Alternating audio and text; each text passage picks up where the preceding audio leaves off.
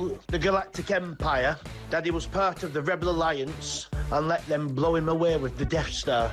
No Brits was involved, no fingers could be pointed. You carry on taking the medication, George. Yes, I'd send all the Labour government to space with a one-way ticket and throw in the SNP for being useless. They're all a bunch of... Oh, all right, fair enough. One person, quite frankly, I think needs to go to space in a one-way journey is Jeremy Kyle. He goes on about his age one more time, how he's 60 this year, he was 59 last year, repetitively over the course of the weeks and months. We have to hear him, I'm 60 this year, I'm 60 this year. Richard Tice, did you put that cheeky bugger up to that? I'm hoping he's going to send me the invoice because that was absolutely brilliant. Which MP would you send to space? Although I'll get in terrible trouble if I answer that. But it's fair to say there's quite a long list. The sad thing is about sending people into space on a one-way ticket is I don't think that we've built a spaceship big enough to take the lunatics off this planet. I mean, from the net zero loonies to the transgender loonies to the racists to the terrorists, there is just so much to the wokerati. We need some big spaceships. Big spaceships. Good evening. I never know how you're going to start this conversation, Jeremy. Katy Perry went to space today, OK? Who would you send... I'd love her to say what I wanted to, but I'd never disrespect her. Who would you send to space who could never come back? Well, I'd be happy to send Ed Miliband to space, I think. Oh, that is an outrageous question to I'm not even going to answer that question. Sam Matterface, so you get the job, yeah? Come on. No, Sam Matterface, I tell you what, there's no. I think David Lamb would be the place. Across the UK, on DAB+, on your smart speaker, on your smart TV, and on your side. This is Talk.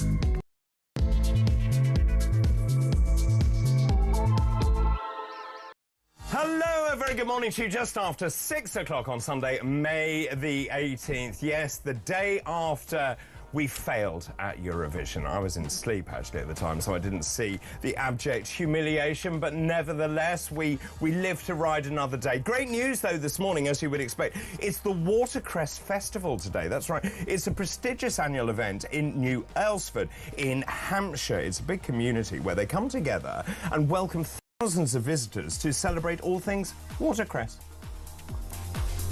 Watercress, oh, watercress, oh. Wow, there you go. That's a group called Foley Bridge, by the way, singing about the benefits of watercress. Also today, it's No Dirty Dishes Day. That's right. It's a day appealing to the domestic rebel. So today is a day you can enjoy a slovenly day. I love doing dishes 3 times a day until I'm dead. Yes, I love doing dishes. I love doing dishes. My hubby loves my wrinkly hair. Well, there you go. Also, today is World Baking Day, a day which encourages you to get your baking apron on. The question is it homemade bread or gooey biscuits? Yum, yum. Or is it a slap-up chocolate cake? The choice is yours.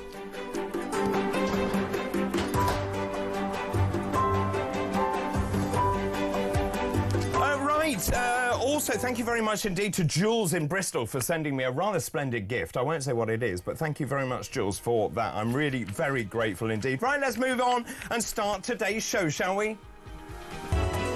Today's fascinating facts.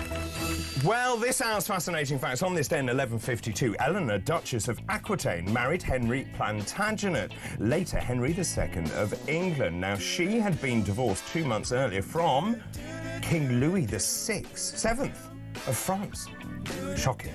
On this day in 1756, the 7 Years' War began when Britain declared war on France. That then ended, and then in 1803, bored with nobody to fight against, Britain then abandoned the Treaty of Amiens and declared war on France, yet again. And on this day in 1830, Briton Edwin Budding signed an agreement for his invention. The invention revolutionised our lives. It was, of course, the lawnmower. It went into mass production, and the first customer, this is rather peachy, I like this, the first customer was Regent's Park Zoo in London. And those are this hour's fascinating facts. David Bull weekend, breakfast in the sun, fascinating facts, so we're just getting started. Ellen brings the news, making it so fun. Sundays with the crew will never be parted. There you go. A very good morning to you. 5 minutes past 6 on Sunday, May the 18th. Yes, the day after the Eurovision failure, as predicted, because our song was absolutely rubbish. It was pants. Anyway, joining me this morning, I'm delighted to say, is my presenter friend, Lauren McEvert, who is a former special advisor and political strategist. Good morning. Good morning. How are you? Very well, thank you. Now, you're a little tired this morning, aren't you? I am. I stayed up to watch Eurovision. Now, what was it like? Because I went to bed. I still firmly believe that we spend a lot of time trying to avoid winning because it's so expensive. Because there's no other explanation for why a country that produces as much good music as the United Kingdom keeps sending such utter dross across the continent. But it was terrible, and I think... it wasn't as bad as previous efforts. We've definitely scraped the barrel further. Yes, no, very much so. There is no barrel left. No, it's all splinter. Yeah, it's all splintered, yes. And even the iron rings on the outside of the barrel have just... Blown up, totally. Gone. It is extraordinary, isn't it? And, of course, we're one of the big five, so we pay tons of money into the EBU, which...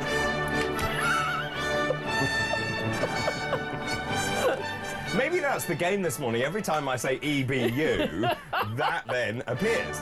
There we go. So we're one of the big five. We pay into the EBU. That means that we go... So maybe I shouldn't say. I'll be very careful when I say. But we pay a lot of money to that organisation. We do indeed. And that means that we go into the final. I actually this year watched the two semi-finals. I thought there was some great acts in there, actually. I had high hopes on Spain. But Spain failed to do... I thought Spain was quite good, actually. I thought Spain was quite good. Yes. I thought Denmark got a bit of a pasting in the audience voting, but I don't like the jury voting. So when you get to the end of the jury voting, yes, the top five is sort of five sort of perfect ballads, and then the audiences across Europe start voting, and they vote in all the really silly Eurovision-friendly songs. Well, and that also, are the ones that are the actual bops. Well, and also, yes. So the other thing is, it is deeply political, isn't it? And yes, we've seen that over the years, that people, oh, right, OK, this is what I'm looking for. Right. So I voted, which is really unlike me, actually. So I now have a betting app. Yeah.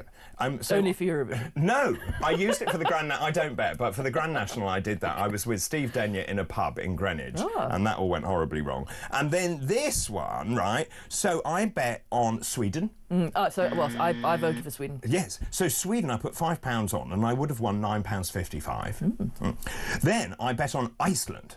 I thought Iceland were unfairly maligned. I thought they did quite... They were the two young chaps. Someone described them online as the evil twink Jedward. Yes. Yeah. No, I thought they were great. Big fan. Me too. So £5 on that, I would have won £2,005. Golly. Yes. And then I bid on Norway. I didn't like Norway. Didn't? No, not happy? No, £5 I would have won... Looked like Joan of Arc, but without it being I can't even remember what was Norway's. No. Anyway, so £5 on that, and I would have won 1,880. And then I was determined that she was going to win. Spain. £5 on Spain. Didn't win. I would have won 880. I was surprised that Austria did as well as it did, to be honest. I really was. But having said that, I love Austria, so I might actually go next year. Well, I love Austria, but actually this morning, because I'm really sad and tragic, I wanted to know whether I'd actually messed up and I should have put money on Austria. Watched it again, still rubbish. Yeah, no, still not a fan. Still not a fan? Still not a fan. So there you go. That's Eurovision dealt with. I'm glad... Anyway, it's lovely to see you. I'm glad you're here, actually, despite the fact you haven't had any sleep at all. I have had some. Have you? Good. Also, I just want to mention that it's the Watercress Festival today. It is. Yes. Are you a fan? In moderation. I see, yes. It's a perennial plant native to Eurasia. It's one of the oldest known leaf vegetables consumed by humans. Right, I do think it's abused by restaurants somewhat as sort of topping. I would agree. Garnish. I would agree. So you pay a lot of money for a steak, and there is a dump of watercress. Yes. The watercress lobby must be really impressive, because that's really the only rationale I've got for this. But there's other sort of days that I prefer. There's an asparagus festival. There's an oyster festival. Yes, there is. That's sort of... I do all of them on this show. Excellent. Yes. Well, bring me back on for the asparagus day. Yeah. Do you like asparagus? I love it. It's from... I grew up in Gloucestershire, so the Wye Valley is just up the road from us. You see, I find it goes through you unchanged. Too much. No, I'm a big fan. Oh, yeah, OK, fine. And watercress introduced into China through Hong Kong and Macau in the 1800s from Europe. There we go, I didn't know that. Their seed, by the way, this is quite interesting. If it's grown in the presence of manure, it can be an environment for parasites such as liver flu, which I can assure you, you really don't want to get. But also, it's quite interesting, it interacts with certain drugs, so check which drugs, medications you're on before you actually indulge I think everybody, in watercress. honestly, I think everybody forgets how much of Western medicine does go back to naturopathy. You know, the metformin stuff that's prescribed to diabetics is violets, and therefore you can't drink grapefruit juice when you have it because it'll counteract with each other. Cytochrome P450. There's far more of the natural world in Western medicine than you think there is. So interesting. So ancient Romans used watercress to cure mental illness. Really? Whether it worked, is that because you just ended up being very angry about watercress? Just like, don't give me any more watercress. 12th century mystic Hildegard of Bingen thought what a name. Yes, Hildegard of Bingen. Not enough Hildegards anymore. I think so too. Eating it steamed and drinking the water would cure jaundice or fever. Well, it might kill you, so Hildegard you'd definitely is be killed no there. Exactly. Also, Native Americans used it to treat kidney illnesses and constipation. Right. Bear that in mind. I shall. Yes. Thank you. And it was thought to be an aphrodisiac. I dispute that. We'd have more luck with the asparagus, I'm sure. Well, maybe. And also, African Americans used it because they thought it caused sterility. So there you go. Right. A multitude of uses for watercress, so we'll move on from watercress. It's sort of dangerous levels of uses there. How has it not been studied more? Well, I agree. But you're right, you know, Salix albo, aspirin, all of these plants, actually, when they are first derived, and actually cannabis is a very good example of that. The fact is we're now licensing cannabis to be used in certain conditions such as and because epilepsy. we now put it into pill form with a prescription on the top of it, and we therefore divorce it in our minds from the original science that went into it, most of which originally came from the natural world. Yes, exactly right. And of course, I'm a great fan of these things. So, me too. Naturopathy. Right, the reason I'm perseverating, that's a good word, isn't it, for this? Solid word for Sunday morning. Solid word. I'm perseverating because I really don't want to talk about what the papers have because it made me so angry this morning. Let me just show you the front pages this morning. We talked about this yesterday, the Brexit reset. This is Keir Starmer on the warpath. Has Keir Starmer got cheese in his ears? Because he is clearly not listening to what the public is saying. Anyway, this is the I think front he just page. doesn't like votes. He doesn't like votes. The Sunday Telegraph. Starmer EU reset is good for the borders. Right, OK. So let me just explain what that means. So Keir Starmer is saying his plan to reset relations with the European Union will be good for our borders. Right, wait for this. Why? He says, despite warnings that tens of thousands of migrants will flood into the country. Now, they are determined in these negotiations, which, by the way, will be signed tomorrow, to determine how long young Europeans can come to this country. Now, I don't have a problem with that necessarily, as long as they leave at the end of it. And the question is, will they leave at the end of it? And based on the past performance of the border force, I imagine not. Anyway, the EU is pushing for this youth mobility scheme to allow migrants aged between the ages of 18 and 30 to stay in the UK for as long as 3 years. Now, Labour Minister for EU Relations said the reset will see Britain standing side by side with the EU. Were you there in 2016 for the vote on the Brexit deal? Anyway, Labour MPs from the Red Wall very concerned, and they should be, because they say that essentially this deal amounts to a reversal of Brexit, and they are right. I think they are.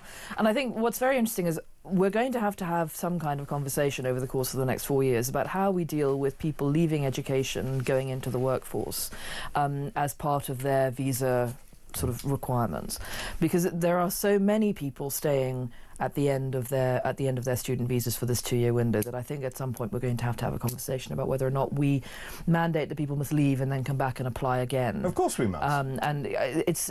Which is an uncomfortable conversation for, you know, the minority of students here who are Americans, who then come into the workforce in London for 2 years, leave and go back to New York City.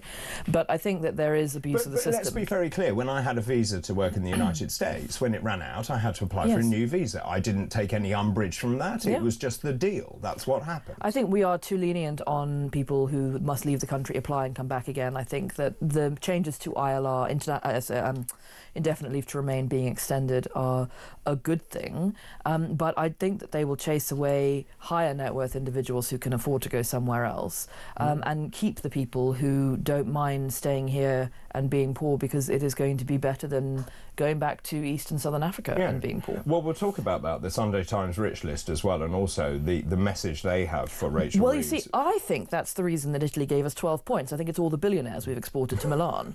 Because they're actually ours. Voting for us. Exactly. Yes, as a sympathy vote for still being here. I think it's because it's our billionaires we've exported, and they're voting for us overseas. But so can you have a great sort of you spent a lot of time in politics. Could you explain this to me? So Keir Starmer, with cheese in his ears, Keir Starmer insisted his deal will be good for our jobs, good for our bills, and good for our borders. I would say that is a lie, and lie. He went further to say this is what the British people voted for last year. When did they vote for that? I mean, I think the Labour Party at various points in the campaign did say we would like to reset relations with the European Union. They were pretty unclear about what that looked like. So having won... They also said they wouldn't increase tax. No, true. But having won a majority, they can technically go back and say, well, people voted for this because we said we would. But I think when people see the fine print of what's being proposed, which is, capitulating once again to France's obsession with fishing in our waters. And apparently having a conversation with Spain about Gibraltar, if the foreign minister from Spain's intervention this week is anything to believe. That's very interesting. So, of course, fish, once again on the menu, of course, it runs out in 2026. It does. We have said we are starting to get back an increased amount of catch, which is the right thing to do. People like June Mummery have pushed very hard for that, who I was in the European Parliament with. But now, of course, Europe obsessed, want a 5-year deal over the fish. We said, hang on a minute. No, we said annual negotiations, which is right. We will say to you how much of our fish you can have. But, of course, you're right. So they are desperate to get their hands on our fish, and then they're desperate to get their hands on Gibraltar, which, by the way, in the last referendum, 100% voted to remain British. And as with everything to do with Europe, if you want to put anything to do with security or financial services or trade or anything on the table, and this is part of the reason why we voted to leave, and in my opinion we were right to vote to leave. Me too. As soon as you want to discuss any of those very serious, very worldly issues, the French whack fish on the table again. Of course they do. Because they're obsessed. They're absolutely in hock to their agriculture unions in a way that this government doesn't appear to be, because it's apparently perfectly willing to flush the agriculture sector down the toilet in this country. Well, and also then you've got Sadiq Khan popping up.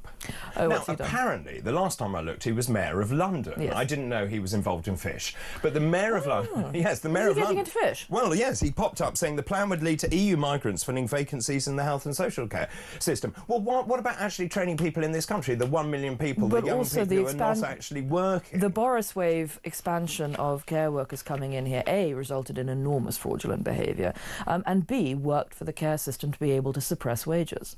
And we need to be able to move away from that, because then British people will want to be in the care system. And there lies the devil in the detail, which is actually being a carer is a really important job. This is not a low-skill job. It is not a low-skill job, and we pay people who are carers appallingly. We do. And that is why we don't get our own people into care, and that's what we need to do. And actually, as a medic, if we can improve the social care system and set up, then we can get people out of hospital, the acute units, and of course we then solve the problems in the NHS. But this has been the same argument for 20 years, and it's the third rail of British politics. Nobody ever wants to have to touch the fact that you may have to sell your home if you require long-term care for 20 years. Yes. And yet it is part of the realpolitik of the situation that the state simply cannot afford to keep everybody alive, fully cared for the entirety of their lives, because the NHS was never designed to do so. Of course it wasn't. But Boris Johnson, just remind us of his plan, because the idea was that there would be a cap on social care provision that you yourself would provide and the state would pick up the rest of it. Never happened. And then there was also Nick Timothy and Theresa May's plan, which most people in Westminster would now tell you is probably the most sensible solution that's come forward in recent years. There was a floor that you couldn't then go below, and it made sure that some assets were passed on and you could pass between husband and wife. And there's been nothing that has actually been acceptable, because the very concept of this breaches the holy grail of British politics, which is the Englishman's home is his castle section of politics.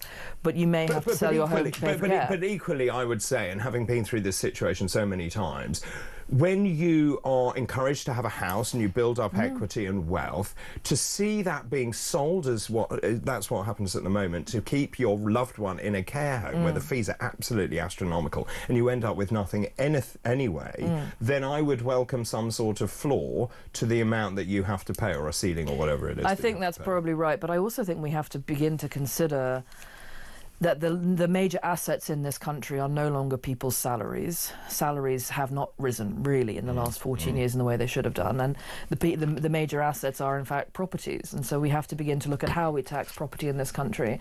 And I think that Sadiq Khan saying he wants 100% taxation on second homes is lunacy. Of course it is. But that doesn't necessarily mean that England, working off 1991 valuations and for the purposes of council tax, is actually providing enough financing to local or national government to pay for services. And this is why social care is really in the toilet. I would agree, but of course then the banding needs to be redone. Absolutely. But then you get a one-bedroom flat down the road here, which and then would you've got a be lot exorbitant. of people, and then you've got a lot of people who are asset rich and cash poor, who then do need to sell their homes. But perhaps that is what the property market requires in order to move again. Let's just go back to this. So Keir Starmer, just explain to me the comms side of this. Keir Starmer says we are going to stop all of this migration. We've seen, 7 million people coming here in the last 10 years legally. On top of that, you've got, 11,000, 12,000 people coming here illegally this year alone. And at the same time, he's now going to let more people into this country through the student visa scheme.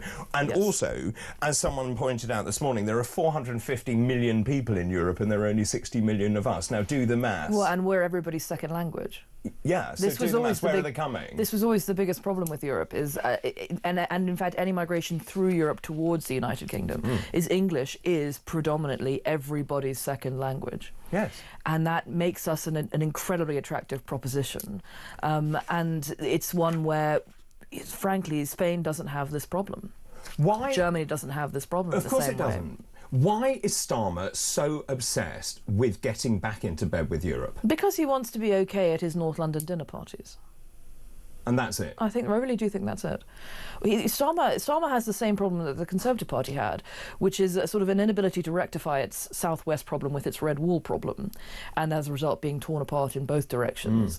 The Labour Party have a London problem and a red wall problem, and the two different sections want two different things, and its reform issues in the red wall are going to become more pronounced as this goes forward, and all of this is an indication that Starmer does not take the ECHR seriously, and without leaving or significantly reforming the ECHR or our legislative relationship to it, there's nothing Yvette Cooper can do in the Home Office that will actually bring down migration or improve our ability to deport people. And that has been Reform UK's policy all along, which is to leave the ECHR. Well, and Robert Jenrick's policy and as well. Jenrick, to be fair to him. And you've got MPs like Graham Stringer, the Labour MP for Blackley and Middleton South in Manchester. He was a Leave voter.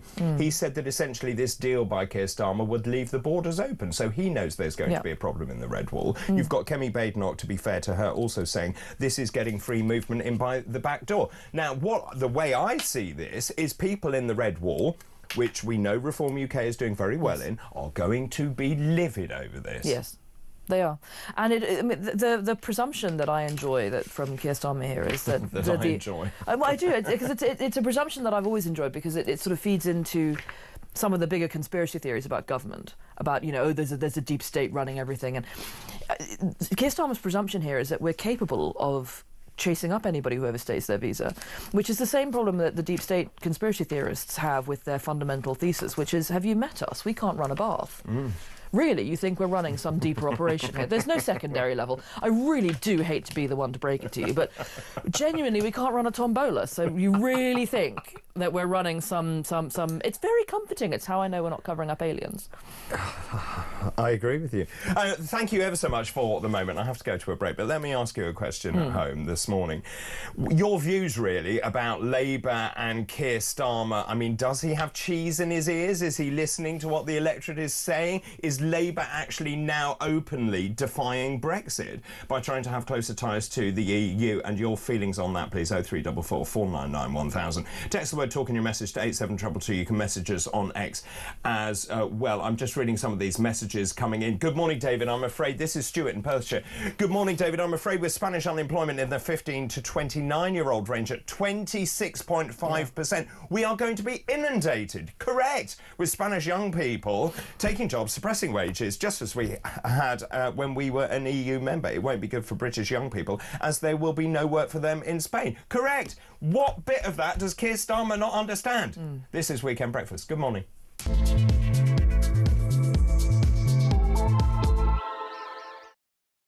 I'm starting to wonder if he was just infiltrating reform and this was his intention all along. Someone else says he really is a smug man. He's not. He's a lovely man. I care for him dearly. But Rupert, mate,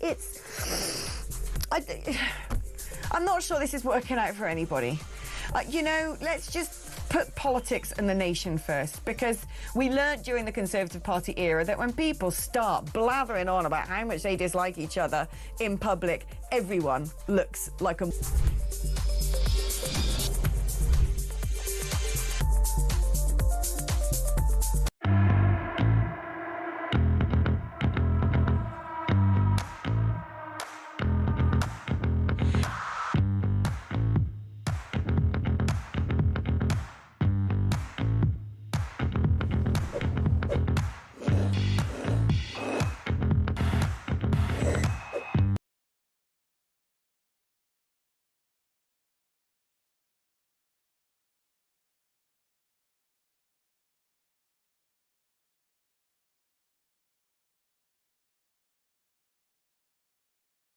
Back, time 6:26 on Sunday, May the 18th. I'm joined by Lauren McKevitt, who's a former special advisor and political strategist, and we're chewing the cud this morning over this headline: Starmer, EU reset is good for our borders. What? Also, this. The Mail. This is front page of the Mail. Brexit. What Brexit? Well, very well said. Very pithy and to the point. And the Sunday Express this morning. Betray Britain at your peril. Brilliant. That is exactly right. And if that wasn't bad enough this morning, and can you tell I'm in a really bad mood this morning? The Observer. Kiss and make up. You've got Keir Starmer and Ursula von der Leyen kissing. That's how close this relationship is in Europe, the one they're going to sign off tomorrow anyway. Keep all your messages coming in, please. Tony, good morning to you. Tony Gannon.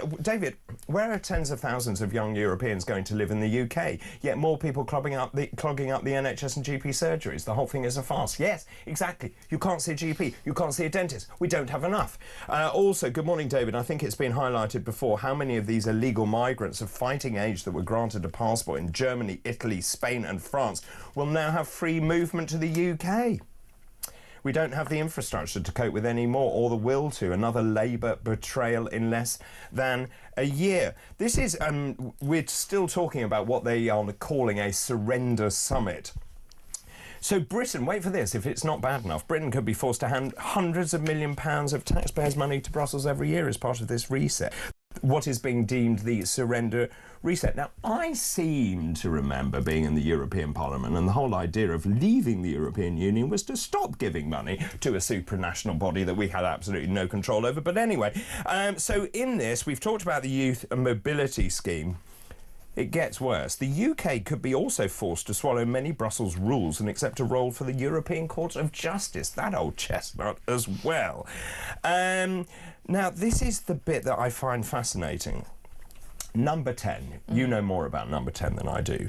Number 10 says Sir Keir Starmer believes the British people were done with Brexit. I think he's read a couple of polls that indicate that were people to vote again tomorrow, they may vote differently because things have been terribly complicated over the course of the last 7 years. Because we haven't Brexited. Because we haven't actually done it properly in many ways. But I don't think that he's correct about that. And I think, you know, the Observer front page that you've just held up there... the loving. Exactly, which is going to be brilliant in Islington and absolutely atrocious in York. And I don't understand how they're going to sort of rectify those two streams of their vote share as we go forward. But I think this is a very silly approach, because it's shooting ourselves in the foot in many areas. If you take the youth mobility as an example, one of the things being proposed here is that EU students would pay home fees in the United Kingdom at universities. So cheaper fees. Which means that the universities wouldn't be able to bank on their places as quote-unquote international places, and most universities in this country require the international places to be able to finance themselves because they're also perilously financed. It is extraordinary, isn't it? So this is an agreement in principle which is expected to be signed by Ursula von der Leyen and also Antonio Costa. This is at Lancaster House in London tomorrow. So we've talked about the freedom of movement. We've also talked about the European Court of Justice. Also, then there's a defence and security pact. This is the beginnings of a European army by any other name. 150 billion quid is a fund, and then British companies can then try and get a bit of that.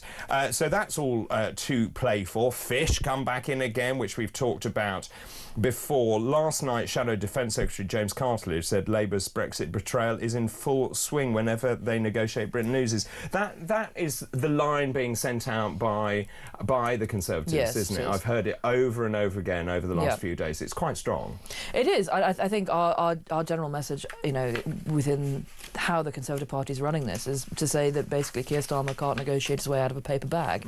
And as long as that line keeps being pushed, then every single negotiation that the government are undertaking right now comes up for query, whether that's with the city in terms of this proposal to change ISAs and how they're invested, or negotiating with the European Union, or negotiating with Donald Trump, or any of the negotiations that have to happen from the Prime Minister's office. I mean, it's interesting. So I said, has Starmer got cheese in his ears? And Ellie from Swindon says, good morning, Dr. David. No, Starmer doesn't have cheese in his ears. He has the whole cheddar gorge in them. Great show as always. Thanks, Ellie, for that. Good morning, David. This is Peter. So this is Pandora's box. I will only support young Spanish people being allowed to come here freely if people of my age can go back to living in Spain on their pensions. You see, it's drip, drip, isn't it? Back into freedom of movement. I just want to get out of this country and away from this awful government. I think most of us feel exactly the same way, Peter. Thank you for that.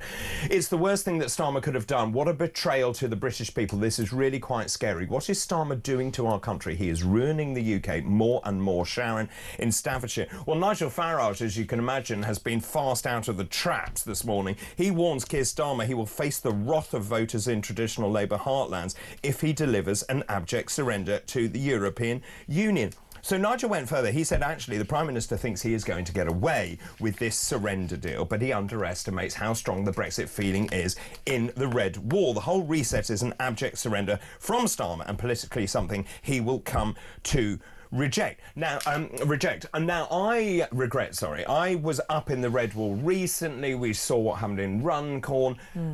People are very passionate about Brexit. They want control of this country back. They want to feel that we actually have sovereignty, that we can do our own trade deals. Look at India. That actually, the majority of it, is a good trade deal. The United States, another trade deal. What on earth are we doing cozying up to Europe, which is a declining market at the best of times?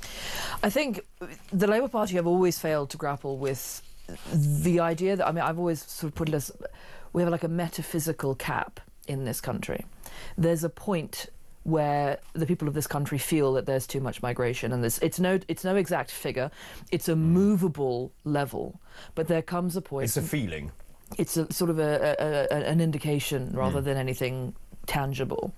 And the problem with having been in the European Union is that was always being breached by EU migration, which meant that our ability as people who were working in government or working in politics to then negotiate with the likes of India or with the likes of Pakistan or the United States, where visas were a part of what they wanted every single time, was significantly reduced. So our ability to trade with countries was reduced because we couldn't negotiate in the ways we wanted to. The Labour Party have never really accepted that the vote in 2016 was a vote about migration in a really, really big way. And that... What do they think it was about? I think they felt it was about the more domestic issues of left behind places, and there was an element of that for sure, but actually this was about the collision of migration that was felt to be too high and left behind places, and Labour failing to recognise one half of that means that they're always going to have a problem with that. But they're intricately related. They are, absolutely. And that is what I heard in Runcorn. So in Runcorn, people said to me, we are ignored, abandoned by the metropolitan elite in London. We can't cope with the amount of immigration that is happening here. We have no say over what is going on. We used to be a proud industrial town. We no longer are. And you mentioned the Islingtonian elite here in London. They can't see this and can't hear that message for some reason. Why is that? I don't know, and I think some of this goes back to a WhatsApp group of friends of mine and I were discussing this speech earlier this week, the Theresa May speech on citizens of nowhere. Yes. In sort of in conjunction with this island of strangers idea that Keir Starmer was putting forward earlier. The citizens of nowhere thing was about a concept that you as an individual felt yourself above all nation states and that you could sort of bounce around as you felt like, and therefore never attached yourself to your own country, and therefore were citizens of nowhere rather than citizens of the world. And that mentality clouding how we did immigration, because Islingtonians were running immigration under the Labour government for so long, under Blair and Brown, is what created the beginnings of this issue. And I think that we still have an issue with that in relation to that metropolitan section of the Labour Party, where they can't understand why standing on someone's doorstep and having them tell you my country doesn't feel like my country anymore is a perfectly legitimate thing for that person to say. They feel like anybody saying that is automatically a fascist, automatically somebody to be deriled.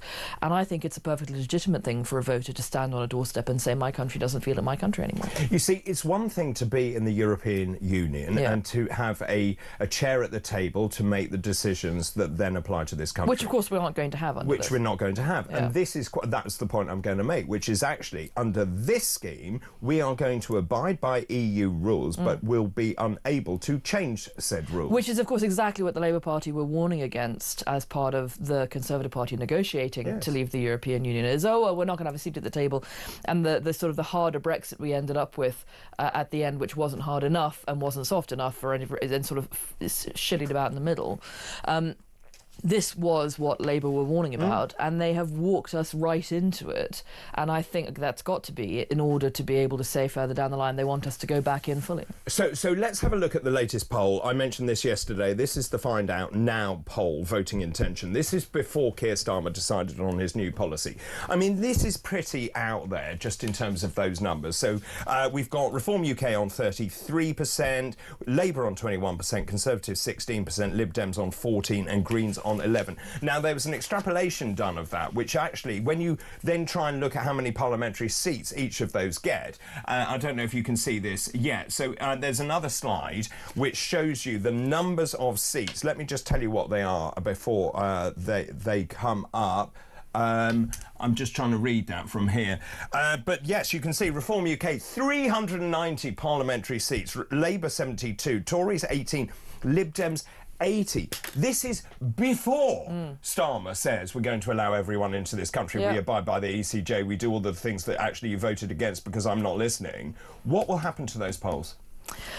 I can't see them getting much better for Labour while people in this country continue to feel as poor as they do and continue to feel as unlistened to. My party appears to not be doing very well out of all of this. Why? I think we haven't been forgiven for a lot of what went on in 14 years. Well, you allowed lots of people into the country. Not you, but your party. My party absolutely did allow a lot of people into the country who should not have been allowed into the country, and it was very, very foolish. But we also didn't do enough economically to make sure that people were doing well at the end of 14 years of Conservative government. And, you know, the people who got richer were already rich, and people were not getting much better off in middle parts of the country despite having voted for us in order to do that. We still had industrial decline in many ways that hadn't been stemmed. And, you know, there are a lot of missed opportunities we had over 14 years. So... And we have yet to be forgiven for that. We may never be forgiven for that. I'm glad you said that. Well, it's the realpolitik of the situation. Anybody looking at But so many Tories don't agree with you. Well, I'm not. I have the benefit of not being elected to anything. Well, that is so true. I can. I don't have to. But you see, I was with Robert Jenrick the other day for the election, actually, and he just disagreed with me. I said, actually, I think you face an existential threat to the Conservative Party. Well, I believe he has to publicly disagree with you. Well, of course he does. Yes. This was privately. Well, that's still because you're now saying it publicly on the air. Of course it was. Oh, yes, a good point. I'm not sure it really ever was private, but I think I'm in a position where I am able to say, look, I think that we haven't been forgiven. There's possibility that we won't be forgiven. I don't know that the current leadership is doing enough to move us in the right direction. But we do have some very difficult elections coming up in May next year, in Wales in particular. Wales is my Scotland. Wales is my political background. Yes. You see, Wales is going to be interesting. Wales is going to be, and I can see it already changing seismically. Wales has been ignored by both ends of the governance of the M4 for 25 years, and educational outcomes are down, health outcomes are down, economic outcomes are down, and the end result is going to be a polarisation in political opinion. So you've got Plaid Cymru doing quite well over and above what the actual sentiment for independence is. You've got Reform doing quite well over and above what the actual sentiment for example, abolishing Welsh devolution is. You have this pull towards the extremes because the more traditional parties have basically been ignoring Wales, and that's just unacceptable for a large chunk of the country. Can I just pick you up on one thing there about devolution? Do you think there is a movement to get to basically dissolve devolution? Yes, there is. And what's interesting is when we did growing pace? When we did the polling around the Silk Commission in about 2013, which was one of the devolution commissions under David Cameron, independence and abolition tracked each other and were at 9%. When I sat on the Independent Commission on the Future of the Constitution of Wales 2 years ago, we polled again, and we did bookended polling, it was about a decade later, and they were both at 16%, so they were tracking each other, which is more of an indication of a departure to the extremes than it is about sentiment rising and being identical in both camps, because it does track with a movement away from the more traditional parties. It doesn't necessarily mean that abolition will happen. Should it happen? It doesn't necessarily mean that independence will happen, but both are, in theory, viable options. And do you think abolition should happen? I think that there's a very serious question about whether or not the Welsh Government has achieved really anything of long-term value. Just stop there. Anything. In the last 25 years. But I also fully believe that every time we talk about returning money to Westminster and saying Welsh taxpayers will get a better deal, historically English taxpayers have gotten a better deal out of money coming back to London. But you see, I could argue that for East Anglia, for example, because East Anglia doesn't have devolution itself. And I think many people in England think it's deeply unfair. It is, and what's interesting is if you look at Wales gives us tangible evidence of this because of the nature of devolution. So at the moment, Wales is about 5-ish% of the population, about 8-ish% of the geography, which in transportation terms is incredibly important. Yes, of course. Transport infrastructure is not devolved, rail infrastructure is not devolved to the Welsh Government. The Transport Department only spend 2.5% of the rail infrastructure budget in Wales. So Welsh taxpayers are being underfunded. Yeah, that's interesting. So we have a tangible example of Welsh taxpayer money going into London and then not being recycled out because the Treasury refuses to Barnetise itself within the areas that it has its own expenditure over. And every single example of those, and there are many, gives confidence to the independence movement, gives confidence to the people who just don't like how Wales is being governed, saying, well, hang on a minute, our trains don't work. There's huge parts of Wales that aren't covered by trains. How is it that so much more infrastructure like HS2 is going into England and we see no benefit from that, and we don't even get a Barnett consequential for it, even though it goes into Wales not at all? They have a right to be quite upset by how the status quo has managed Wales in the last 25 years, and the polling is what we're seeing the result of. Absolutely fascinating. Lauren is one of the most intelligent and eloquent guests ever to appear on Talk. Oh, that's very nice. Thank Ralph you. in Liverpool. Oh, thank you. That's lovely, isn't it? Right, let's pause for a minute. I want to know your thoughts, please, on Keir Starmer cozying up with the EU. Is Labour betraying Brexit? Is this the end of Brexit? And actually, it's worse than that, because if he aligns himself with the European Union, but we have no say and we have no chair at the table, so therefore we can't influence policy, that is actually worse than being part of the European Union. What are your thoughts on that this morning and the closer ties with the EU that he's going to sign off tomorrow? The number 0344 499 1000. Text the word talk in your message to 87222 and messages on X as well at talkTV. After the break, I'm going to be talking about Ed Miliband. He's worried about Reform UK too. He's now talking about axing pylons. Now that could be a win. This is Weekend Breakfast.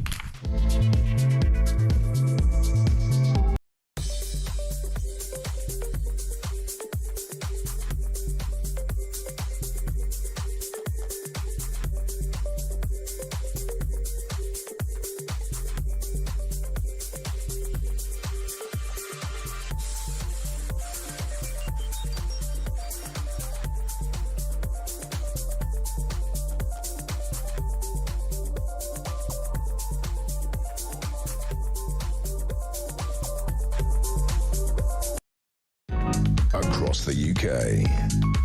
On DAB+. On your smart speaker. On your smart TV.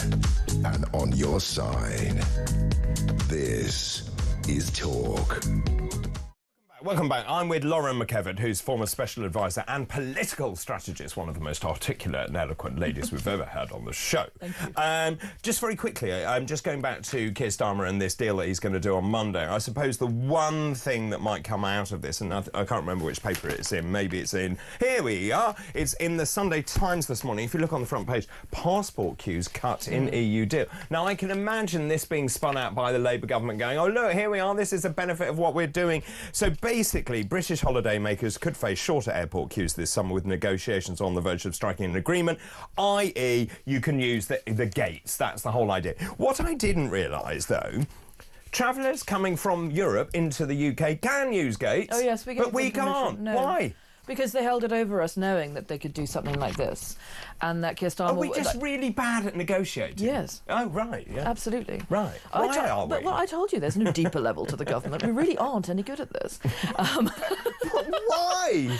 I think that there's a communications problem with most governments, which is they look for easy wins, like the e-passport gates, and say, oh, well, voters will be happy with this particular peanut. Well, they would be happy. Well, if anybody could actually afford to leave the country now. Yes, well, you can't. Which they can't. But so also, what benefit is this actually going to bring? But even in Spain, and I was there not that long ago, you go through an e-gate. Well, you go through an e-gate, and you still have to have your passport stamped. So, I mean, it just seems that obviously the EU is much better at playing us than we are at playing the EU. And we saw that in the original Brexit deal as well. Yeah. They ran rings around us and ran rings around Theresa May. They were really very good negotiators. Yes, they were, but also the sequencing of events. Number one, Northern Ireland.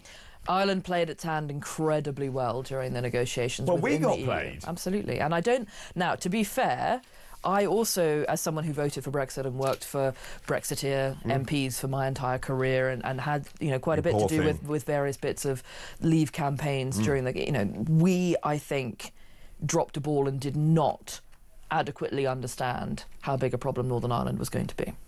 I don't believe that we put across to voters how difficult it was going to be to negotiate with the EU on Northern Ireland and how complicated our relationship with the Republic of Ireland was going to be in how we dealt with the EU. I just don't saw I don't think we saw it coming. Was it that complicated, or was it actually the EU made it complicated? No, it is complicated, and I think the Good Friday Agreement and the international obligations we have towards Northern Ireland in relation to the Good Friday Agreement made it more complicated than we realised at the time.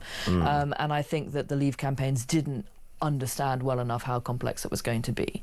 And we looked instead at issues around trade with the Commonwealth, as an example. We talked a lot about Commonwealth trade in the campaign, which is a big part of the reason that I eventually did vote to leave, was because I was working in East Africa at the time in trade, and most of the countries in East Africa wanted to be able to negotiate with us for goods versus services, no single market and services in the EU. We were having real trouble doing services negotiations with the Commonwealth, with, our shared common legal system. It makes perfect sense for us to negotiate with them on those levels.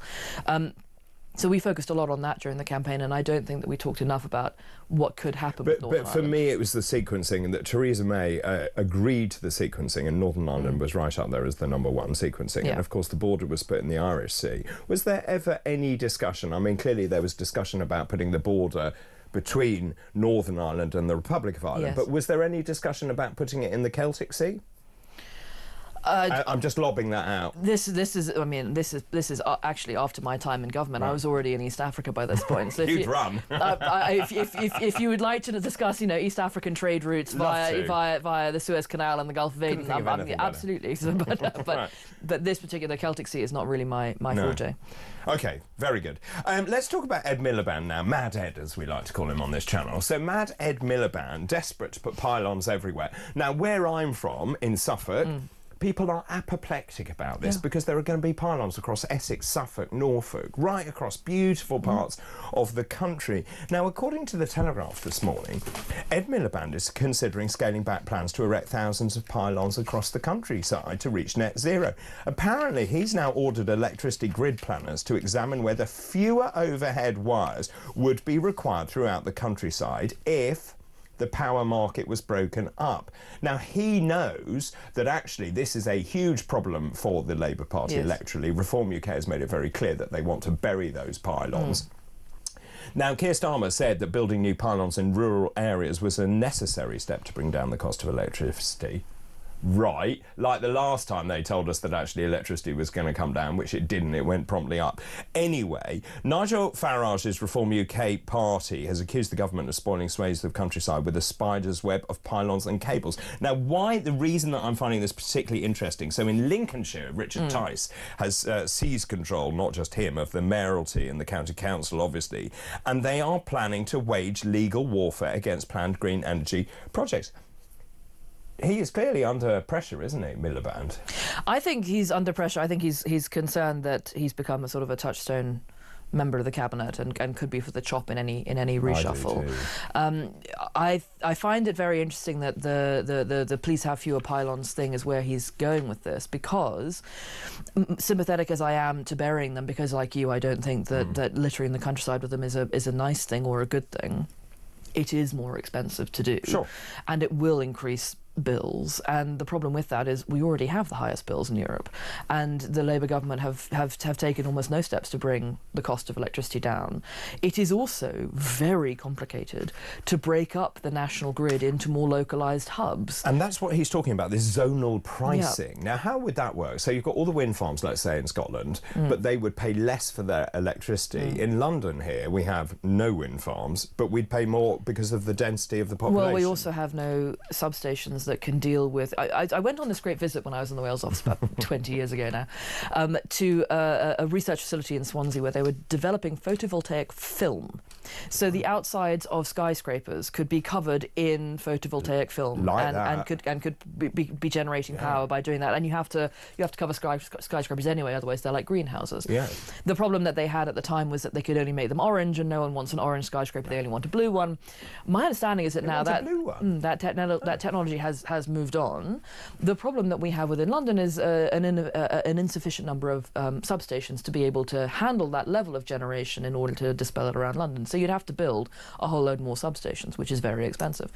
Breaking up the grid into geographic areas on paper looks great, because you can then go to your local voters and say, OK, I know that you don't like wind farms, or I know that you don't like solar farms, but if we plonk one here, your bill is going to come down by 75%, and you may win over some voters to the prospect then. Yes. But breaking up the grid is very, very difficult. And the idea then that we wouldn't have to then, bring load back onto the grid from those areas when other sections of the grid are in trouble is for the birds. We have a national grid for a reason. We aren't going to be breaking it up now. If we were starting from zero, I believe we would go into more localised grid-based options, but we are not starting from zero. We're starting with historic infrastructure. But I've mentioned this before. We have dropped the ball consistently for 50 years. Yeah, absolutely. So when I grew up in Sizewell, near Sizewell, I would see the Magnox A station, the PWR, which was then built, I think, when I was at school, that PWR, Sizewell B. And of course, we've done nothing about it. Nuclear power is brilliant. It is. And we need to build more of it. Why haven't we done it? The Lib Dems. Oh, Lib Dems. Right. I mean, we haven't smacked them around today, and we smacked everybody else around, so we're overdue. The Lib Dems... we can leave it there, really. The Lib Dems, in signing the coalition agreement with the Conservatives, were adamant that they wanted a line in the agreement that said no new capital expenditure on nuclear in this Parliament. And so when we were doing things like signing the Hitachi purchase of the Wilvan, Oldbury, Horizon nuclear sites in North Wales and in Gloucestershire, we were also hampering the government's ability to actually put any money towards them. And as everybody knows, nuclear, both for commissioning and decommissioning, requires government money. It is expensive. And the realpolitik of it is we didn't put money forward for it, and it was the Lib Dems who said that we couldn't. Nick Clegg's video where he said, if we put money into nuclear, we won't see any nuclear power until 2026. That's next year. I know. I'd quite like some nuclear power by 2026, actually. Thank you very much, Nick Clegg. Now you've sodded off to California. It doesn't matter for you anymore. Lauren, thank you very much. This is Talk.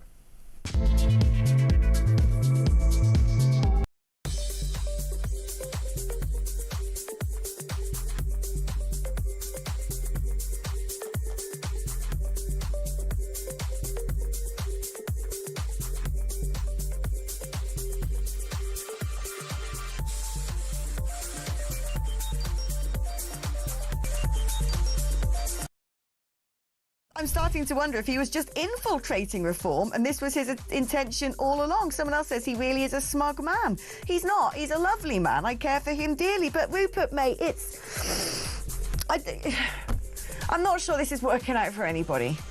You know, let's just put politics and the nation first, because we learnt during the Conservative Party era that when people start blathering on about how much they dislike each other in public, everyone looks like a...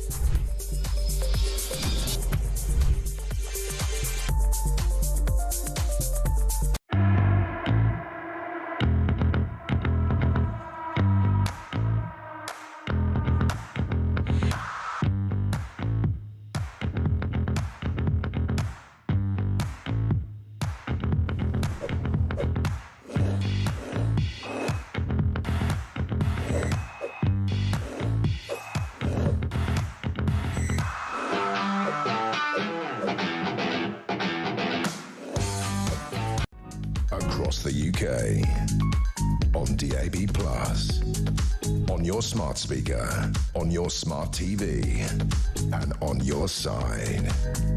This is Talk. Welcome back. I'm with Lauren McKevitt, former Special Advisor on Political Strategy. It's one of the nicest people ever to appear on the programme, I've been told multiple times. David.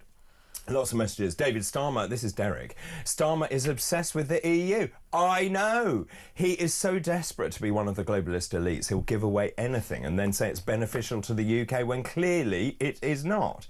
In respect to the ISA rules, we now hear they may cap the ISA funds. That's right, we heard from 20,000 down to what, 4,000 we heard yesterday. 5,000 or something. Yeah. It would be a total betrayal to retirees like me who have accumulated ISA funds as our pensions all built up by funds which have already, but David, been taxed. I know, I think the whole thing is utterly disgraceful. And again, has Rachel Reeves got cheese in her ears? I mean, there's obviously a cheese theme going on here. Good morning, David Rees. Starmer cozying up to the EU. He's totally ignoring the 17 million people, 17.4 million people who voted to get control of our borders and laws. He has lied at the election as he said he would not go back into the EU. Well, he's going back through the back door. Great show as always, Julie. Thank you very much. I go back to this point that actually, if everyone can see through this, what does it do to the poll ratings and what does it do if we ever get, before I drop dead, to the next general election? Well, I mean, I'm hoping that we're going to still be seeing you in 2029. It's not that far away. Well, at this rate, it might be. I think this week's polling, which will obviously take into account the Sunday papers and some of the stuff that went on last week, including the ISA stuff, which I think is going to have a much bigger impact on poll ratings than people realise. It remains to be seen how much Labour will drop, but it's interesting to me that this stuff wasn't coming out right before the local elections, because they were clearly very nervous about the poll ratings. Well, they stopped that they half had. of them, didn't they? Well, they gave them the option for unitary authorities, which, coming from Gloucestershire, I'm wildly in favour of. What was it, 5.5 million were denied the vote, something like that? Gloucestershire, we went ahead with the vote because we didn't agree on the unitary authority by the time of the deadline. But that's my county, and I'm fully in favour of a unitary authority in Gloucestershire, as long as it's one Gloucestershire. Right. Because I think it's ridiculous that we have Lib Dems at district level and we had Tories at county level just blaming each other for things. And you stand on the electorate's doorstep and they say, well, I hate the planning system and I hate my bins. And then you have to put your hand up and say, I'm sorry, that's not me, that's the next election. And they don't want to hear that. No, they don't. David, Lauren is an intelligent lady. Oh, thank you very much. That's not the end of that. Who, to an extent, is singing our song, but please ask her not to be so nice to Starmer. Well, don't be so nice to all Labour. I didn't think I was being terribly nice to her. Well, apparently you are. Susan. Sue, good morning, Sue. It's not the end of Brexit, David. This is the end of Britain. Something needs to be done, as we'll be inundated with people again using our infrastructure, public services, which are already in jeopardy. I am so angry, my brain can hardly function. That is the sentiment of what people are saying at home. It absolutely is. And you go into the market towns outside of London and you see the fact that they've expanded by a third in the last 20 years. No new school places have ever been added. The sewage system wasn't updated since 1956. There are no new doctor surgeries because the GP's got the There right aren't to enough refuse. doctors. The GP surgery's got the right to refuse extra places because they would then get more money for having more patients. You've got no new transport infrastructure updates. You've got roads that basically need to be torn up and done again, but there's no money to do that. There's only money to fix the potholes, and the potholes can't be properly fixed because we were in the EU at one point. Do you know about this? No, this is I've only got 30 seconds. This is tremendous fun. They banned bitumen. We were the only country that was ever impacted by that, so we can't seal them with bitumen, so they open up again. I give up. No. Thank you very much for all of those. David, why can't the Remainers accept that the British people want sovereignty? They want control of our borders, our waters, our trade and our laws. Also, we should start calling out the EU for the bullies that they are. General election now in capitals. That's Gabby. Thank you very much. Keep all of those messages coming in, please. So I'm asking this morning, look, Keir Starmer cozying up to the EU. Is he betraying Brexit? And if he is betraying Brexit, how does that make you feel? 0344 499 1000. Text the word talk in your message to 87222. We have more top stories coming up after the break. This is Weekend Breakfast.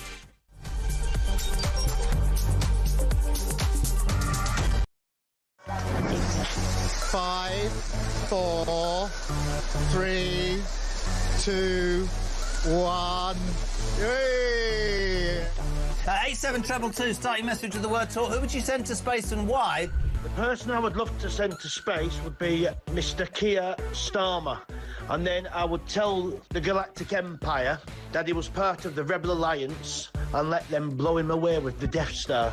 No Brits was involved, no fingers could be pointed. You carry on taking the medication, George. Yes, I'd send all the Labour government to space with a one-way ticket and throw in the SNP for being useless. They're all a bunch of... Oh, all right, fair enough. One person, quite frankly, I think needs to go to space in a one-way journey is Jeremy Kyle.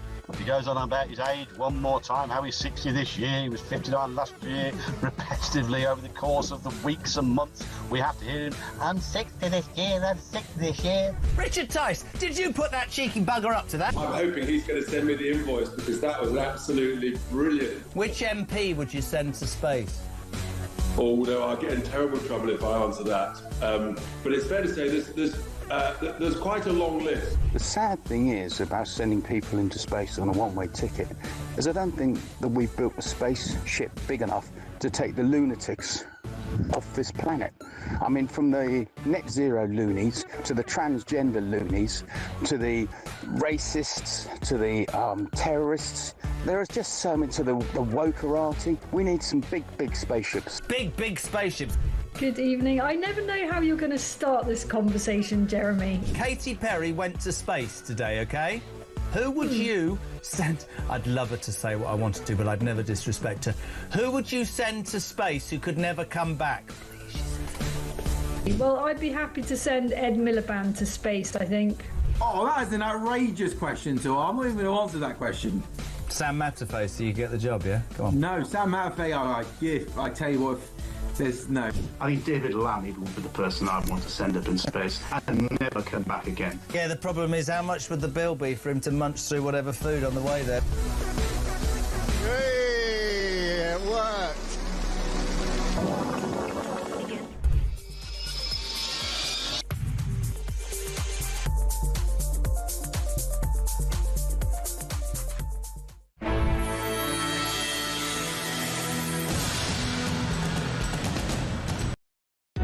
Across the UK, on DAB+, on your smart speaker, on your smart TV, and on your side. This is Talk.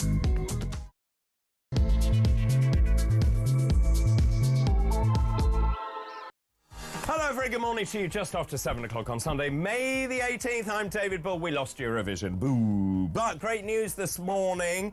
It's the Watercress Festival today. Yes, it's a prestigious annual event taking place in New Elsford in Hampshire. Now, it's a big community get-together which welcomes thousands of visitors to celebrate all things watercress. But she left me with a bunch of watercresses, and she didn't. I have no idea where he gets these tracks for. What's that? Josh White. It's also today is No Dirty Dishes Day. It's a day appealing to the domestic rebel. So it lets you enjoy a slovenly day. You don't have to wash up. Now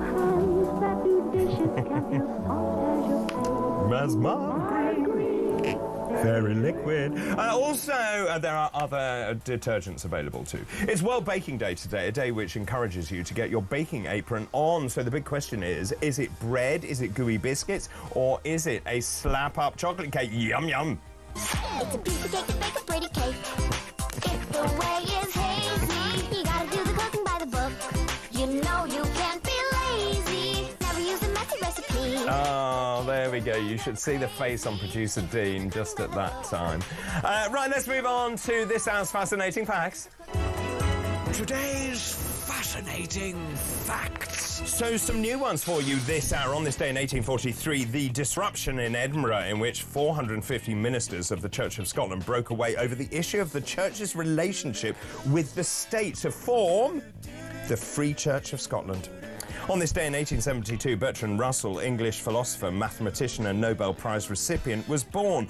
Now, he was imprisoned during the First World War for his outspoken pacifism and was one of the founders of the Committee of 100, advocating nuclear disarmament. And on this day in 1919, the legendary Margot Fonteyn, English ballet dancer, was born. And those are this hour's fascinating facts. David and Lauren, they're waking us up with laughs and facts, filling our cup. On top this morning, it can't be beat. Well, a very good morning to you. 5 minutes past 7. David in the house, and also Lauren McKevitt, who's the former special advisor and political strategist, who has her own jingle. Good morning. I'm delighted by that. You That's should take that marvellous. home. I think I might. Yes, and just every time you open the fridge, it plays. I was thinking every time I open the front door. Oh, yeah, that would be good, wouldn't it? Or that's your doorbell. That really would be amusing. Yes, it would be amusing. Right, good morning, everyone. If you are just waking up, you'll be thrilled with the headlines, not this morning. So let's start with the Sunday Telegraph. Starmer, EU reset good for our borders. What? Oh, yes, Keir Starmer has promised that his plan to reset relations with the European Union is going to be good for the borders, despite warnings that actually what it means is tens of thousands of people are going to come to this country. And we're already under enormous pressure in terms of infrastructure and schools and hospitals and doctors and dentists and all the rest that you know about it. Now, the government is locked in negotiations. So these negotiations work like this. The EU says jump, and Starmer says how high. That's how this works. And then he's going to sign a deal tomorrow or late tonight. This is all about young Europeans coming into this country to live and to work. So the EU is pushing for this thing called the Youth Mobility Scheme. This is for kids between 18 and 30. They want them to stay in this country for as long as 3 years. But as I said yesterday, we don't exactly have a great track record at keeping track on these people and then chucking them out of the country at the end of their visas, even though the United States is very good at that, by the way. Now, MPs in Labour's Red Wall are actually saying this is a reversal of Brexit, which I would agree with. And what they're saying is the scheme could open the floodgates to tens of thousands more people flooding into the country, including people who have these people who've gone into Europe illegally and then have freedom of movement to come back into this country. I mean, the whole thing is absolutely nuts.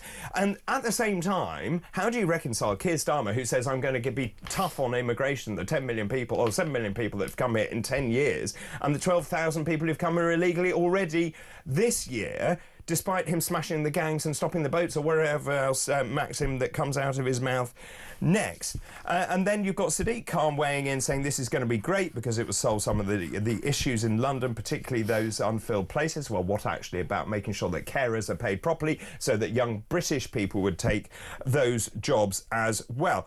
Also, it gets worse because we are going to concede to the EU on food standards, on sanitary and phytosanitary standards, and our fish are going to be nicked by the French. I mean, whichever way you dice and slice this, it's terrible. This isn't good, no.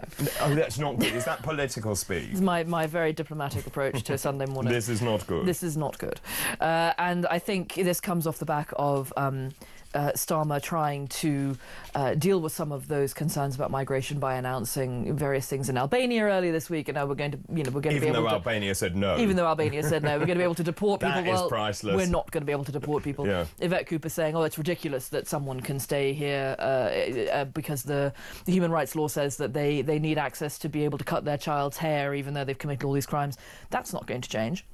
because it's the ECHR that is governing how our judges are allowed. ECHR. This is how our judges are allowed to deal with cases like this. They're not just making stuff up on the bench. They're going to write a stiff letter to the judges, aren't yes, they? they'll be a very stiff how letter. dare you? How dare you not. deal with the human rights law that is before you? How very dare you? Which is ludicrous. Yeah. Judges are working with the law as is provided, and we put ECHR into human rights law in the United Kingdom, in England and Wales, and that is why judges have to behave the way that they do. I mean... Anyway, I imagine that people are spitting out their cornflakes around the country at the moment. Just in terms, and we have spoken about this earlier, the fact is that they're calling this the Surrender Summit, which Keir Starmer is going to sign. Now, Nigel Farage has warned Keir Starmer he will face the wrath of voters in traditional Labour heartlands, this if he delivers what is being called an abject surrender. And also, I think he's absolutely right. And I mentioned earlier that when I've been up in the Red Wall, people are absolutely livid. They've been ignored by Westminster. They see their towns and cities being decimated. I've been out on the campaign trail in Lincolnshire, no less. Migrants everywhere. Just undocumented migrants in the middle of the town centre, up to absolutely no good. There is no doubt about that. And of course, people are seeing the decimation of their high streets. They don't recognise the country they live in, and they're angry.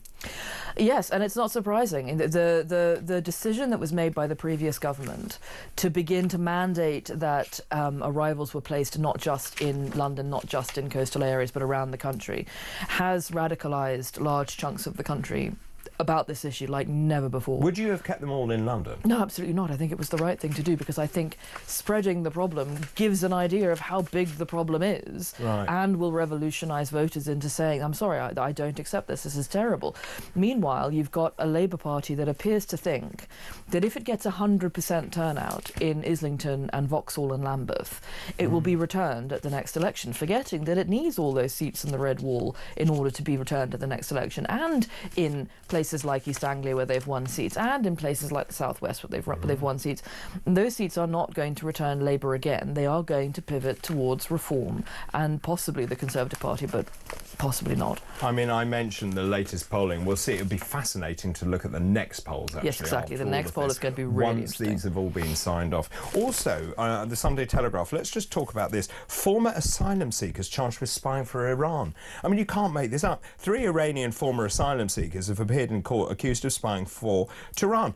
They were granted leave to remain. Let me say that again. They were granted leave to remain in this country. They arrived in this country and took advantage of our hospitality. They arrived on small boats. They were charged with engaging in conduct likely to assist a foreign intelligence service following an investigation by counter-terrorist police. This is Mustafa Sepavand, 39, Farhad Javadi Manesh, 44, Shapur Kavali Khani Nouri, 55, all living in London, appearing at Westminster Magistrates Court, flanked by 8 prison officers after being held earlier this month on suspicion of committing offences contrary to the National Security Act. People around the country are going to think we are absolutely blinking nuts. We're allowing anyone to come here, and this is the problem. They're undocumented illegals. They come here, they throw their passports in the sea. We've no idea what they're up to, and now they're spying for Iran, allegedly. I think if I was a hostile nation, then Britain's soft underbelly of the Channel is exactly how I'd get someone into the country.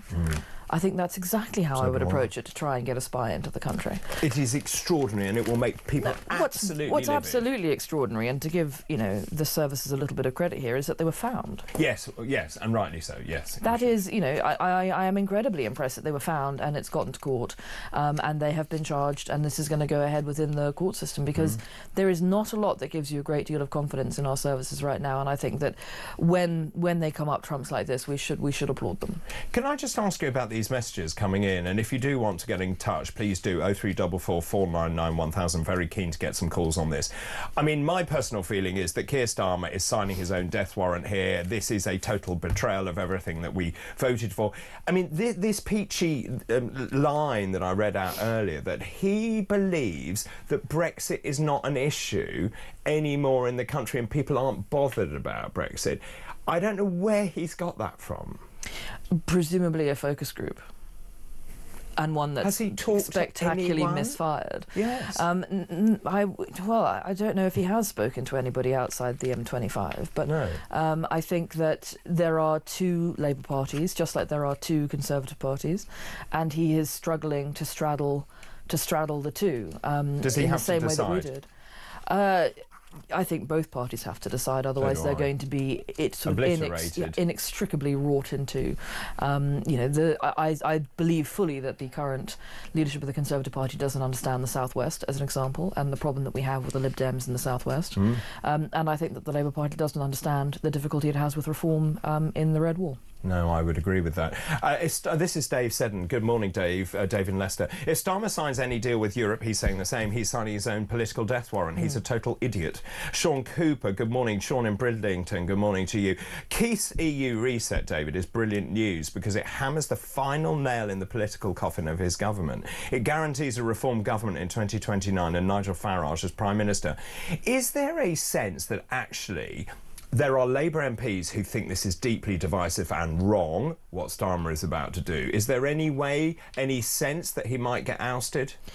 I think that we've gotten ourselves into the habit over the last 14 years of understanding how the Conservatives can commit regicide without remembering that it's very difficult for the Labour Party to do the same. Because of its constitution. Its constitution makes it very hard for them to shift leaders, and they need a full conference, which from memory involves a TUC conference, in order to elect a new one. It is very difficult for them to shift Keir in a way that it was not difficult for us to commit regicide multiple times. 5, I think. We got really into it. You really did. You were like, oh, let's do it again. Well, once you get a taste for it. Yeah, absolutely. Paul Castleman, good morning to you. We were always going to be dragged back into the EU because 90% of MPs in the two main parties wanted closer alignment with the EU. Thank goodness for reform, who want to do what the people of this country want. I think there's a lot of sense in that. I think it's very hard to look at the makeup of the Conservative Party in Parliament now and see more than maybe 10% of them who feel that way. 90% of the Conservative... Oh, you think it's changed? Yes, I think the Conservative makeup in Parliament now is quite Eurosceptic and is quite settled as to us being out of the EU. Good morning, Dr. David. This is Nigel Brown. Good morning to you. The only thing that's going to happen as a result of Tory and Labour ineptitude is political change in the next general election. I don't understand the bigger picture, but this is the only sure thing after the past 20 years of being completely ashamed of those who pretend to represent the UK whilst they've lorded over us and made the UK as a whole less than the sum of its parts. It's interesting, isn't it, when Nigel Farage says if he, and it is a very big if, let's be clear, because the next general election is a long way away, but Nigel Farage has made it very clear he will tear up all this closer alignment with Europe if he gets in. Yes. I think that's a vote winner. I think that the main parties are underestimating how popular an opinion that is.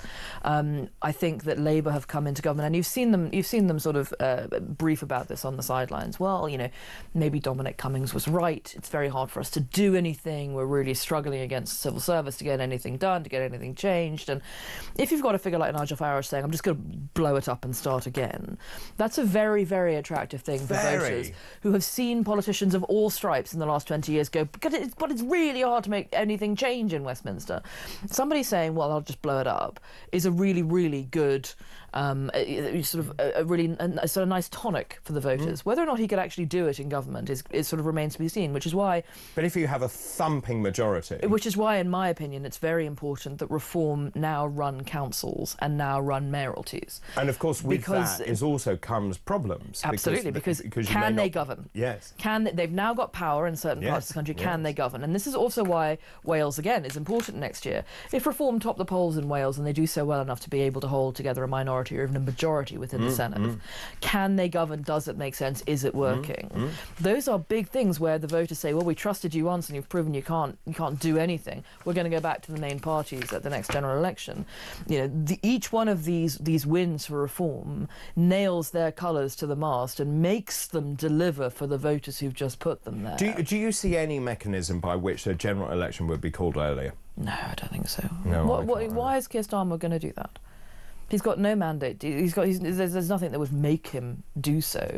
And he's got a thumping great majority in the House. He may not have a thumping great majority in the polls, but he's got one in the House. Unless he starts getting mass defections, which I don't see coming particularly, because where would they go? Turkeys don't really vote for Christmas. Some of them could go to Reform. Well, the Graham Stringers of the world could go to Reform. Red Wall MPs who are Eurosceptics could go to Reform. But there's no rationale for Keir calling a general election before he has to. Some more messages.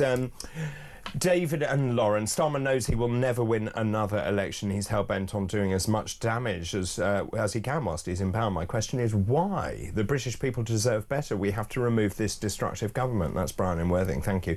David, great show. Thank you, Francis in Sussex. Surely all the illegals that have been given citizenship in Europe under 40 will be encouraged to come here. Yes, you're right. It's a no-brainer. That will get rid of them from places like Germany. 100%. That's why I'm so concerned about what is going on. And keep all of those messages coming in. I think it's under 30, isn't it? It is under 30. Under 30. At the moment. But you see, this is the bit I don't believe. Yeah, there's the thin end of the wedge argument. Well, it's drip, drip, drip, isn't it? And then now what's going to happen? And then you've got companies who say, well, this is working terribly well and now we want more. I can just see it. I think there is going to be a shutting off of the taps of recruiting from overseas when it comes to what's been proposed by Yvette Cooper in the last several weeks. But I also think that we have not adequately gotten to grips with fraud in very many sections of the immigration system, and people fraudulently applying to come here through many different avenues. I would agree. Let me just take you through the rest of the front pages this morning. So we've done the Sunday Telegraph, then we come on to the Mail, if we've got that. The front page of the Mail says, Brexit, what Brexit? I think that's a pretty apt headline. There it is, Brexit, what Brexit? There we go, coming up on the screen. Then we move to the Sunday Express. Betray Britain at your peril. The Prime Minister has been warned he will face the wrath of voters in Labour heartlands if he delivers an abject surrender to the European Union. This is obviously on the eve of him signing this. And I think this picture says 1,000 words. The front page of The Observer, kiss and make up. Starmer there with Ursula von Leyen, who I know well. I mean, clearly they are very close there. And Britain's New Deal with Europe is the subtitle under that. This is quite interesting. We'll come back to this, actually, after the break. The Sunday Times, Home Guard to protect the UK against attacks. For Home Guard will be established to protect power plants and airports against attack from enemy states and terrorists under plans being put forward in the government's Strategic Defence Review. Why don't they just put more money into the nuclear constabulary, which already exists? Well, that's a very good point. But I think they're not just saying about nuclear, they're also talking about... So they want an entirely new branding exercise, an entirely new recruitment exercise. There are things that exist that could already be paid for better. You see, I like that. Like... Yes. This is why I have this problem with anybody who says we should abolish the Home Office. We're still going to need to do all the things the Home Office does. We're just going to brand them. It's just a rebranding exercise. It's going to cost loads of money. Yeah, but that's what happens, isn't it? DCMS becomes... Exactly. Or, you know, and then culture, or whatever it's called these days. And then they may get rid of it, because obviously we don't need culture. No, but we do still need to administer the 44 agencies or so that DCMS have to administer. I know. They seem to have forgotten that. It's one of the most externally heavy administrative departments in the government. But yesterday they were saying, well, we'll just divvy it out, so we'll give a bit of this to one of the other organisations, to one of the other departments. Who will probably do a worse job. Yes, who will definitely. It'll just end up costing more money. We'll have to rebrand all the buildings. Yes. We've literally etched DCMS into stone outside the doors of the Treasury. We're going to have to chisel that off again. Of course we will. We won't be the first time, will it? No, but you know the story about the South African High Commission? No, go on. We had a big sign out there when we threw them out of the Commonwealth. And when we brought them back into the Commonwealth, someone went out and it turned out the groundsman had just turned the sign around. So they didn't actually have to do it again. They just had to put the sign around. Is that right? Very enterprising. That is fantastic, because they understand how government works. Exactly. Brilliant stuff. I have to go to a break. I'll continue with the front pages after this break. Don't go anywhere. This is Weekend Breakfast.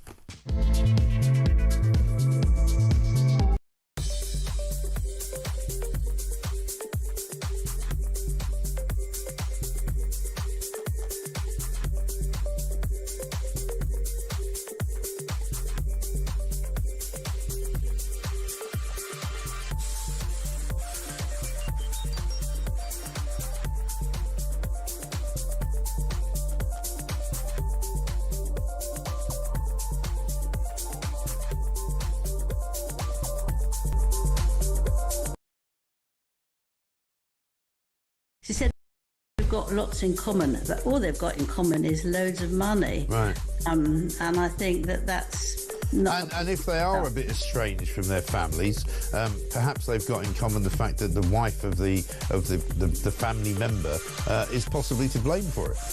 Well, if it is, their relationship won't last long, will it? Because they'll be fighting for who's getting the meal layer. You know, I think it's so ridiculous. Yeah.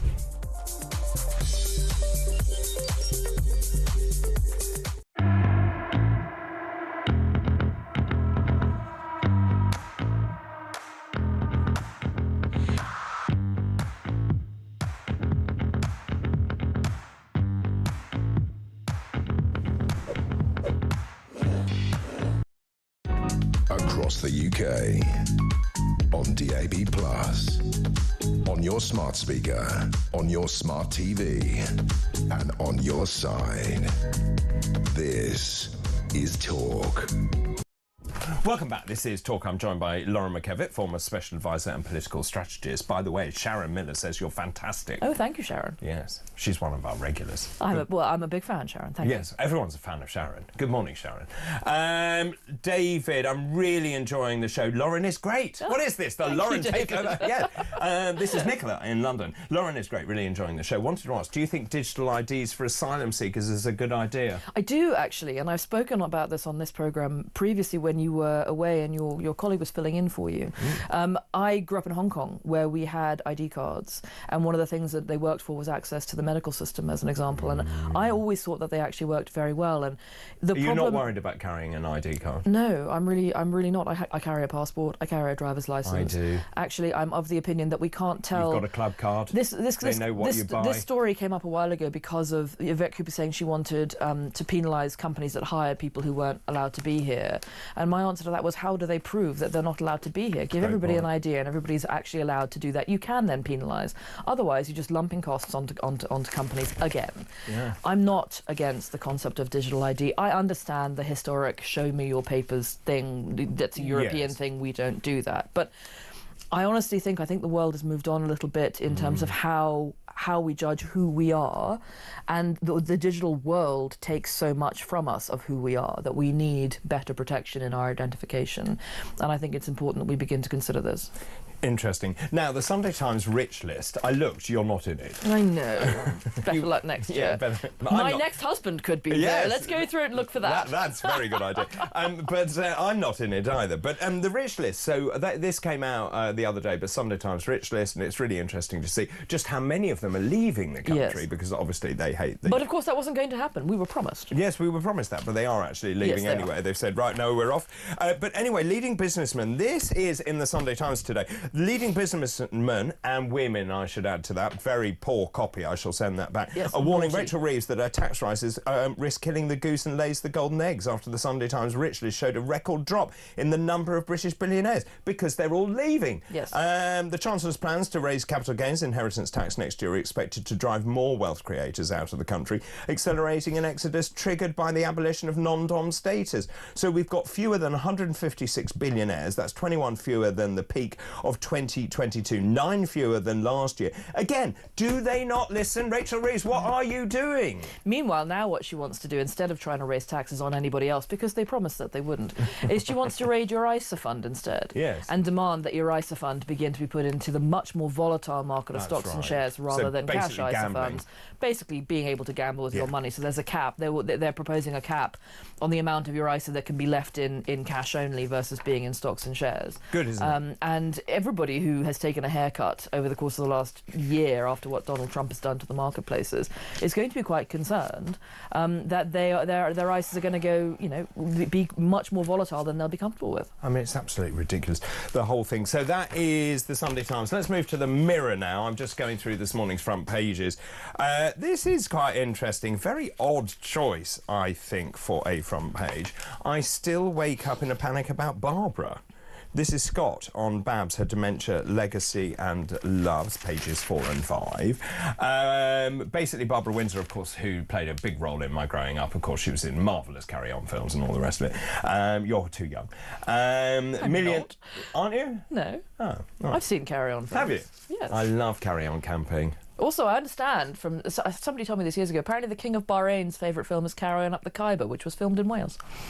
But it's so good. Well, it doesn't mean that it's not good if it's filmed in Wales. Oh, sorry, that is also true. Sorry about that. But apparently, according to this, she may be gone. She's not forgotten. Her widower carries on campaigning for dementia research, treatment and care in her name. Now, I was very lucky. I met her, actually, and she was a lovely, delightful lady. The Sun front page, Corrie Starr almost blinded me in an attack. Do you watch Corrie? No. No, me neither. Right. But I do care about dementia funding. Yeah, no, I agree about the dementia thing. But basically, this is Coronation Street newcomer James Cartwright broke a man's eye socket in a sickening club attack. What is wrong with all these soap stars? They all go out and get leathered and punch people. Do they? Yes. Oh. Yeah.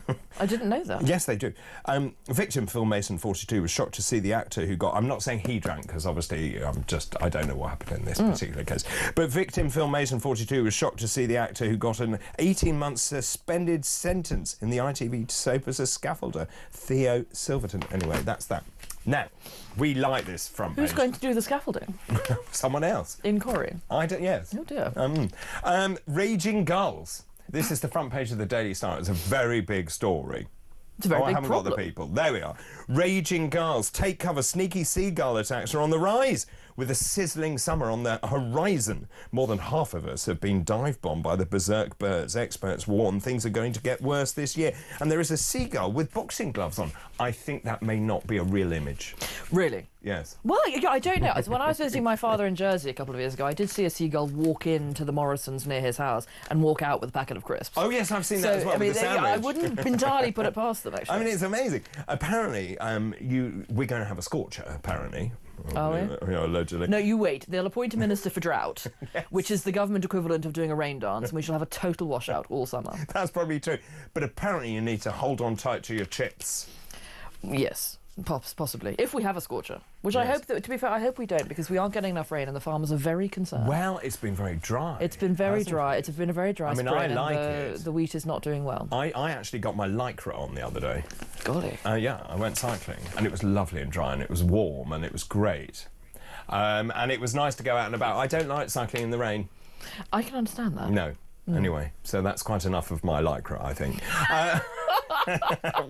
After the break, I want to talk about this. We talked about farmers, actually. I live in a lot of farmland. Well, it's not my farmland, but I live amongst my friends who are farmers. And I want to talk about the inheritance tax changes for farmers because this is an article which I read last night. Farm inheritance tax changes could be delayed by a year.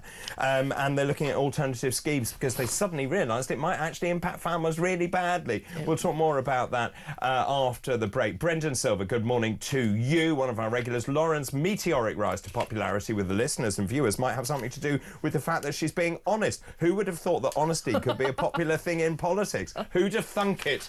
Brendan, thank you very much. Keep all those messages coming in, please. Do you think the Labour Party, Keir Starmer, is he betraying Brexit by having closer ties to the EU? Big kissy-kissy with Ursula von der Leyen, as you can see on the front page of The Observer. We'll talk more about that after this break. Don't go anywhere. This is Weekend Breakfast. Good morning.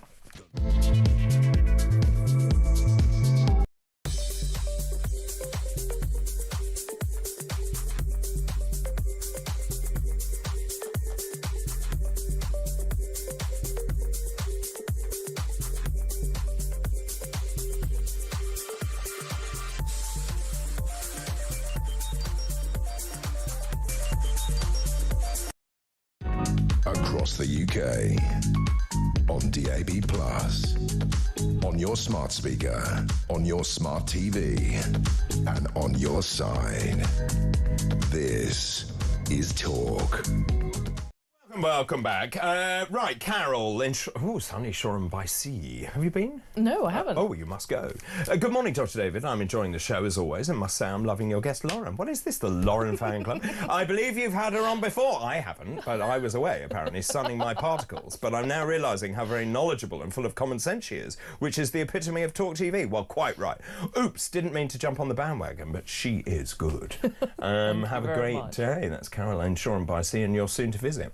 Yes, I should. Yes. Hi, David. Keith in Sheffield. Keir Starmer's inability to read any mood of the nation is because he's completely devoid of any emotional intelligence. I would agree with that, actually. Yeah, no. Is he a robot? No. Well, maybe. Do you remember the Doctor Who episode where they sliced their heads open and the lizards came out? Yes. I don't think that's what we're dealing with, but I couldn't... How do you know? Well, I don't. That's why I wouldn't bet the house on it. Right, OK, fine. Let's talk about inheritance tax changes for farmers. Farm inheritance tax changes should be delayed by a year, and alternative schemes that will not harm family businesses need to be properly considered. This is according to a committee of MPs. So government plans, as we know, to tax inherited agricultural assets worth more than £1 million. So if your assets are more than £1 million, they want to then tax you 20% on that, which is half the usual rate. And we know what happened. Tractors in Westminster, actually farmers absolutely in floods of tears, particularly older farmers actually, because they just don't know how they're going to continue farming. Now, this is interesting because the Environment, Food and Rural Affairs Committee, or EFRA, released a report on Friday, and they said the changes were made without adequate consultation, impact assessment or affordability assessment. There's a surprise, isn't it? The government says, no, our inheritance tax reforms were vital, and its commitment to farmers was steadfast. Now, EFRA actually says, and I'm very pleased to read this, these tax reforms threaten to affect the most vulnerable, but delaying the implementation until 2027 will give farmers time to seek professional advice. Does it mean we see a change of direction? I would hope so, but it's important to note that this is the EFRA committee is run by Alistair Carmichael, who's a Liberal Democrat. This is not the government saying that it's going to delay things. This is a committee taking expert evidence and saying, we've now taken more expert evidence than you have. Heaven forfend, you should have experts involved. We're telling you to slow down on this because you're going to upset the apple cart. This is the biggest revolution that will come in the countryside. Yes. Because they have absolutely no idea what they have accidentally done. So there are people who were using the purchasing of land in the United Kingdom for the purposes of basically doing tax avoidance, slightly more intricate inheritance tax planning than had perhaps previously been available. And they were very, very rich people, and they were buying lots of land. One of the guys, the names that was bandied around a lot, was James Dyson, who, to be fair, is doing a lot of very, very good farming work with the land that he has. He's not just letting it all lie fallow. This was proposed as a way of avoiding that happening even more. What it's going to do instead is see farmers sell their land to Blackstone and to the other big private equity companies who want to invest in farmland. And then our farmland will not be owned by individuals. It will be owned by people, many of whose shareholders will be overseas.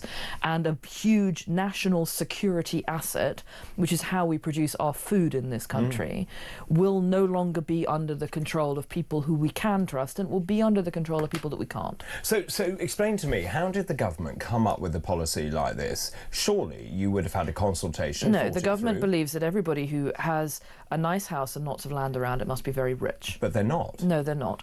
Most farmers who are staring down the barrel of through debt purchasing, buying a combine, a £750,000 combine harvester, which is what they cost now, which, by the way, they can't keep safe now because the police don't investigate anything. They've all got GPSs on them, which are being stolen by organised crime rings at a rapid rate. Rural crime is absolutely astronomical now, and nothing is being done about it across the country.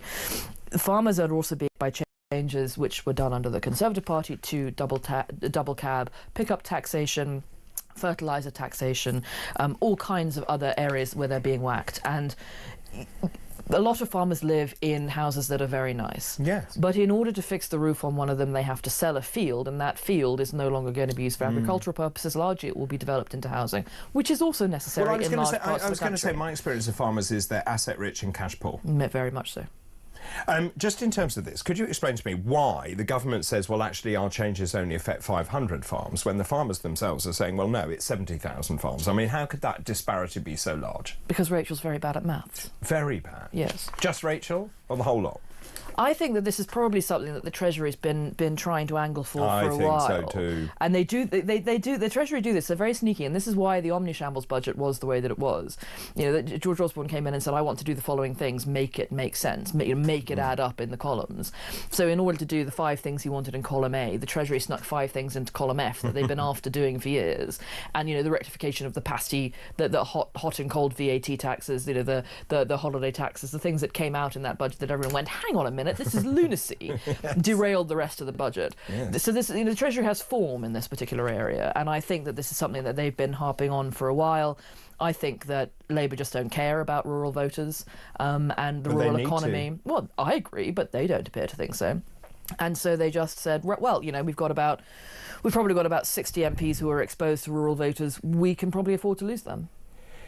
For me, it's the personal stories where you've got elderly farmers who are in tears. It's their life's work. They have no idea how they're going to manage, of course. And then they're now talking about inheritance tax planning of then trying to give away the farm. Which is very, very complicated when you consider that most children of farmers will probably have to go into another career first in order to sustain themselves. Most farms cannot sustain 2 generations in full-time employment on the farm. So their children are going away and having another career first. And then the fine balancing act comes of, well, when do you pass the farm over?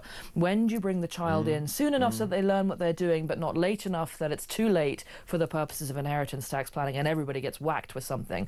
Meanwhile, God forbid you end up under a bus and derail all of the planning that you've done so sensibly because there's an act of God that's taking you out. I also have seen it myself where the elderly farmers then not only have to leave what they love doing, which is farming, they then have to leave the family home because the family home is tied to the farm. And now, in order to move out of there, they have to develop usually another asset on the farm into a habitable dwelling, which adds to the value of the farm because they're all it's all up together. They don't end up hiving off the titles in order for the child to then move into the main family home for tax purposes, and as a result they've just added to the value of the farm, even though that's the only mechanism by which they can do I mean, the whole thing's disgusting, actually. Shall we just talk about Sadiq Khan, my favourite person? So we spoke about this earlier. He wants to double the council tax in London, and second homeowners in London could be forced to pay even more than double council tax, according to Sadiq Khan. Yes. He is now lobbying central government to give councils the power to charge homeowners even more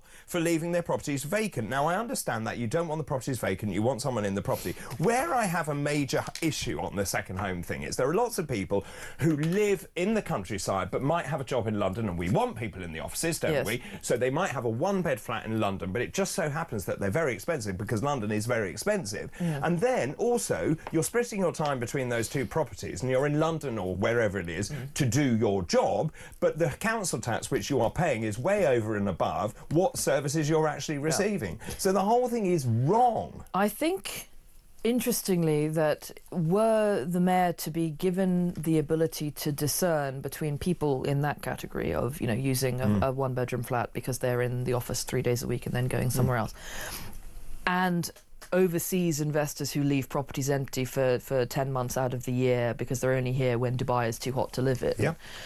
I think if he were able to discern between those 2 groups, he would have gotten a much better press hit out of this, because I think he's actually trying to target that second group and not the first group. But the current mechanisms for doing this are a pretty blunt tool and don't really allow for discernment between those 2 groups. But there is a problem in this city with vacant properties that are owned by international investors. And I really do think, to give Sadiq a little bit of leeway here, that is the group he's trying to talk about. Sure. But the current system does not allow for discerning between those 2 groups.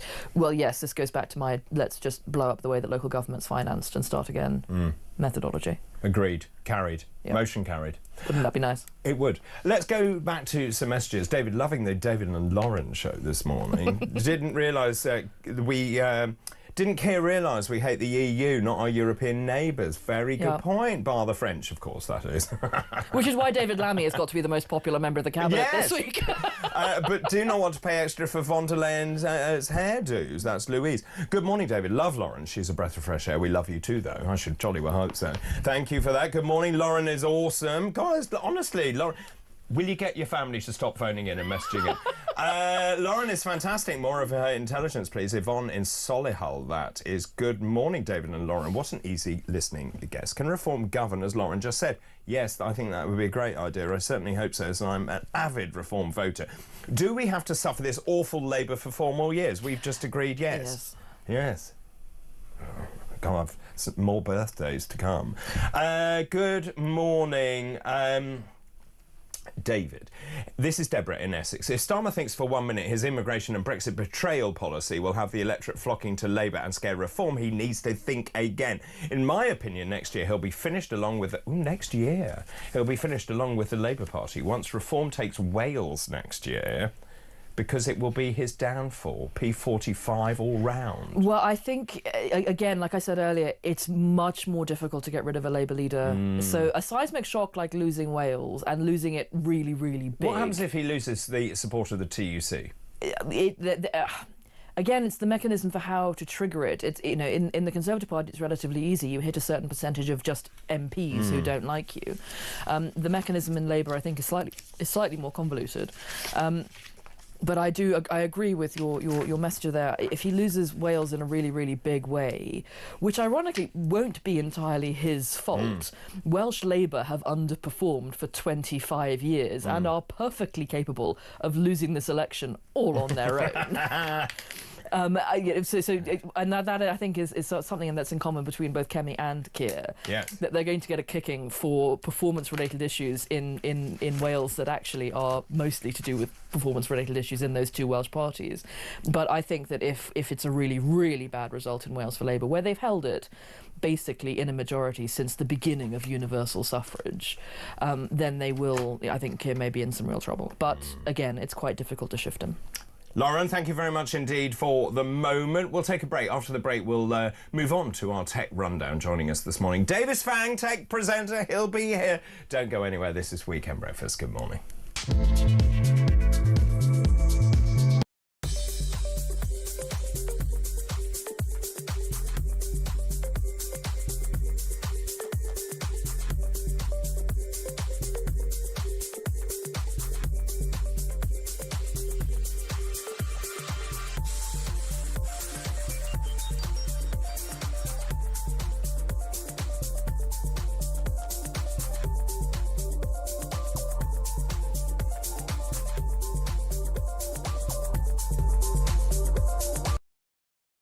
She said we've got lots in common, but all they've got in common is loads of money. Right. And I think that's not... And if they are a bit estranged from their families, perhaps they've got in common the fact that the wife of the family member is possibly to blame for it. Well, if it is, their relationship won't last long, will it? Because they'll be fighting for who's getting the meal layer. You know, I think it's so ridiculous. Yeah.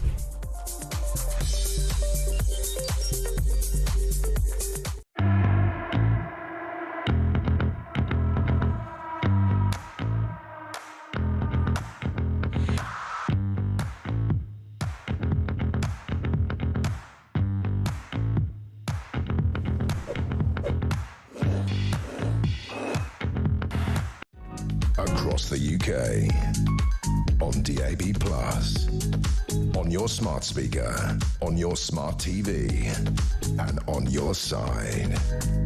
This is Talk. Back 7:46. So great show, great guest. Does Lauren have a podcast? What is the Lauren thing going on? Does Lauren have a podcast? Where can I listen to more of her clinic? Should I have a podcast? Yes, apparently. Ooh, I might do Davis a podcast. Fang can make what you want. Really? Yeah, I can help you with a podcast. Maybe I'll do a podcast. Yeah, you should. Oh, that'd be great. With me. No, well, let's do a podcast. Yeah. Everybody else has got one. Why can't we have one? I think ours would be marvellous.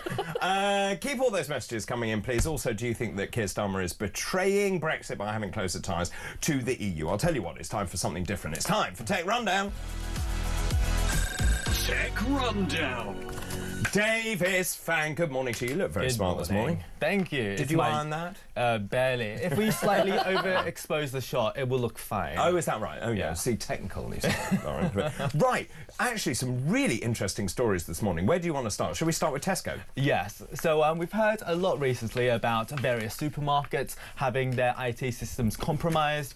We saw M&S. We saw Harrods. Co-op. There was no food in Co-op as well. Yeah, precisely. And it seems like that this week it was Tesco's turn. However, quite importantly, they do say that it wasn't due to a hack, because all of those other companies, their IT systems are compromised because of a hack, but Tesco claims that it wasn't. Right. However, still on Friday afternoon, their systems went down for around 4 hours, and nobody could scan their club cards, nobody could change their online orders, stuff like that. But it just made me think, Like, why is it that when we purchase something from the supermarket, why do we have to give so many of our details across? I would agree. Like, the only reason why I'm doing that, literally, is just to save a few quid here and there. And also, sometimes, you know, the deals are tied quite closely to the prices. Like, you know, a bottle of gin, let's say, could be 40 quid without the club card, and it's 20 quid with it. So it's like you really feel like you're being forced into providing your information. Do you know that Tesco form part of the inflation calculation, and they've just worked out they've been doing it wrong because everybody's been using club cards, and therefore it's not giving an adequate understanding So therefore of inflation is higher? Yeah, that food inflation may be higher than everybody thinks it is because everyone's using a Tesco club card to bring their costs down. That's really interesting. So can I just tell you about Sky TV? Of course. Because in the Eurovision second semi-final, my box crashed 4 times. So I did hear about that. Yeah, so I had to then unplug it, plug it back in, and then again. Wasn't me. Sky said it was 30,000. It was not. It was hundreds of thousands of people across the country. And we were saying, yes, you see, Dave says the same. And we were wondering, and I don't know the answer, Davis, was it a hack? I don't think that they've come out with a statement about a hack or not yet. It could be, obviously, but I'm sure after the investigation we'll have far more details. Well, so I am also going to... Well, I was very cross because it ruined my viewing. It ruined my viewing. Right, OK, so let's move on to TikTok. This is... TikTok is down for the kids, you know. TikTok. I know what TikTok is. I don't know if you do. But anyway, so TikTok... It's how the Chinese are spying on everybody. Well, exactly. So there is real concern, isn't there, over TikTok and the amount of time that kids are spending on TikTok. Yeah, so I don't know, like, even I face this almost every night. It's like, I lie in bed for hours on end just doom scrolling, as the kids call it. Why? It's just sort of like, it's a nightly ritual. Do you want to explain doom scrolling? So doom scrolling essentially is when you're lying in bed just watching TikTok for hours on end. Obviously, it's not good for you. Young people aren't having enough fun in bed when they go to bed. Very clearly. Yeah, that's a high of excitement. Comment. TikTok is very fun. And however, we have TikTok is very fun. No, it's not. But we have realised that this is a bit of a concern. And TikTok is apparently quite worried about certain regulation that might come in, especially with younger people, prohibiting, you know, its use. Yeah. So they've come up with this genius plan. Basically, it's forced meditation. So if you are under the age of 18, a little prompt will come up on your TikTok account after 10 p.m. automatically, telling you, oh, it might be a nice time to meditate, and then it'll play some relaxing music. What about go to sleep? Well, it's encouraging that. Right. It's like you do the meditation and then it encourages you to go to sleep.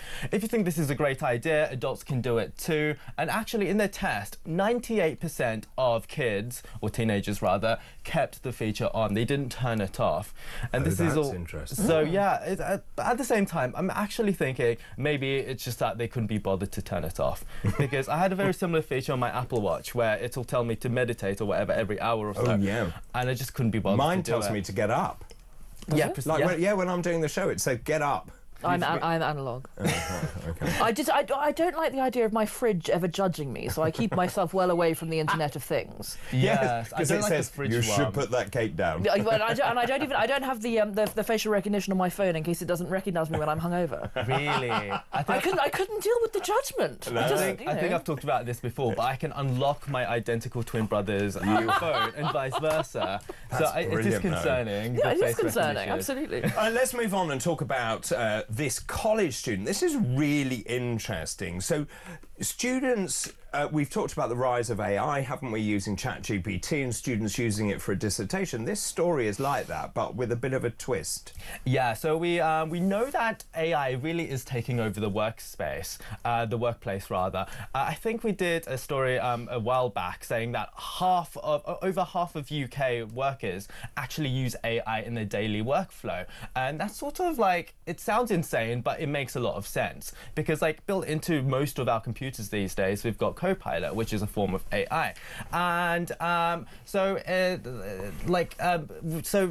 taking this, we can sort of see that university professors, it's quite tempting for them to use AI. And unfortunately, one of them was caught. So this was a student from Northeastern in America, Ella Stapleton.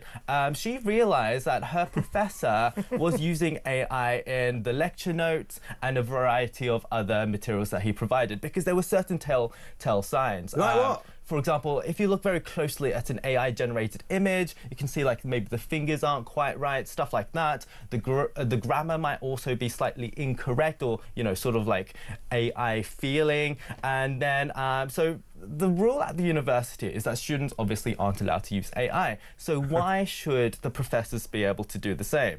And then she thought this, and then she actually requested a refund of her tuition fees of $8,000. Wow. And unfortunately, she was not successful. She was not.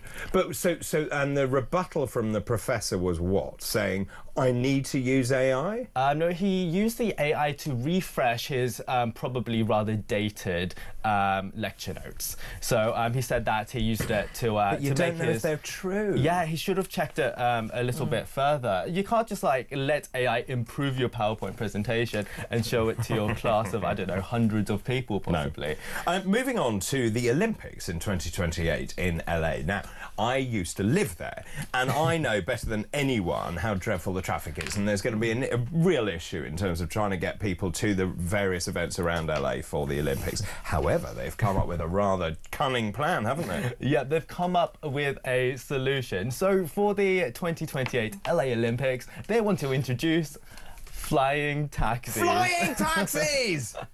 And I think that is both hilarious and brilliant. It's very cool, Look at but those. also a little bit sad. So this is by a Why company, is it sad? It's by a company called Archer Aviation, and basically it'll be used to transport people, including normal people, between major Normal Olympic people. sites. That's between 10 and 20 minutes away, and that's because it's only got a 100-mile range. It's fully electric, as you can see, and it can go up to 150 miles an hour. And basically the idea is that you can book it like you would with an Uber, and the prices will be similar to an Uber Black. So this is all, you know, very exciting, but at the same time, I don't know, I feel like it's a little bit of a dystopian solution to a problem that really shouldn't exist. Hang on a minute. The traffic. There are a lot of British companies doing very, very well with this, with developing this technology. Their next-boyfriend of mine works for one out near Bristol, and this is going to be a major export for the United Kingdom in the next 20 years. You see, so he gets excited about phones. That gets me excited. I think they're a great idea. Once they can manage to get most of them to stop blowing up, I think we're really in the money. I think that would help. And actually, apparently they are a lot quieter. Are they all blowing up? No, they're not. They're a lot quieter than traditional helicopters as well. Do you think we'll get to a stage where we can actually own one? Possibly, but I'm quite concerned about possible traffic in the sky. Could you imagine? Why? Like, have you seen how big it is? The Civil Aviation Authority are particularly concerned about this as well, because the sky is regulated in strata. Indeed it is. And the lowest elements of that strata would be very, very hard to regulate in this arena. Yeah, and especially with the rise of drones. I used to be a little bit of a drone pilot in Australia, and let me tell you that the regulations were utterly insane, and this won't help. OK, fine. We've done that. And then also, you love your glasses. This is quite nice. Quickly, if we can, the AI glasses, Meta glasses. Yeah, so we love our AI glasses, but now it can help the blind people see. So essentially, the Ray-Ban glasses, which is powered by Meta, it's got an update recently. It's called Detailed Responses, and basically what it can do is use AI to tell blind people what's in front of them. For example, if I put the glasses on, it'd be like, there's a man called David Bull in front of you. It's very scary looking. Just joking. And but in addition to that, there's also a new feature called Be My Eyes. It's a collaboration with a company, and basically it will use the camera inside the glasses to live stream to a volunteer, and it can basically tell you with real human eyes what's in front of you, and can help you guide certain I think that's lovely. things. I think that's a really good idea. Yeah. I think so as well, and Apple's using that particular technology as well. You are only 10, aren't you? Basically, I'm a little bit older now. Well, you are, because today is your birthday. And so, there we go. Thank you. Yes, I am 29 years of age today. Are you really? I'm very old. Well, very old. You look very young indeed. I blame your genetics for that. I wish you a very happy birthday. Appreciate it. Are you doing anything fun for your birthday? I am going to see an F1 viewing. OK, so the answer is no. Davis, very happy birthday. Thank you very much indeed. That was today's Tech Rundown. Tech Rundown. Oh my goodness, we've got the Lauren fan club in today. Lauren is fabulous. Always love your show, David, from Pamela. Thank you. Lauren is great. I love listening to her. Dan and Kent, good morning, David. There's no appetite or political will in Parliament to leave the EU apart from the 5 Reform MPs. It's a false democracy which will be smashed next election because the voice of the people is coming through loud and clear and going by the last council elections. Keep all of those messages coming in, please. I don't like this one. Mick, good morning to you. It's time to leave Eurovision because it's an expensive political self-harm fest. Yeah, OK, certain amount of truth in that. Sharon says about the UK Eurovision entry, I said right at the beginning it was absolutely awful. But Sharon says, we always scrape the barrel with the UK choice. Not true, Sam Ryder, I think, was a very good entry for that. And Betty, good morning to you. Good morning, Dr. B. Looking fab as always. Have a great show. Thank you very much for all of those. Keep those messages coming in, though, please. I'm just asking, is Labour betraying Brexit? This big headline this morning in the front pages, every front pages. Starmer, the EU reset is good for the borders. Is it? Let me know your thoughts on that. Is Labour betraying Brexit by having closer ties to the EU? The number 0344 499 1000. Text the word talk in your message to 87222. You can message us on X as well at talkTV. But Lauren, our time is over. Thank you very much for having me. Thank you so much for coming on. Look at the love. That's been very, very nice. Thank you very much. So you will skip out of here, won't you? I will. It's a real boost for a Sunday. Yes, it is. Well, thank you very much for coming on, and please do come again. Thank you. And Davies, I wish you a very happy birthday as well. Don't do anything I wouldn't do, which obviously leaves it wide open. So have a great day as well. Lots more still to come. After the break, we've got our Future Politics panel. We're going to talk more about the EU reset deal as well. This is Weekend Breakfast. This is Talk. Don't go anywhere.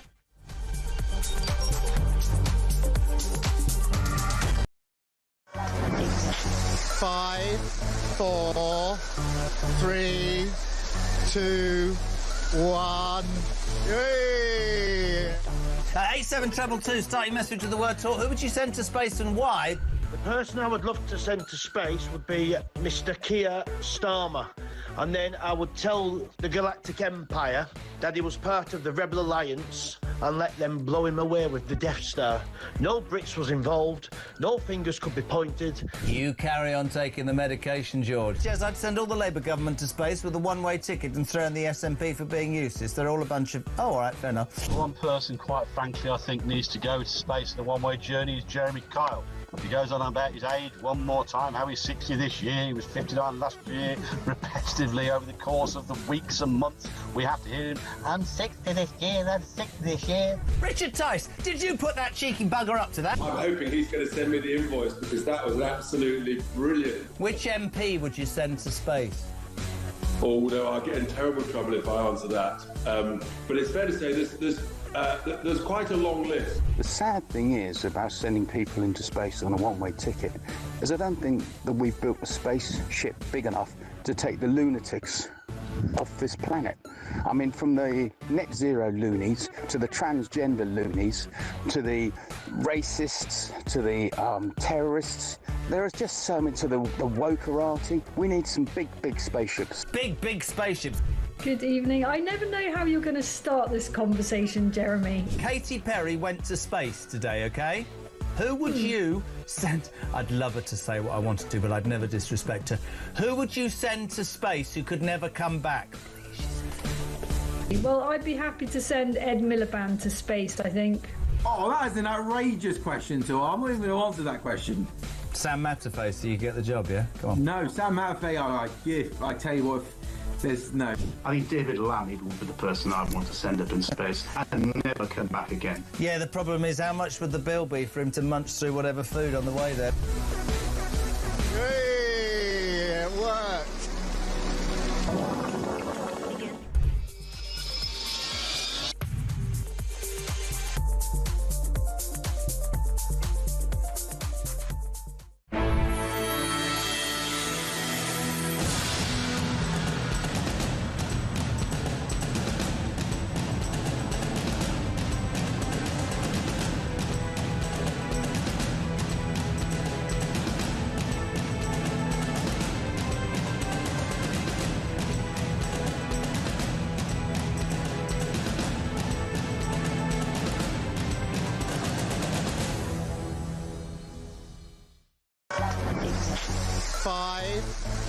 4, 3, 2, 1. Yay! 8722, start your message with the word talk. Who would you send to space and why? The person I would love to send to space would be Mr. Keir Starmer. And then I would tell the Galactic Empire that he was part of the Rebel Alliance and let them blow him away with the Death Star. No Brits was involved, no fingers could be pointed. You carry on taking the medication, George. Yes, I'd send all the Labour government to space with the one... Across the UK, on DAB+, on your smart speaker, on your smart TV, and on your side. This is Talk.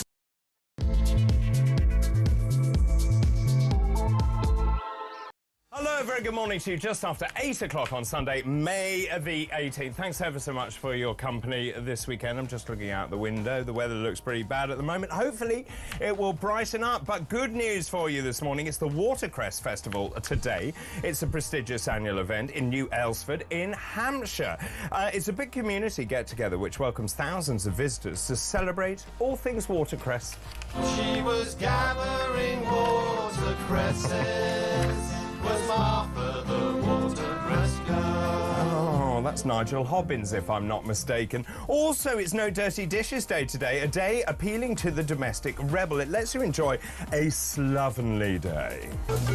Wash, wipe, scrub and clean, make the kitchen sparkle and gleam. Also, it's World Baking Day today, a day which encourages you to get your baking apron on. So the question is it homemade bread, or is it gooey biscuits, or is it a slap-up chocolate cake? The choice is yours. Pat a cake, baker's man. Bake me a cake as fast as you can. So there you go. Right, let's move on to this hour's Fascinating Facts. Today's Fascinating Facts. So today's Fascinating Facts: on this day in 1812, John Bellingham was found guilty and sentenced to death by hanging for the assassination of the British Prime Minister, Spencer Perceval, 7 days earlier. To date, Perceval is the only British Prime Minister to have been assassinated. On this day in 1951, Britain's first four-engine jet bomber, the Vickers Valiant, made its maiden flight. And on this day, you'll like this one, on this day in 1954, the European Convention on Human Rights came into force, and those are this hour's Fascinating Facts. It's the day before weekend. Rise and shine bright. Catch the buzz with real talk in the morning light. Funky little moments, making life complete. Join the party at breakfast. Let's move to the beat. Wow, funky little moments. Good morning, 6 minutes past 8. If you are just waking up and joining us, I think you need to take a deep breath. Front page of the Sunday Telegraph. Starmer, EU reset is good for borders. I read this morning, couldn't quite believe what I was reading. Sir Keir Starmer has promised that his plan to reset relations with the European Union will be good for our borders, despite warnings that tens of thousands of migrants will flood into the United Kingdom. Now, we know the government is locked in these negotiations. There's actually a picture of him with Ursula von der Leyen. This is the front page of The Observer here, cozying up to Europe. This is his plan all along, which is to get better relationships with the European Union. Despite the fact 17.4 million people voted for Brexit, he seems not to be listening to what people are saying in this country. Now, this is interesting because the Labour MPs in the Red Wall have warned that actually this is a reversal of Brexit. This is pretty much what it amounts to, and they are deeply concerned that this is going to drive voters into the arms of Reform UK. Now, Keir Starmer says this deal is going to be good for jobs, good for our bills, good for our borders. This is the bit I just do not understand. This is what the British people voted for last year. Where? When did they do that? They didn't do that. That is an absolute nonsense. And what they're worried about is it could open the floodgates to tens of thousands of people flooding into this country, and particularly when you look at the size of Europe and those people who have now claimed asylum, for example, in Europe, and then they're able to then travel freely throughout Europe. And this is if you're under 30. The question I have, though, is this the thin end of the wedge? And then, of course, they're going to push for more freedom of movement across Europe, which is exactly what people voted against. Sadiq Khan, the Labour Mayor of London, said the plan would see EU migrants fill vacancies in the health and social care sector. That is not what we need. We need to train young people in this country to fill those places. Meanwhile, on the Sunday Telegraph, also Ed Miliband worried about Reform UK as well, because he's looking at trying to scale back the numbers of pylons they're going to erect over rural countryside, particularly in my neck of the woods, in Suffolk, in Norfolk and in Essex, because he's realised it may be politically toxic. I could tell him that. The Brexit story is everywhere, actually. The front page of the Mail as well. Brexit, what? Brexit. The Sunday Express, betray Britain at your peril. And then also the story we talked about earlier as well. This is in the Times this morning. The Rich List leaders, so the Sunday Times Rich List, which has now been released. They are blasting Rachel Reeves. Leading businessmen are warning Rachel Reeves that her tax rises risk killing the goose that lays the golden egg, after the Sunday Times Rich List showed a record drop in the number of British billionaires. And this is because of the Chancellor's plans to raise capital gains and inheritance taxes are expected to drive wealth creators out of the country, accelerating an exodus which we have already seen. This is interesting. This year's Rich List contains 156 billionaires. That's 21 fewer than at the peak in 2022, and that's 9 fewer than last year. Lots of you getting in touch this morning. I'm asking about this. Is this a Brexit betrayal? It certainly looks like it to me. Get in touch, please. Let me know your thoughts on that. Let's take a call. Barry is on the line from sunny Norwich. Good morning, Barry. Oh, it's very cold and cloudy today. Oh, I'm sorry about that. I mean, I think it's meant to clear up, actually. Yeah, well, I'm fuming at the moment anyway. So Go on. I'll put a bit of heat. But this Brexit and Keir Starmer, what he's been at it since 2016, and he tried to reverse it. And the guy doesn't believe in democracy at all. And Miliband, all of them. I mean, they need to go. He's just. Well, I was just going to ask you. He said this is what the British people voted for. Well, I didn't hear anything like. I didn't vote for him anyway, but I didn't hear nothing like that. He will not be satisfied until he's back in with his little clique, and he needs to be really careful, Starmer, because if he upsets Trump, Trump will pull that deal and slap tariffs back on us, man. Do you know what I mean? Yeah, right. If he thinks he's getting messed about by Starmer, because he's an idiot, isn't he? Do you know what I mean? He said the other day there's going to be plenty of jobs for British people, and he's clamping on immigration. Well, he's now letting a load of Indians in with no national insurance to pay. Yeah, right. And you mentioned the borders. What borders? We ain't got any borders. What borders? Also, for me, what about the fact the lockstep with Europe in phytosanitary standards, for example, overseen by EU supranational body? That is against the spirit of Brexit. I mean, I'll just ask you, what sort of country, leader of any country would want to be controlled by a bloc and have no say on decisions and no input and just be a taker and not a rule maker? Why would you want to do that to this country? It is absolutely hideous, what he's planning on doing. And I just think he needs to go. I honestly do, because they're just a catastrophe, the whole lot of them. And you see, the thing is, you're in Norwich there, sunny Norwich. I, like you, I'm based in East Anglia. I have seen the decimation in those fishing villages and ports like Lowestoft, like Great Yarmouth. And clearly what we need to do is to regain control of our fish, which we do next year. Now, of course, the French are trying to make sure that we do a deal for 5 years. Now, Keir Starmer probably doesn't know what a fish looks like unless it comes off a Michelin starred restaurant on the plate. You never see. I mean, the whole fishing industry, like the crab and lobster industry, chrome, the whole East Coast fishing industry was decimated. And Starmer never goes for a walk around like Nigel Farage does and Richard Tice does. I mean, he never gets out with the people and sees what's actually going on. And I mean, for the life of me, I will never understand this party. They are the worst Labour government I've ever seen in my life, and they caused more damage in the last 8 or 9 months than the Tory party did in 14 years. And they're calling it a surrender summit. That's what all the papers are calling it. That's what it is. That's what it is. I mean, this country, and I love my country. I love England, the United Kingdom. I love it. Yeah, right. But one, we never left the EU properly because Northern Ireland's still stuck half in and half out. Yeah. Yeah, right. And we're just a laughing stock. You know, we're just a laughing stock. You know, you got the French taking the mickey by, taking our fish and just letting these migrants come across the channel, chucking them life jackets, you know. And you got Starmer the other day humiliating himself in front of the Albanian Prime Minister by, getting humiliated like that. Do you know what I mean? Yeah, he's just...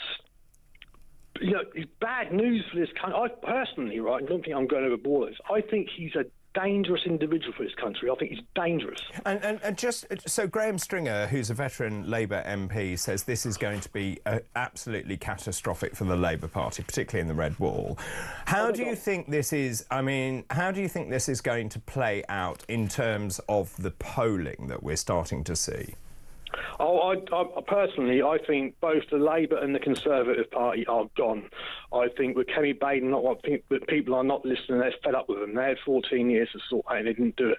The Labour Party, I just think they're here for the next 4 years, and I think the pair of them will be gone for a very, very long time, and reform will take over. And thank the Lord that we have another choice, yeah, right, whether you like it or not, because, yeah, I think once Nigel Farage gets into power, into Downing Street, he will do what he says. I don't think he's going to, when he's coming in to do that. He has been on the channel in his boats. He's been, he knows all about Britain. Well, he was the first person to draw attention to the illegal migrants, if you remember. Yeah. And I spoke to him about it, and I said you were miles ahead of your time, because actually I think most people laughed at him. Well, he got called racist. He's the only politician who's managed to, do what he says he's going to do. He got this country to, leave the EU, didn't he? Do you know what I mean? In the European Parliament. He'd done that. He led the Brexit Party, won the elections in the European Parliament. He's come over here. He's won loads of councils with reform. And he's doing what he says he's going to do. And, I just can't wait for him to come in, because at the end of the day, the British people need to be put first. It's outrageous what is going on at the moment. Do you know what I mean? Yeah, where if you're British, you are like third or fourth down the line. We should be put first. We should be first in the queue. Can I just ask you something, just in terms of Norwich itself? Do you sense, is it just you that's angry in Norwich? Oh, well, I live in quite a left-wing city, to be honest with you. Yes. But I do meet a few left-wing people, but it's getting to the stage now where you're not here. Everybody's talking about it and shouting about it because it's not racist no more. We have got thousands and thousands of undocumented men coming across the channel on boats with no ID. No one knows where they're coming from. You've got Iranian terrorists being arrested. Do you know what I mean? They possibly able. Yeah, we got people coming into this country, and what sort of country would do that? Just allow people to come in. If you tried to go through Heathrow Airport like that, you'd get stopped and put back on a plane. You certainly would. I don't understand why we can't get rid of them, why we can't deport them, I really that just baffles me. Well, it seems like you're at your wit's end, Barry. Always good to talk to you. Barry, thanks ever so much for your call this morning. Good morning, David. This is Maggie in London. If only we had an honest press to ask Two-Tier when this vote last year actually happened. This is the point. He said people voted for this. They did not. What did they vote for? I think what he's meaning is they voted for the Labour Party, but the Labour Party, remember, didn't have any policies. So how did they vote for this? But anyway, once again, we're being lied to. Note to Keir, we are not stupid, in capital letters. I'm so angry. Here's a thought. Is Starmer deliberate? This Pete the Mole, good morning to you. Is Starmer trying to deliberately kick off a civil war in this country? Because he's doing a good job. This is a great point as well. Tony, about this freedom of movement of young people under 30, youth unemployment in the EU is high. Correct, much higher than here. And so look at Spain. The UK will receive Europe's unemployed. It's a brilliant, brilliant point. Also, this is, excuse me, Kevin in Barnstable. Starmer is a complete and utter fool and a liar to boot. Tell him to have another referendum. He wouldn't risk that. Excuse me, Kevin in Barnstable there. And this one, Barry in Spain. Labour is betraying the people of the United Kingdom. Keep those messages coming in, please. I'm asking this morning, is Labour betraying Brexit by having closer ties to the EU? The number 0344 499 1000. You can text the word talk in your message to 87222. You can message us at X as well at talkTV. But now it's time for the Future Politics panel.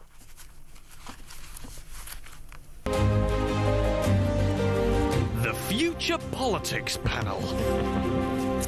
Well, joining me this morning, Kendall Harper-Rays and also Adam Dale, political commentator. Good morning to the two of you. Good morning. Nice to see you back. So we didn't frighten you off too much. No. Good, excellent. Nice to see you as well. Where do you stand on this? I mean, you're young people. You're much younger than I am. Starmer says this is a great idea. We're going to let people under 30 come into this country. You can see the feedback from our audience across the country. They're not happy. They have every right not to be happy. I don't agree with it either. I think the way this country is now and the state it is in, we cannot afford for people to be coming in using our public services, having a strain on the NHS. We simply just can't afford it. And where are we going to put them? We have a housing crisis. Well, Sadiq Khan, that great intellectual genius, he said, well, this is great because they can come here and then fill all the jobs that no one wants to do in terms of caring and hospitals and all the rest of it. Well, I think that we should be pushing the British people who are unemployed to work these jobs. Obviously, a lot of them are on benefits, which I think, you should, if they are fit to work, you should take the benefits off them and make them work these jobs. Oh, you're hardcore. How do you... I mean, one of the things that comes up time and time again, and I've obviously worked in this situation, with caring for older people, it's a terrible job. It's a very hard job. You have to be very, very compassionate. We don't pay them enough. Is that part of the problem, that actually young British people aren't incentivised to get jobs like that? Yeah, and there's a lot of obviously I've been working since I was 15, but a lot of young people I know say they can't get a job. There's a lot of red tape with insurance and things like that. I think it should be easy for young people to get work experience in those sort of jobs and be able to have the qualifications to do that. So therefore, as a young person, you're not keen on having this deal where you can go to Europe and travel? Well, I think that at this moment in time, it won't benefit us, no. Right. Where do you stand on this? I think there's a thing missing from this whole debate, which is during Brexit, there was an overwhelming young vote to stay. This, obviously, there was a 52-48, but actually young people overwhelmingly wanted to stay within the EU.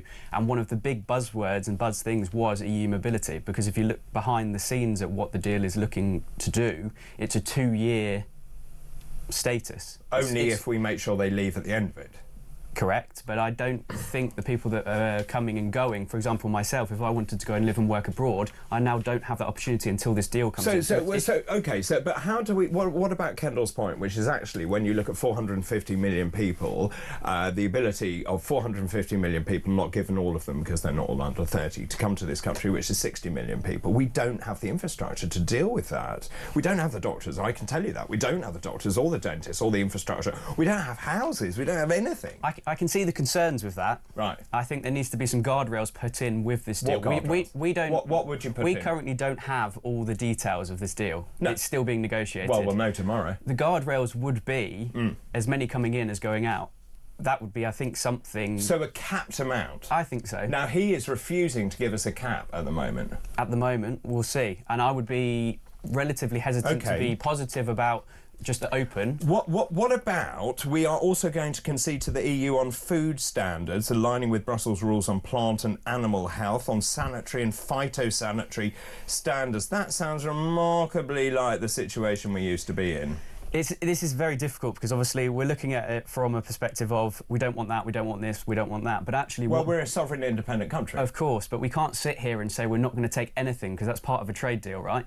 So we won't get anywhere if we don't have something that we can give back. So it's a two-way street. Why don't they accept our standards? Why don't we accept theirs? Why should we? We spend all this time getting out so that we can trade with the rest of the world. So that's why we've managed to strike trade deals with India and with the United States, because we have divergence. Correct, yes. So if you have convergence, you could then scupper your other trade deals. I think that's where the big red lines will be. I think what's being conflated at the moment is we're going into this, everything's being repealed, and at the same time, we look at Brexit. It's a word. There's no actual rules around what Brexit was. It was a very open-ended and quite naive referendum. Naive? Yeah. Why was it naive? From the Conservatives, because they thought they were just going to win. And they lost. They did think they were going to win, that's right. And there were a lot of angry people, and there were no real set rules around what Brexit was going to be. So now we've got people with different opinions on it, and also people that want to come back in. And Kendra, where do we stand on fish? Because I feel very passionate about that they are in British territorial waters. We need to re-energise, reinvigorate those coastal communities like Great Yarmouth, like Felixstowe, like Lowestoft, like all of that down my neck of the woods. And so 2026 is when those quotas end. So the deal under the Brexit agreement, the TCA, was that we would have annual agreements with our European friends and allies and about how much fish they can have. Now, France is obsessed with fish, and France wants a 5-year deal on the fish. Would you sign that? No.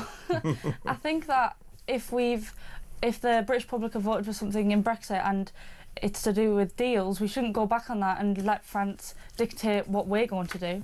I don't agree with that at all. And where do you stand? You're OK with fish? I think it leads back to my other argument, which is obviously... Come on, get off the fence. No, I'm not on the fence. Right. I think there's certain gives and takes you have to do. Fish. I think with fish, what is the deal? Let's go into detail on it. What is the deal? They want our fish for 5 years. Yes. So what are we getting in exchange is what my question would be. Is it better or worse? Well, you say nothing. They are saying that this youth mobility scheme, so for the youth mobility scheme, we have to basically have convergence on all standards, and they have our fish for 5 years. That's basically the deal.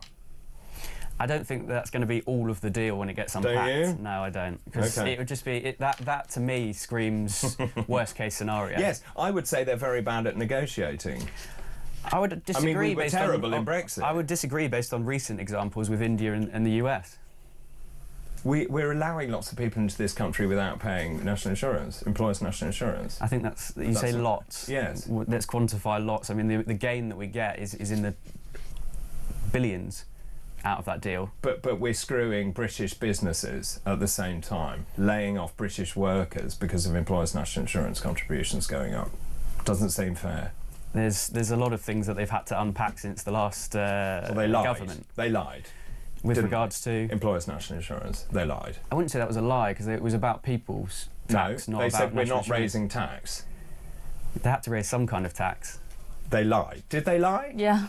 Well, they had to raise some kind of tax, right? Okay. But also just in terms of this, we would also have to, under this deal, as far as we know, we'll have to swallow many Brussels rules, including the European Court of Justice would then play a bigger role yet again. Nigel Farage has warned Keir Starmer he will face the wrath of voters in traditional Labour heartlands if he surrenders to the European Union. And Nigel Farage says the Prime Minister thinks he'll get away with the surrender deal. He underestimates how strong Brexit feeling is in the Red Wall. The whole reset is abject surrender. You've got Labour grandees like Graham Stringer who's saying this is a disaster for the Labour Party. They're going to get absolutely slaughtered in the Red Wall. What does this do you think, for the political parties, other political parties? Is this going to be the moment that Labour actually sinks through the floor? Well, I think for some reason Keir Starmer doesn't respect democracy. You know, he cancelled local elections, which are a cornerstone of our democracy. 5.5 million people. We should have allowed to be hold our local authorities accountable, and with trying to overturn a referendum what the British people voted for, that is an absolute disaster. But if this is what it takes, you know, for everyone to say I don't want to vote for him anymore, I want to get him out of government, I think that the next big thing is going to be reform. They're going to surge even higher than they have been. Let's just pause for the moment. I have to go to a break. That's Kendall, Harper, Razor, Adam Dale in our Future Politics panel. They'll be here after this break. Don't go anywhere.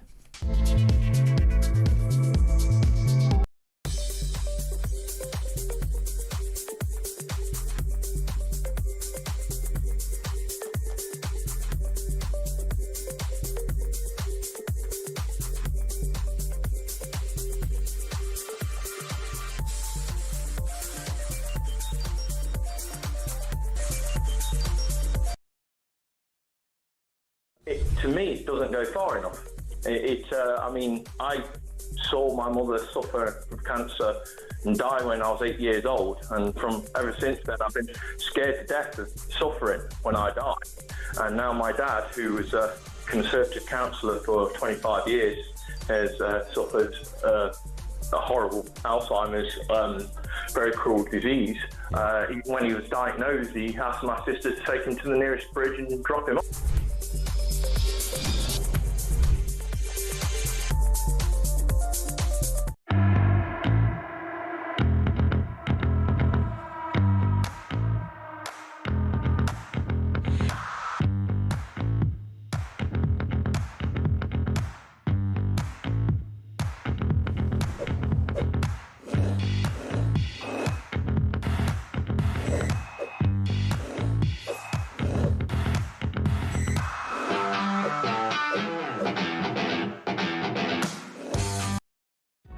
Across the UK, on DAB+, on your smart speaker, on your smart TV, and on your side. This is Talk. Welcome back. Right, Adam.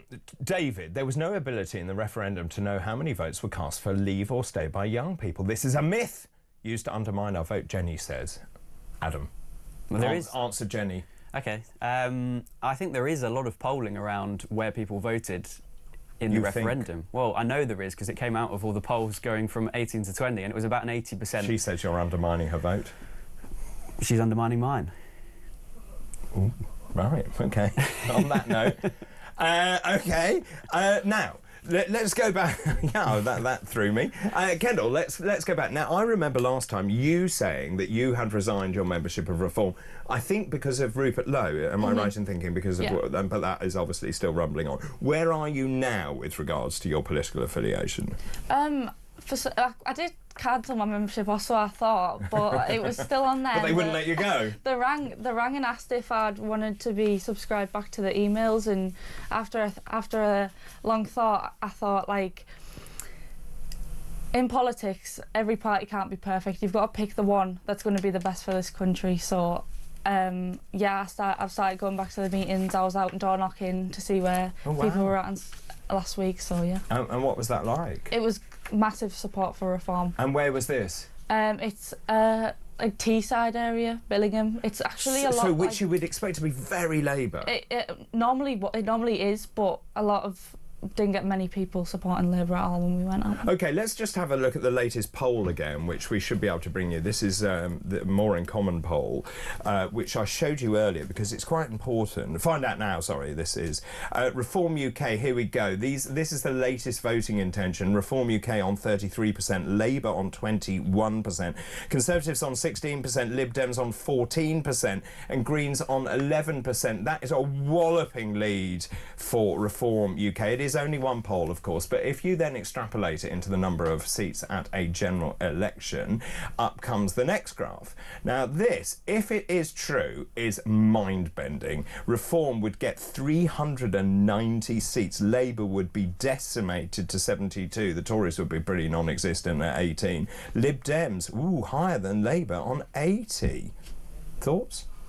I think that those polls are a direct show of how sick and tired people are of the current government. Obviously, that poll hasn't, it's not everyone that's done the poll. I understand that, but of course, but it definitely does show what people are feeling. What do you make of that? I mean, if that is true, and you were hearing from Kendall about Teesside, which I would expect to be absolutely tribally Labour, and certainly through my lifetime has been tribally Labour, and her experience on the doorstep. Your thoughts? I think people are angry, and I get it. The people are angry. At the same time, obviously the government's having to make difficult decisions straight away, coming off the back of a pretty abysmal 16 years under the Tories, or whatever it was. Some interesting decisions, don't you think? No? Interesting decisions. Employers' national insurance, putting small businesses out of business, then also attacking the farmers. I'm not sure they're brilliant decisions. Which way do you go when you've got a bad set of cards to play? Or you be honest and say, I'm going to raise tax. OK, so they've gone and raised taxes on national insurance. I think we hang too heavily on situations whereby when you're in government it's a lot harder to make decisions than when you're out of government. But they have only just realised that. Potentially, but they're having to make difficult decisions. And I think this poll, just going back to the poll, is they say a little bit far-fetched, but it extrapolates. Well, the poll can't be far-fetched because the extrapolation might be. Yeah, the extrapolation is quite far-fetched, I would suggest, because if you look at certain regions, especially London and the sort of commuter belt areas, there's no traction for the reform in those areas at all. It's all going towards Lib Dem. It's going more towards European ties. So there is a real London split. is not a very good mirror on the rest of the United Kingdom. Maybe particularly different boundaries in terms of London and the north, but what you are looking at is the big breadwinner of the country, i.e. London, which drives all growth in this country. Arguably it shouldn't. There should be more equality across the regions, and I think that's where the big key is. It's actually we should be focusing on equality in the regions, not just Brexit. No, sure. Let me just ask you about this. This came from the Electoral Commission, and they looked at research for people 11 to 25 years old on politics and voting. This was an online survey with 2,516 people. It says most young people are not very interested in politics, but most young people think it's important to learn more about politics. I'm not sure I agree with that. I think people are very politically engaged young people, or unless you two are just weird. At my college, obviously my friends are politically engaged, but I also have different friends who don't even know who the Prime Minister is, so it is a bit of a mixed... And why do you think that is? Is it because they're not interested, you're not taught? Probably not interested. I don't think they have any interest to learn about what's going on. They don't have a drive to know what's going on. And I do think it should be taught in the basic things should be taught in schools to do with politics, because the amount of people that couldn't name the Prime Minister when I was going around asking was insane. And what do you find? Yeah, I think I find it worrying that there are a lot of people disengaged, even within my peer group, disengaged with politics. And I think it's because there's been a kind of divergence of the parties in terms of the Tories and Labour are more similar than they used to be, but actually now the Tories are really peeling off to the right in terms of they're trying to catch up with reform. But it used to be that they were a lot closer together, and I think people switched off, and there's a little bit of sentiment around we don't really have a choice. There's not a big choice. I mean, if you take it back to the Jeremy Corbyn era, as much as you might love him or hate him, it was very far to one side, and therefore you had a clear choice in the election, and it enthused people, and a lot of young people got involved during that period, rightly or wrongly. You might disagree with him completely, but what it did do is it gave you a clear-cut choice. Now you're seeing a shift back to the centre, which worked for Labour during the last election, and they're trying to hold that ground, and that's where all the difficult decisions are happening. So the interesting thing for me is I'm seeing loads of young people joining Reform. I think it's a new wave of politics, right? So I'm not going to deny that. There's a lot of anger, there's a lot of dissatisfaction, and a lot of people coming from the Conservative Party, young Conservatives, are thinking, what future have I got here? So they're moving towards reform. Now, I would argue that's a dangerous thing to do, but... Why is it dangerous? I don't see... If you're trying to win a voter like me for reform, and this is a key thing for someone like Nigel Farage to look at and examine, not that I should be giving him any tips or anything like that, and he probably won't ever listen to me, but if he wants to win someone like my vote, I know none of his policy. I don't see it. Why don't you read them? They're on the website. It's the same question. We're disengaged with politics, maybe, because it's not easily accessible. Yes, there's a website. I don't know he has a website. I don't know that his policies... You didn't know Reform UK had a website? I know Reform UK does, but I don't know about his personal policy. His personal policy? Yeah, his personal policies. I don't see a lot. I see a freeze migration. I mean, if we're talking about the freeze migration... Which is the #1 issue, by the way. The number one issue for him, yes. Which... No, for the country. In every poll. In every poll. So it may well be, but at the same time, you have to look beneath that and realise we're a declining population, naturally, and we have to have migration in order to grow. Oh, I don't think anyone disagrees with that, but it's the uncontrolled immigration that's the issue. Yeah. Do you know what Reform UK's policies are, or any other political? I'm not. This isn't an exam, by the way. I know they have a different to reform the NHS. I've seen something great the other day. If you miss an appointment, you have to pay. I think that's fantastic. Do you? That's quite interesting. I think that's amazing. There is a real disconnect, actually, between people saying that the service is free. It's not. Obviously, it's free at the point of need, and it's important that people value that. I don't think we have gone as far as saying that we would actually make people pay, but there is certainly a conversation to be had. Let me just talk about, actually, now we're on the subject of health, let's talk about mental health crisis. This is in the Telegraph. Children will be taught the value of grit to tackle a growing mental health crisis in schools. Bridget Phillipson, the Education Secretary, and Wes Streeting, the Health Secretary, say children actually need to be prepared for life's ups and downs in the classroom. Deteriorating mental health is driving record school absences. Department of Education data published last week shows there is a huge knock-on effect from pupils through to adulthood. We know there is a major mental health problem in schools. They're going to offer young people sessions to tackle anxiety and low mood.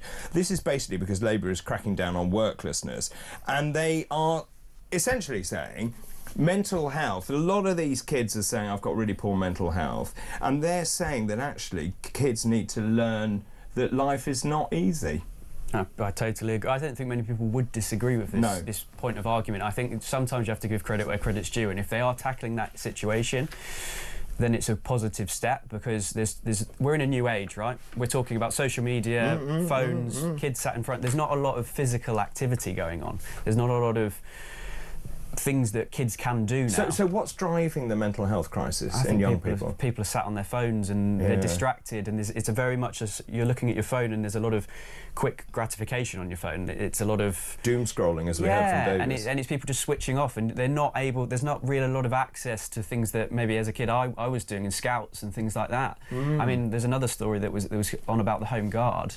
Yes. This whole idea about the Home Guard. I mean, I don't think it's necessarily a bad idea if it's done in the right way, pitched at younger people, i.e. get active, get within social groups early, and get that mental resilience back into society. How much do you think is...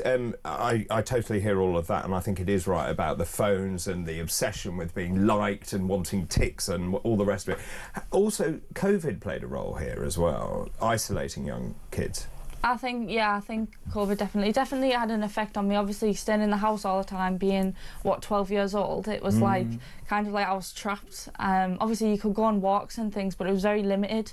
And once people get into the mindset of like, I'm just going to be sitting at home every day, once you come out of the pandemic, like, it didn't change. So what happened to your friends, though? Because obviously you've bounced back, you've got engaged, involved in politics, all of this kind of stuff. What happened to the rest of your friends? Did they bounce back? Did they have resilience, or do they have mental health problems? Most of my friends are pretty resilient people, you know, strong-minded, you know, can fight for what they believe in, and none of them have major mental health issues that I'm aware of. And what about your peer group? I think it's a similar thing. It was a difficult period, and people have come through it, and you can't blame people for feeling down. No, not at all. What you have to kind of get into people is you can feel down and still go to work. You just have to get through it, and sometimes, I guess employers should be more aware of that, in the sense of there are going to be people that are just not able to function at 100%, but at least they're at work and at least they're trying. That should be rewarded, not. Is there a feeling that that actually young people feel almost sort of disenfranchised because they find it's going to be harder to get a house, to get a foot on the housing ladder, that actually things aren't looking very rosy, that the money isn't great? Is that part? I think there's a sense of overwhelming doom that the whole. I get that every day. I do think some part of it is perpetuated. And it's people constantly talking about negatives, and there are some things that are positive that we need to start re-energising ourselves as a country. And what would you say to re-energise young people?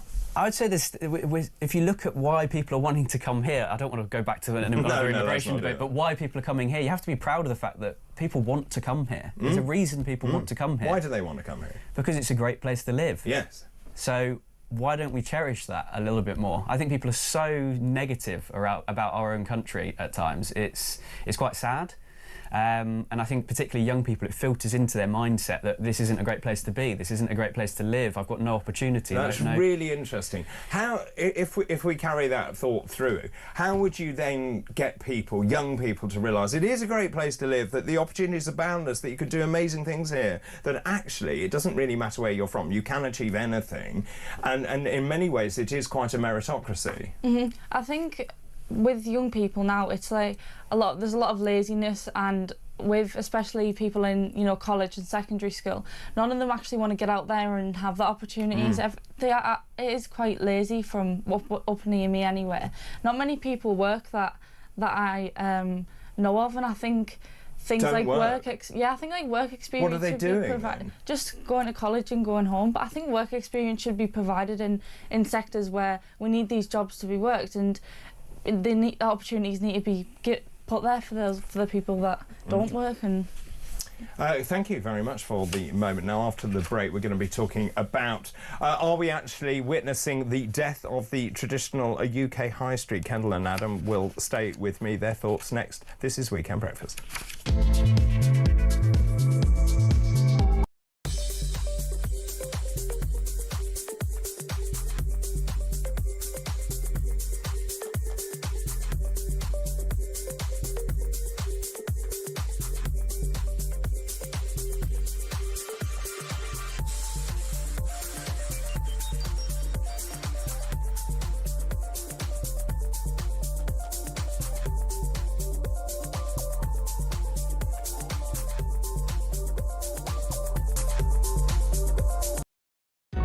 Across the UK, on DAB+, on your smart speaker, on your smart TV, and on your side. This is Talk.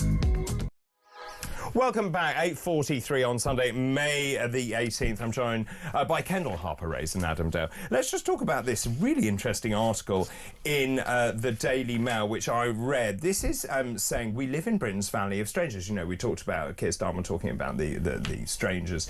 Inside a Muslim-majority northern town where locals say there's no point speaking English and others says no one talks to each other. Basically, this is an editorial piece about this chap called Tariq Hussain. But actually, when you read further into the article, it talks about just the sheer numbers of people who are coming to this country who are failing to integrate, not learning English, and I think that's a problem. I fully agree with that, and the thing is with people coming is that if you want to come to this country, first of all, you should be speaking our language. That is the #1 thing for me, and you should be assimilating with the people. For people going to say there's no point in speaking English, that's crazy to me. So this is a local authority where Nelson, this is in Lancashire, Pendle Borough Council, the highest rate of UK residents who can't speak English at all, or well, 38% of over 3s in the Lancashire borough spoke little or no English. The vast majority of those people live in Nelson. Census figures shows that 10.5% of over 3s in Leicester can't speak English at all. That is shocking, isn't it? Yeah, I don't think anyone disagrees that actually we should be assimilating people better. I think they need to really dig into the root cause of this. It's not just migration. This is about actually how we structure where people go and what people's language is when they come here. I don't think anyone disagrees with that. You can't just come here. So why are these kids not being taught English? I think that's a failure of the local area in general, potentially the family. I mean, it's hard to diagnose without all the details on those specific children. I can tell you from my own experience, but also we see this in Newham, 9.4% can't speak English, Brent, 8.5%, Haringey, 8.2%. I used to work at Ealing Hospital, which is over there. I would say, Dean was born there. 90% of my patients spoke no English in this country. Now, that is not acceptable. No, I don't disagree. I think this is a blanket thing where we've had a failure for quite a number of years now. I think this is something that could be highlighted. I don't suspect that the Labour government's completely against anything you're saying with this. I think they've just got to analyse it and get on with the job of trying to change it. I mean, it clearly needs tackling. I don't think the Labour government has the guts to tackle this because they would be worried about alienating their vote. I don't think that's necessarily... because that's not their entirety of their vote. It's not everyone that doesn't speak English suddenly votes Labour. But ethnic minorities make up a disproportionate vote for the Labour Party. Potentially, yes. Well, you're probably right, yes. But at the same time, that doesn't mean that they don't want to learn English. I think the access is well, they don't want to learn English, and that's what this article is basically saying, that because, and these are Pakistani people who say we don't need to, because basically this chap runs a shop, his clientele are Pakistani, his friends are Pakistani, he has no need to learn English. But there again, it's a bit like the English in Spain, where they don't learn Spanish. Mm-hmm. Yeah. Shouldn't we actually do something about this? Mandate it that there needs to be a certain level of English spoken. Mm-hmm. I just wanted to ask Adam if... Yeah, go on, ask Adam. If the Labour government aren't concerned about the ethnic minority of the votes, why have they not sorted the problem? I think they have they are starting to sort the problem. They obviously saw the knee-jerk reaction. We saw it the other day. I think it's actually gone too far that way. in terms of, you've seen the council elections, but actually there's a broad church vote for Labour since the last election, and they've got to be careful not to alienate the other side of the vote pool in terms of they're changing the migration status. Just explain that. There's a broad church vote for the Labour Party. Where did you get that from? The Labour Party won the last election based on a broad church vote. Oh, I see. Well, OK. So they've got a coalition to hold on to. Indeed. And if they go too far into the migration politics, you'll end up alienating other voters on the other side, which will peel off to the Lib Dems. You've got to remember, we aren't just a one single issue country. There's a good half, if not more now, that are not bothered about that. They're more bothered about other things. Right. The polls disagree. Yeah, that's a great point. The polls disagree.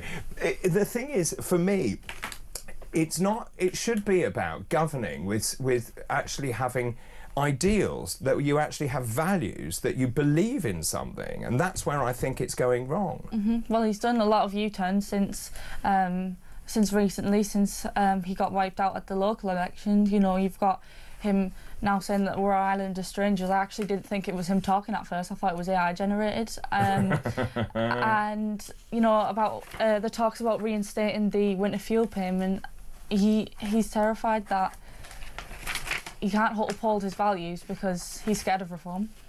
Let's just talk very quickly about this article, Daily Mail, which I've just been handed. It's a very long article, but actually what it's saying is that the Britain's high streets are being decimated, and I would agree with that. The fact is that parking charges are going up. We've got employers' national insurance. You've got loads of Turkish barbers, as we know. I don't know how much hair there is to cut here. But also, just your view, business rates going up. The fact is that we're all lazy. We're buying stuff from Amazon. If you were in charge, how would you reinvigorate your... do you live in a village or a town or a... I live in a town. In a town? Yeah. So do you have a high street still? Yeah, I have high street local. It's not like in my town, but it's like local too. And is that busy? It's sometimes busy. It's not very nice though.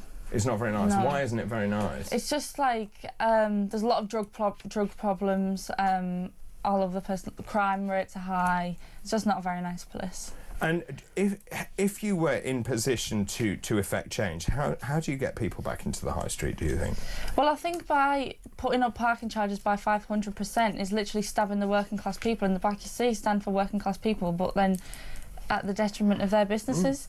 But of course, the businesses have no say on that. That will be the council doing it. Yeah. I think we've just got to kind of allow a business to, like, I don't know. Well, shouldn't we have free parking? I mean, I think free parking would be a good idea. I mean, so they're giving this example here. The car park used to be 20p an hour, which is fine. It's now 10 quid to have a haircut. Well, you're not going to go, are you?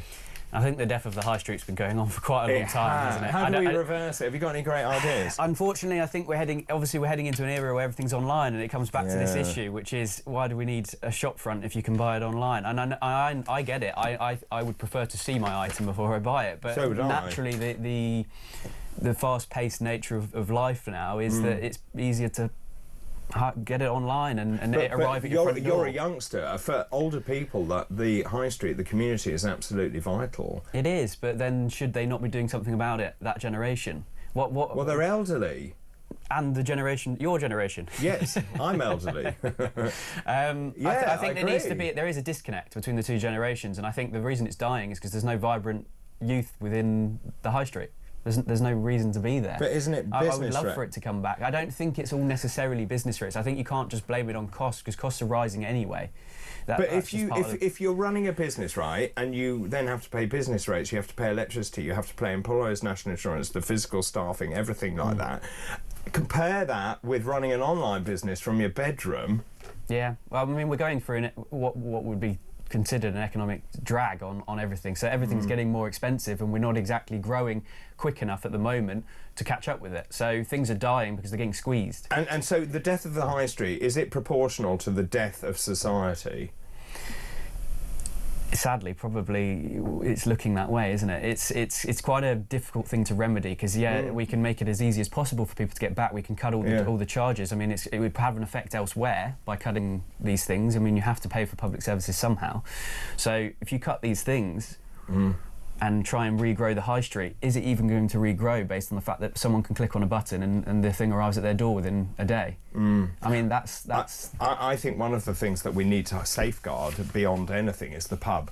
I think the pub is absolutely crucial to make sure that people come together, they know who their neighbours are and so on. I would agree, and with my high street especially, it's got like nice features. It's got like water fountains but it just looks very run down, and obviously there's people that are on drugs that just sit around the fountain, so it makes it unlikable to go and sit there and have a nice day out. You know, it's all over the high street. It's just very run down, and it's not nice at all. OK, well, hopefully with you two in power, you'll do something about it. Kendall Harper-Rayes, Adam Dale, thank you very much. That was today's Future Politics panel. The Future Politics panel. Right, I think we've got to take a break, haven't we? After the break, we're going to be taking some of your messages and voice notes. Don't go anywhere. This is Weekend Breakfast. Good morning.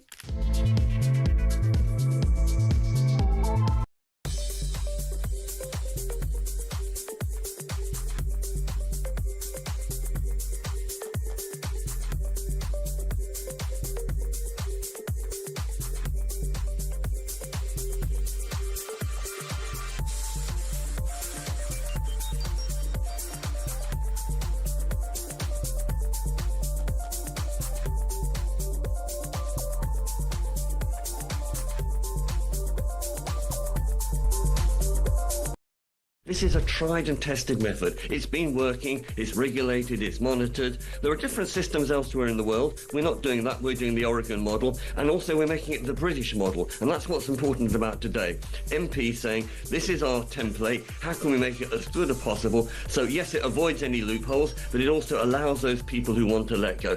Now frankly, most of us will carry on to our last breath. Yeah. Those people in agony, we've got to give them that option, that right, that choice. It's their death, their body. Why can't they have that right to let go?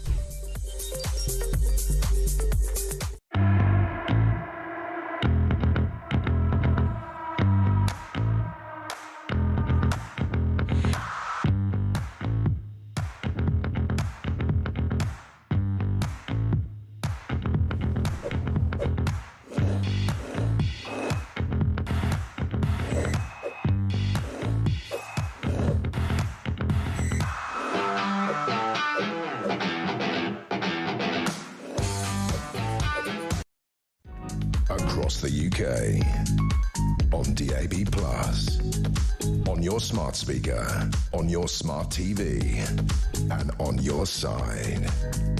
This is Talk. Welcome back. This is Talk. Really interesting messages coming in. This is Sam in Lancashire. Hi, David. I live 2 towns away from Nelson. So this is Nelson I was talking about. It had millions and millions pumped into it, and it's a dump. No shops left, bar little corner shops. If you're white British, you're made to know that you are the minority and treated that way. I won't visit anymore under any circumstances. We need to get a grip of this. You can't have 20% of the population not speaking any English. David, this is Stuart. We should force immigrants to learn English by stopping translation forms. Agreed, school notices, etc. Stopping providing translators free of charge, giving benefits to anyone who can't speak English. Because they cannot ever get a job without it. I totally agree. I have a major problem with these hospitals as well, having signs in 10 different languages. If you come here and you want our services, you learn English. End of. Full stop. The problem of not speaking English can be sorted by refusing access to paid interpreters. If immigrants can't be bothered to learn the language, they should pay themselves for interpretation. That's Barry. Thank you, Barry. God, this has touched a nerve. David, immigration hasn't just changed in numbers, it's changed in terms of where people are coming from. Asia, Africa, none of which align with our cultural values, usually from lower economic backgrounds, and don't speak the language. Please tell me what positives there are in that for the UK. Really good messages. Let me know your thoughts on that and the numbers, the sheer numbers of people who don't speak English. Let's take some voice notes now. B has been on the line talking about the European Army. Good morning. Morning, David. I'm starting to think that these migrants are Keir Starmer's new European army because it's happening all over Europe as well. So, have a great day. Yes, indeed. Right, let's take another. Jay on these Iranian terrorists. Good morning. Morning, David. Fantastic show, as always. I just want to point out that New Scotland Yard has confirmed that the Iranians that were going to pull off the terror attack on the Israeli embassy, allegedly, which has been spoken about, all came across in small boats, unchecked, unvetted, and now they've been classed as Iranian spies by our government and the investigation. Come on, Starmer, how many of them have come in that are spies? Not just for Iran, for other countries. We've got to start checking and dealing with people and stopping people getting through that bloody border. Wake up, man. I totally agree. I mean, the whole thing is actually, it's laughable if it wasn't so serious. And of course, what we should be doing, and I know they got rid of Rwanda, but actually they're now saying about return hubs, which is essentially a weaker version of Rwanda. They didn't even bother to look as to see whether Rwanda would actually have paid any dividends. So essentially the idea, people would have gone to Rwanda where you would have been processed, and those people who were allowed to stay could have stayed in Rwanda. Those that were not would have been deported. His idea is they come to this country, you chuck your passport in the sea, you have no idea who's coming in, we process you in this country, apart from we don't because it takes so long for it to happen, and then we would then deport you to a return hub in Albania, and now Albania says, no, we don't want the return hubs. I mean, the whole thing is absolutely hopeless, and it needs someone to get a grip of the whole thing. Loads of you getting in touch about the sheer numbers of people just not speaking English. It is absolutely stunning, this article, just of this. 20% of residents in Nelson in Lancashire don't speak English. Oh, my goodness. Now, when you look at the census data in 2011 showed 57.8% of residents were white, 40% were Asian. At the last census in 2021, the white population is now 43%, Asian 52.6%. Now, I have no problem with the changing demographic. What I do have a problem with is people not speaking English. Keep all those messages coming in, loads of you saying if you don't speak English, you don't get any benefit at all. So Keir Starmer wants a job in Europe when he's ousted. He's preparing himself for a new job like he wangled his pension deal. That is Denise. D says all the young people that I know that want to go abroad to work go to Thailand, they go to Australia, they go to New Zealand. I don't know one young person that actually wants to go to Europe. This is more nonsense to allow more people to our country. That's D from Tunbridge Wells. Also, this one, it was a sneaky move by Starmer to do the deal with America first before the EU. He knew Trump wouldn't entertain him if he'd done the EU one first. Thank you, Emma, for that. This is Weekend Breakfast.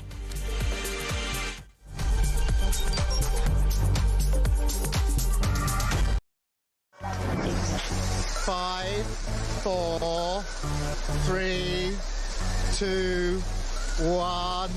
Yay! 87222, start your message with the word talk. Who would you send to space and why? The person I would love to send to space would be Mr. Keir Starmer. And then I would tell the Galactic Empire that he was part of the Rebel Alliance and let them blow him away with the Death Star. No Brits was involved, no fingers could be pointed. You carry on taking the medication, George. Yes, I'd send all the Labour government to space with a one-way ticket and throw in the SNP for being useless. They're all a bunch of... Oh, all right, fair enough. One person, quite frankly, I think needs to go to space in a one-way journey is Jeremy Kyle. He goes on about his age one more time, how he's 60 this year, he was 59 last year, repetitively over the course of the weeks and months. We have to hear him, I'm 60 this year, I'm 60 this year. Richard Tice, did you put that cheeky bugger up to that? I'm hoping he's going to send me the invoice because that was absolutely brilliant. Which MP would you send to space? Although I'll get in terrible trouble if I answer that. But it's fair to say there's quite a long list. The sad thing is about sending people into space on a one-way ticket is I don't think that we've built a spaceship big enough to take the lunatics off this planet. I mean, from the net zero loonies to the transgender loonies to the racists to the terrorists, there is just so many to the wokerati. We need some big spaceships. Big spaceships. Good evening. I never know how you're going to start this conversation, Jeremy. Katy Perry went to space today, OK? Who would you send... I'd love her to say what I wanted to, but I'd never disrespect her. Who would you send to space who could never come back? Well, I'd be happy to send Ed Miliband to space, I think. Oh, that is an outrageous question, so I'm not even going to answer that question. Sam Matterface, so you get the job, yeah? Come on. No, Sam Matterface, I tell you what, There's no. I think David Lammy would be the person I'd want to send up in space and never come back again. Yeah, the problem is how much would the bill be for him to munch through whatever food on the way there? Hey, it worked.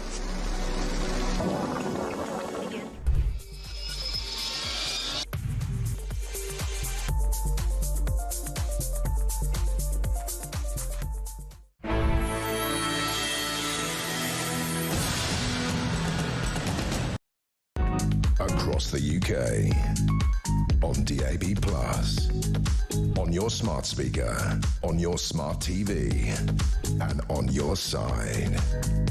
This is Talk.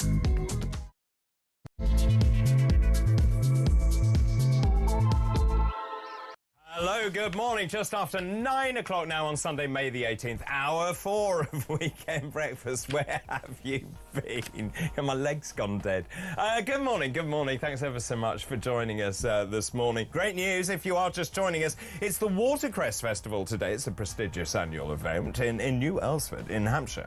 It's a big community get-together which welcomes thousands of visitors to celebrate all things watercress. Watercress, oh, watercress, oh, crying tuppence a basket, watercress, oh. It's right, that's dreadful, that is. Interesting. I can't say watercress is on my list of marvellous things. It's listed as a weed in some areas. It belongs to the genus Ropera. Molecular evidence shows the aquatic species with hollow stems are more closely related to cardamine than Roripa. Also, apparently, it inhibits the cytochrome P450 enzyme, so you have to take it with care with certain medicines. So there you go. The Watercress Festival today. Also, it's No Dirty Dishes Day today. This day is appealing to the domestic rebel in you. It allows you to eat food with wild abandon and not wash up. Come on, let's wash the dishes, make them sparkle, grant our wishes. With a little bit of fun, we'll get the job done. Wow, Dave's record collection is quite something. Also, it's World Baking Day today, a day which encourages you to get your baking apron on. So, the big question, is it homemade bread? Is it gooey cookies? Is it a slap-up chocolate cake? Yum, yum, yum. If I knew you were coming, I'd have baked a cake, baked a cake, baked a cake. If I knew you were coming, I'd have baked a cake. How'd you do, how'd you do, how'd you do? Can't say I've heard that before. Right, let's move on to our final fascinating facts of the morning. Today's fascinating facts. Right, on this day in 1964, scores of youths were given prison sentences following violent clashes between gangs of mods and rockers at a number of resorts on the south coast of England. On this day in 1969, very good year, 1969, Britain's champion motor racer driver Graham Hill won his 5th and record-breaking Monaco Grand Prix. And on this day in 1998, high society burglar Peter Scott was jailed for 3 years after being involved in a plot to sell a stolen Picasso painting worth £750,000. And those are this hour's and today's fascinating facts. Weekend mornings we're taking flight. With David Bull, everything feels right. Weekend breakfast, shining like the sun. Good morning, good morning. 5 minutes past 9. If you are just waking up, I wouldn't bother. Go back to bed if I were you. Anyway, right, let me just show you what has been going on this morning, because there's an awful lot going on this morning. Oh, this is frightening, isn't it? Ursula von der Leyen kissing Keir Starmer. There we are on the Observer front page. Right, well, the reason for that is because Starmer says an EU reset is good for the borders. Oh, here we go. So Keir Starmer has promised that his plan to reset relations with the European Union will be good for our borders. No, it won't. Despite warnings that tens of thousands of migrants will flood into the country. How is that good for the borders? Also, this is the youth mobility scheme they're talking about, and of course they're not really sure how it's going to work. Keir Starmer says this deal will be good for our jobs, good for our bills, good for our borders. He said that's what the British people voted for last year. Did they? When was that? Anyway, lots of you have been getting in touch about that. Lots of newspapers very unhappy. Brexit, what Brexit? And loads of people have been in touch, and there we are. So we shall see how that happens. Lots of you have been getting in touch. Good morning, David. One of your guests said that we should be pleased that people want to come into this country, and we shouldn't be so negative. This is Gerdu. He's right in a way, but those coming in are coming for the wrong reasons. It does seem like we're just opening our borders and allowing the whole of Europe to come to this country. And, of course, there are stipulations on that. And, of course, Macron wants our fish as well. What part of Brexit does he not understand? This is going to incense people across the country. Look, it may be the end of Starmer, as far as I know. Stuart, David, we're under attack from Iran. We're being invaded. There will be more attacks if the government doesn't actually wake up. Keep these messages coming in. High streets first. Let people... Oh, this is good. We were saying, how do we reinvigorate the high street? Well, Susan says, right, first of all, let people park for 2 hours for free. Agreed. This gives enough time to shop, to have a coffee. Agreed. When people go to shops, they will then reopen. Agreed. Tax all goods bought online. Yes, it's unfair to shops because of the overheads. That's the point I was trying to make to the young people, which is that if you are paying all of these taxes, and particularly like heating and your boiler and all the rest of it, and electricity and all the rest, it's incredibly expensive to run a shop. And I'm just deeply worried about pubs as well. Not because I'm an alcoholic, but because they will all disappear and we'll be left with nothing in the local community, like my village, which currently doesn't have a pub, but I'm hoping it will open shortly. David, the young lady understands there is in England, outside of London, we have 3 migrant hotels in walking distance, young men hanging around. The whole thing is terrifying. We've had three stabbings recently, including a hotel worker stabbed to death. The young man needs to get out of posh London and see the real world. That's basically talking about our future politics panel. Steve says, David, right, if you don't speak English, and you get no benefits, and you will soon learn. David, we know what's going to happen. We're going to get loads of Eastern Europeans coming here in their hundreds of thousands. The whole thing will be a disaster. What we don't know is there going to be a cap on this? And I think they're still trying to work out the policy, but I think that's just what the government is doing, just trying to work out policy generally. This is Simon in Durham. It's no surprise what Starmer is doing in further weakening our country. He reacted to the local elections with unconvincing talk of controlling migration, poorly laid plans that will never come to fruition. His edging towards the EU is exactly in his DNA. Next week he will make moves which will see a further influx of people coming to the UK, which is a huge contradiction to the words he spoke last week. I agree totally. Labour cannot be trusted in any way, shape or form. Simon in Durham, thank you very much for that. Michael in North Staffordshire. Good morning, David. I'm having a week away on my hollybobs. From Stoke-on-Trent right down to Hale in Cornwall. It's beautiful. It's a small Cornish village that, to my sorrow, even has a very large migrant car wash and the mandatory migrant barbers. It's everywhere. The country is ruined. It can't be escaped. Infiltrated to such a level, even in villages now as well. Michael in North Staffordshire, thank you very much. Enjoy your holiday if you can. But now it's time to move to the week in politics. Joining me this morning, Vincent Moss, former political editor at the Sunday Mirror. Hello, Vincent. Good morning, David. Really good to talk to you. Now, in this section, for those people who don't know what we're talking about, then this is, I rather like this item where we say, right, the week in politics. Who's had a good week? Who's had a bad week? Who should we look at for the week ahead? And quite frankly, who should have a week off? Now, before we get to that, can I just ask you your thoughts on all of this? I mean, it's everywhere. This EU reset from Starmer. I mean, I said right at the beginning of this programme, does he have cheese in his ears? Because he's not listening. And the fact is that he is basically trying to have closer alignment with the EU. We're going to have some sort of compliance with the EU. It's going to the phytosanitary stuff. There's going to be an infranational body overseeing all of this, some European body that will actually regulate all of this. Then, of course, Macron wants hands on our fish. The whole point of Brexit was to have sovereignty. He doesn't listen, he doesn't care, and he's doing it all again, getting us back into Europe. Well, that really looks like, if you read a lot of the papers, I mean, there is no doubt that relitigating Brexit would be a disaster for Keir Starmer and the government. Now, I guess he would say That's not what it's about. What it is about, as we know the government's obsessed with, is growth.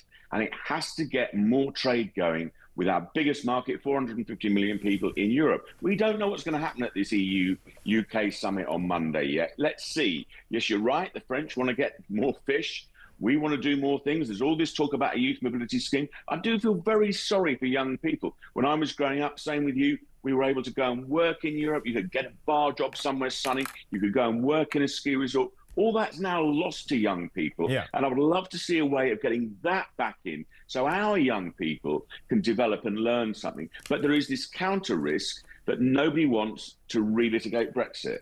I agree totally with that. But the idea that you have some sort of dynamic alignment with Brussels and that we go into a European fund that we can bid for defence contracts, it smacks very heavily of Brexit, but it's worse of being in the European Union. But it's worse. It's much worse because we no longer have a seat at the table. Well, very much so. Let's see what they come out with. But the big thing that's really worrying people is, what are we going to do about tightening our borders? There's very much a view the French don't seem to be doing as much as they could. And one of the suggestions is that if we give the French a little bit on something, I know people may not like that, they may do a bit harder work. Vincent, we've given them 500 million quid. They've done absolutely blinking nothing. That's a fair point, a very fair point. But something has to change. Nobody seems to be able to tackle the problem of small boats. And hopefully something will change. But it's a critical summit in many ways. Let's see what these things always go up to the wire. Let's see what they come up with. There's an awful lot of talk over the weekend, leaks and briefings. I'm curious to see how it ends up. But people are, at the moment, there's a lot of scare stories out there. Keir Starmer is not an idiot. He will be aware that unless he comes up with something... I think he is an idiot. Well, unless he comes up with something that's palatable to the British people and voters and your listeners and viewers, he's not going to get very far, is he? Well, I don't know if he cares. I think he does. Politicians get very sharply focused about the prospects of losing their jobs and re-election. So he will be seeing it all through that prism, which is why you have seen him, to be fair, tighten up the language on migration, particularly in a way that's annoyed an awful lot of his own party. So that's not without its risks. He's seen the growing encroachment of reform in a lot of their key seats, in a lot of Labour's key seats, and he's trying to address that. And he's taking a lot of risks to the party with doing that because it's not popular. It is not popular in the slightest. You should have heard some of the calls I had earlier, Vincent. Right, so let's move on. Who, in your opinion, has had a good week this week? Well, I think a good week is somebody not known to many people, perhaps, Dominic Murphy. Now, he's the commander of the Met Police anti-terror unit, and you'll have seen all the headlines about the 3 Iranians, not guilty yet, but charged of these incredibly serious offences under the National Security Act. Looks like they were here allegedly spying for Tehran, all sorts of nefarious behaviour. Again, people allegedly who came over on small boats, goes to the heart of that issue. So he's had a good week, and those guys, men and women, are working around the clock to try and keep us safe. So I think a good week for him. Yeah, I totally agree with that. But the idea that they came across on small boats, it just shows what a weak entry point that is into the UK. Where do you stand on Keir Starmer? You know, they keep talking about, and they're sort of flirting with the ECHR to a bit. They obviously abolished Rwanda. They've now got this other idea they're going to have return hubs. I mean, it was pretty embarrassing, wasn't it, when he was standing there saying about Albania's going to be one of the return hubs, and the Albanians then went, no, we're not. Yeah, not great. I mean, it is difficult because this idea of offshore processing, which we saw work well in places like Australia, very different over here, we saw it work well there, is clearly something the government is now moving towards. They don't get enough plaudits. In fact, they are getting deportations of people who shouldn't be here at record levels. They are trying to tackle the prisoners' crisis. They're doing a lot of work improving the health service. But at the moment, Keir Starmer's really struggling on, particularly on that key issue of migration. And I think they're now looking at a way they weren't originally at this idea of not Rwanda, but sounds a little bit like Rwanda, but potentially just a different country. I mean, well, there is a fundamental difference, which is that you would have been processed in Rwanda and then the decision would have been made. Under Starmer's scheme, you're going to be processed here. Yes, and then move to a hub, potentially. If you can find them by then. Well, this is, of course, the key thing. Now, money helps in that area, and it certainly would influence a lot of countries looking for investment and things like that. But it's a hugely problematic thing. And above all else, we talk about growth, we talk about alignment potentially or not with the EU. But unless the migration problem is solved, then Labour will really be struggling at the next general election and almost certainly lose in the same way the Conservatives did. Do you sense that, I mean, certainly we heard from Graham Stringer, the Labour backbencher, saying he's very worried what this says to the Red Wall, who are already disaffected and turning to parties like Reform. Is there a sense that Starmer's position is in peril? I think not at the moment, quite honestly, because it's a bit like the Conservative Party and the travails that they've got, is it's not a job anybody wants right now. Usually you change a leader a year or so before the next general election. We know that's at least 4 years away. And that's the time a new leader wants to come in. They get the fresh impetus and then they go forward. And there are certain people like the deputy leader, Angela Rayner, who are very well positioned potentially to take over that job. They always do very well internal polling. So the short answer is in peril potentially in the long term, but not at the moment. OK, so good week for Dominic Murphy. Who's had a bad week? Well, I think a bad week, the Foreign Secretary, David Lammy. I don't know if you saw the story. I did, yeah. A curious story. We've all had the odd dispute with a taxi driver over fares, but only perhaps David Lammy could get into one which involved a taxi from Italy to a French ski resort, a €1,500 taxi fare with his wife, Nicola. And there was a dispute with the taxi driver. It was about a 370-mile trip, and they had an argument over the fare. And David Lammy said he didn't owe any money. The taxi driver said, you still owe me €700, I think it was. Now, it's now going to court. And David Lammy, I was just saying, his people say he did nothing wrong.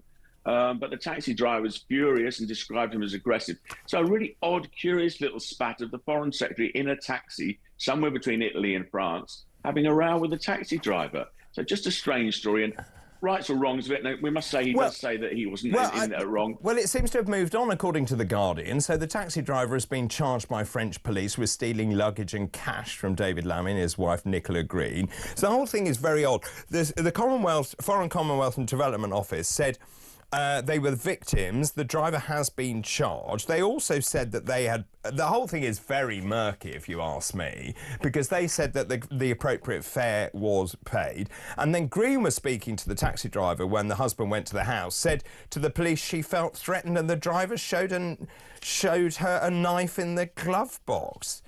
I mean, the whole thing is odd, isn't it? It's really odd. And bear in mind, of course, as a senior cabinet minister, he'd be entitled to security. And I remember that when other people have gone on ski holidays in the cabinet, that they would probably take their security with him. So a curious story, and I suspect more to emerge on it, but not one that... Are you saying there's more to this story?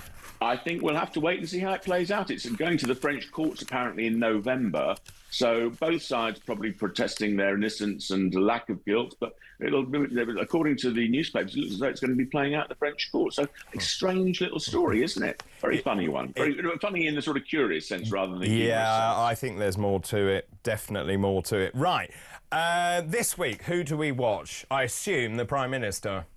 Very much so. This EU summit is the talk of the town. It's happening on Monday in London, UK-EU summit. Now, everything seems to be on the table, potentially. Could be French want our fish. We want sort of better trade. People want social mobility for young people. Who knows where it will all end up? So very much one to watch this week. Let's see what happens at that summit. At the end of the day, it's critical what comes out at the end. There's a lot of talk and waffle beforehand. Let's see what they actually agree. And I mean, the thing is, I think Starmer's on a hiding to nothing here, because I think he's going to look weak. Well, that's the thing, because nobody's ever going to be happy with a deal, really. That's the kind of the definition of a deal. Whatever he gets is probably not going to be good enough for most people. And that's the challenge for him. He has to come out with something that can turn the headlines around, that make it look like a good deal for the UK. That's going to be very, very hard, as you highlight. I think it is, absolutely. Also, who should have a week off? Well, I think, remember Nicola Sturgeon, former SNP leader?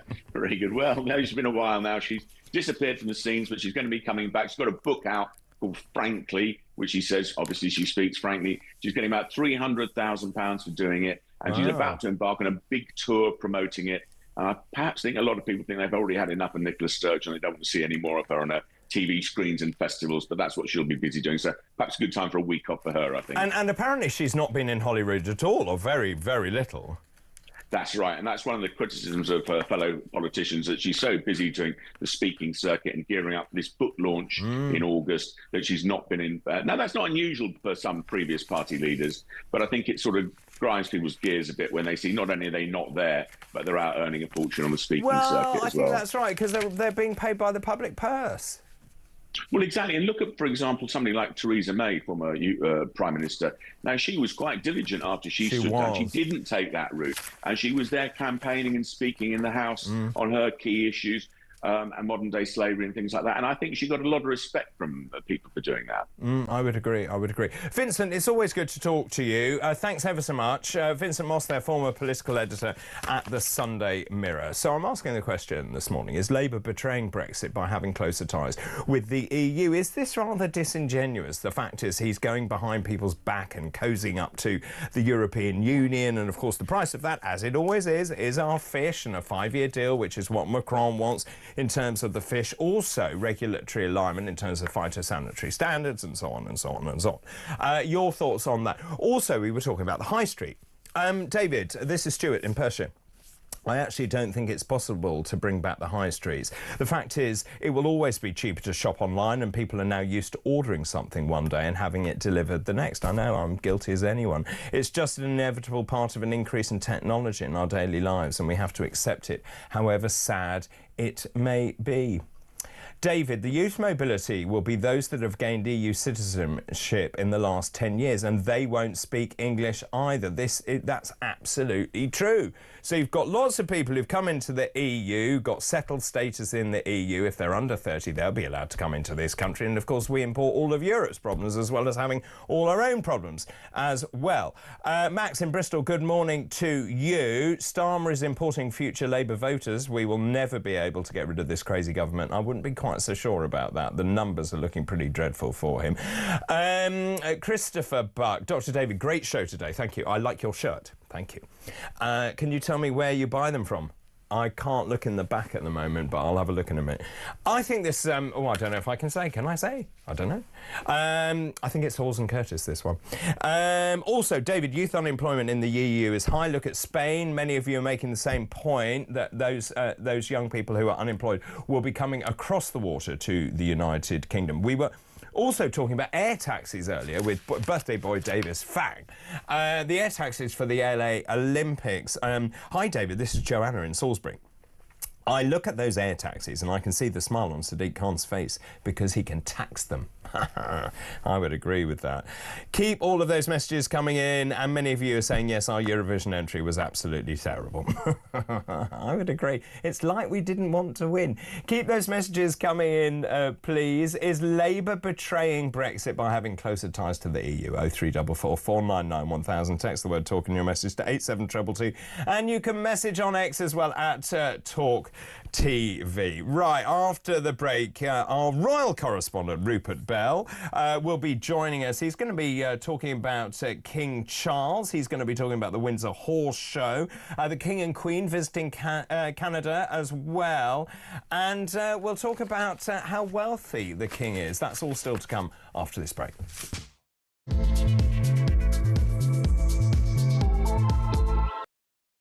Putting into place the foundations of things like the Borders, Asylum and Migration Bill. We now have the announcements of the White Paper this week, which is not about anti-immigration. We know that both in terms of Brits who have gone abroad throughout time immemorial and those who have come here, migration enriches and strengthens our public services, our communities and so on. But I think what people do want is a fair and controlled system. So this is about putting those controls into place.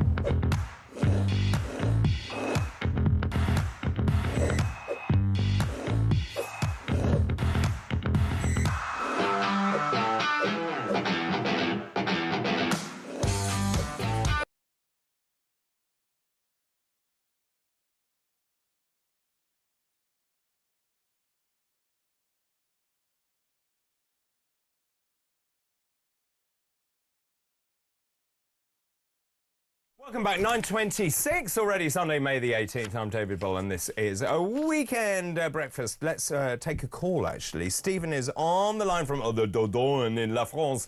Bonjour, Stephen. Oh, bonjour, David. No, basically, this issue of reset, I mean, I'm looking at it from the perspective of Europe here. Yes. I live in Spain sometimes, but Spain recently, I think November, agreed to give 300,000 illegals residency over the next 3 years. That's right. Now, a good proportion of those are under 30. Yes. So is it not fair to assume that they know what they're doing, and in effect, they'll come to the UK? Got it in one. Yep.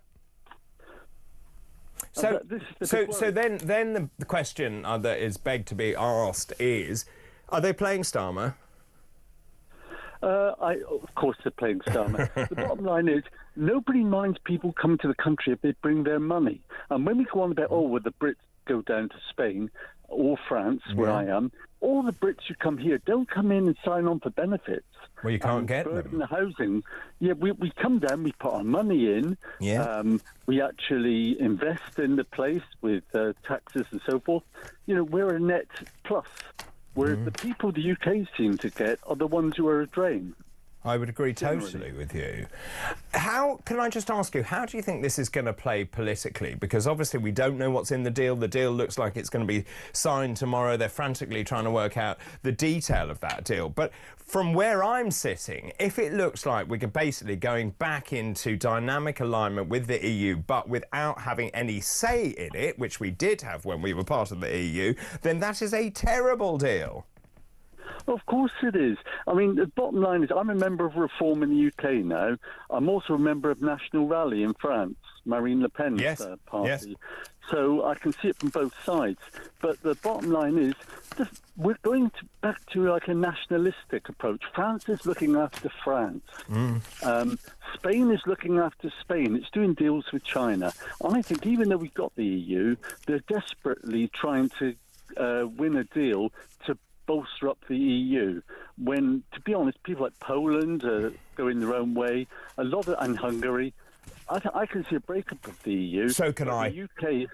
The UK is selling itself out to a busted flush. So that's really interesting. So since we left, I know the EU is very upset that we left, and of course that has left a big void, but you're right. So I'm seeing that, whether it's in Germany or in France, that you're seeing the rise of these more nationalistic parties, and they're questioning why the EU actually exists. And of course there is a real risk the EU could disintegrate. And of course that's why they want the UK back in. Yeah, just to bolster, and also money. And France is quite rightly is poaching the UK. It wants its fish. What really matters are resources. These wars we're having now with Ukraine, in the Middle East to a lesser extent, Taiwan perhaps, they're all about resources. America said, Trump said he wants Greenland, he wants Panama, he wants Canada. It's all about controlling territory now. And so it's nationalistic interest, I could see, from the French side as well. The French have can see their own country as important. They protect their terroir, as they call it. That we're moving back to more a nationalistic feeling. I agree. Really good to talk to you, Stephen, in the Dordogne. By the way, is the weather nice? It's beautiful at the moment. I think we follow the UK a little bit, although it's a bit warmer. Here, normally I'm in Maria in Spain in the winter. Oh, yes, I remember, yes. Yeah. I come to the Dordogne because it's beautiful here. It's like the UK is beautiful. When the weather's nice, the UK is wonderful. Well, absolutely. And, of course, according to the Daily Star, it's going to be beautiful again. Whether I believe that, I don't quite know. But really good to talk to you, Stephen. Thank you very much indeed for your call. Good morning, Dr. David. You're talking about the decimation of the high street. I had a thought about the cyber attacks. Oddly, it seems to be companies that generally on the high street and not the huge conglomerates, Marks and Spencer, Harrods, Co-op. Ooh. Could this possibly be another ploy to get rid of all the smaller companies? And yes, I am a conspiracy theorist, if you like. Thank you for a great show, Christine on the Isle of Wight. Thank you for that. Very funny. Gary Mitchell. I had to laugh, David, when your guest said that our young people should have the opportunity to do bar work in Europe. They don't even want to do bar work here. No, quite right. The fact is that youth unemployment rate in the UK is over 14%. So why do we need young migrants from Europe to come here to work when we haven't even got enough jobs for our own young people? Well, we do have enough jobs. They just don't want to do the jobs. I mean, there was that story the other day, if you remember, that young people weren't going out of bed for less than 40 grand a year. I nearly fell over. This is madness. We need to train our own youngsters and force them to get off benefits. Oh, this is nice. This is from Louise. Great show as always. And a very big happy birthday to the adorable Davis Fang. I don't know who he is. Adorable Davis Fang, who turned 16 today. What was it, 29? 29, I think Davis is. He's eating cake at the moment. Anyway, Louise, I will pass on your best wishes to Davis for his 29th birthday. David, I thought our legal migration system brought us the brightest and best, according to the government. So why do we need youth mobility from Europe? Yeah, let me know your thoughts on that, please. I just wonder if Starmer just either isn't reading the room or just doesn't care what people think, but he's about to sign up to something that I think the vast majority of this country would find pretty abhorrent.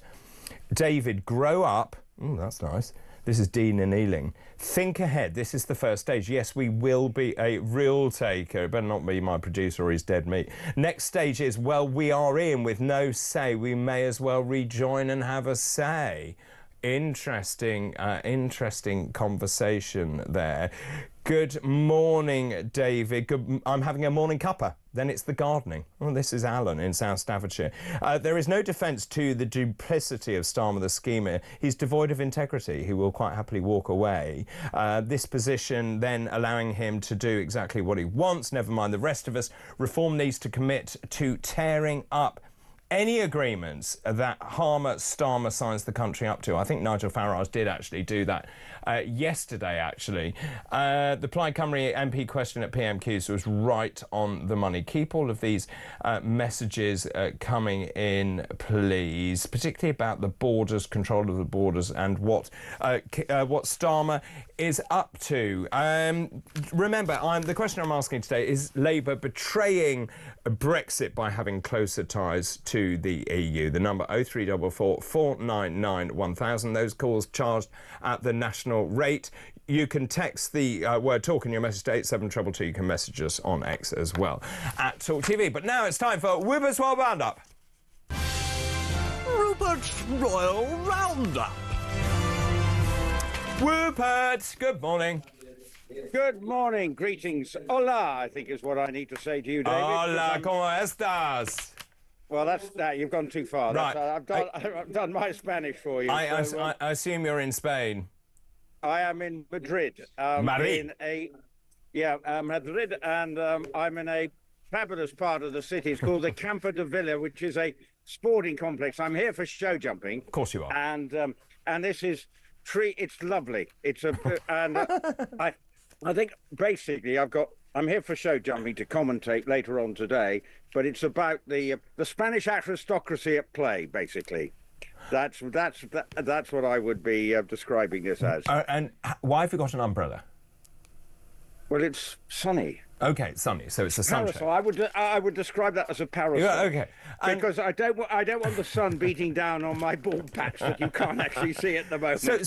So what can you eat? Because I can only see you and a parasol and some trees. What is to the left of you? Well, am I allowed to move my screen? I don't know. If I look there, yes, there you good. Oh, what's going on there? Show jumping. Well, that's for horses jumping. I know what show jumping is. Sorry for the rather dodgy camera work if you're watching on YouTube, but for listeners, yes, I'm right by the main show jumping arena, and later on today we have a major competition where they're actually competing for €500,000. Wow! So there's big money. And actually, it's quite interesting because the King yesterday. I'm getting it back to royal if I can. The King was there.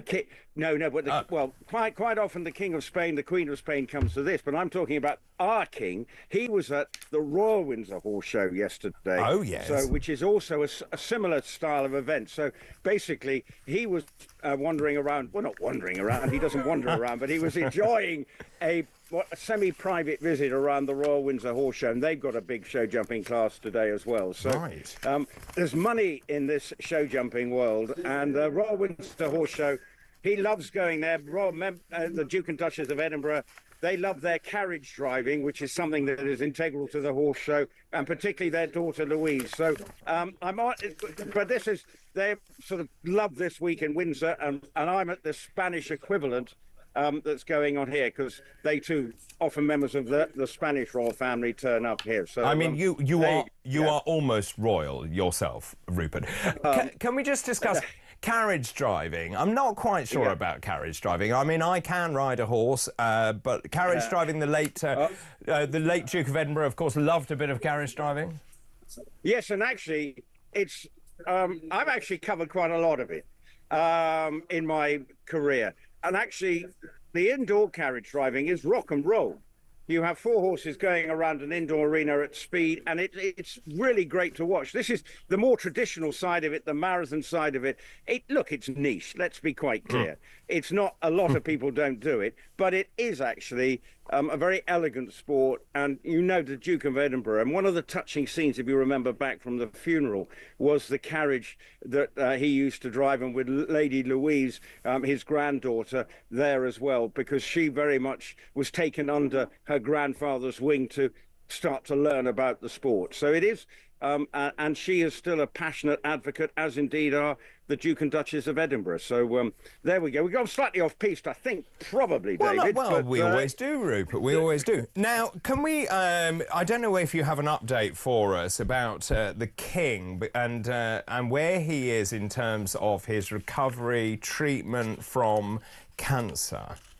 Well, yes, I think on Friday he went up to Bradford, and he was sort of asked a question by a member of the public, how are you? And he just sort of said, well, I think I'm in a decent recovery stage. Now, we don't know the terms of what exactly he's got, but I think just by suggesting that he's feeling pretty good now, and maybe his recovery is being managed in a very positive way, that's a good sign. And if you think now, he is being seen quite a lot recently, and in a week's time he's off to Canada to give an address to the Canadian Parliament for when they open their Parliament.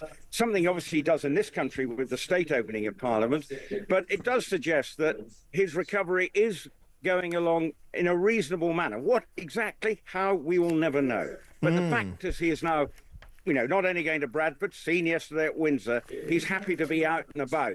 And this will be a big moment when he goes to Canada.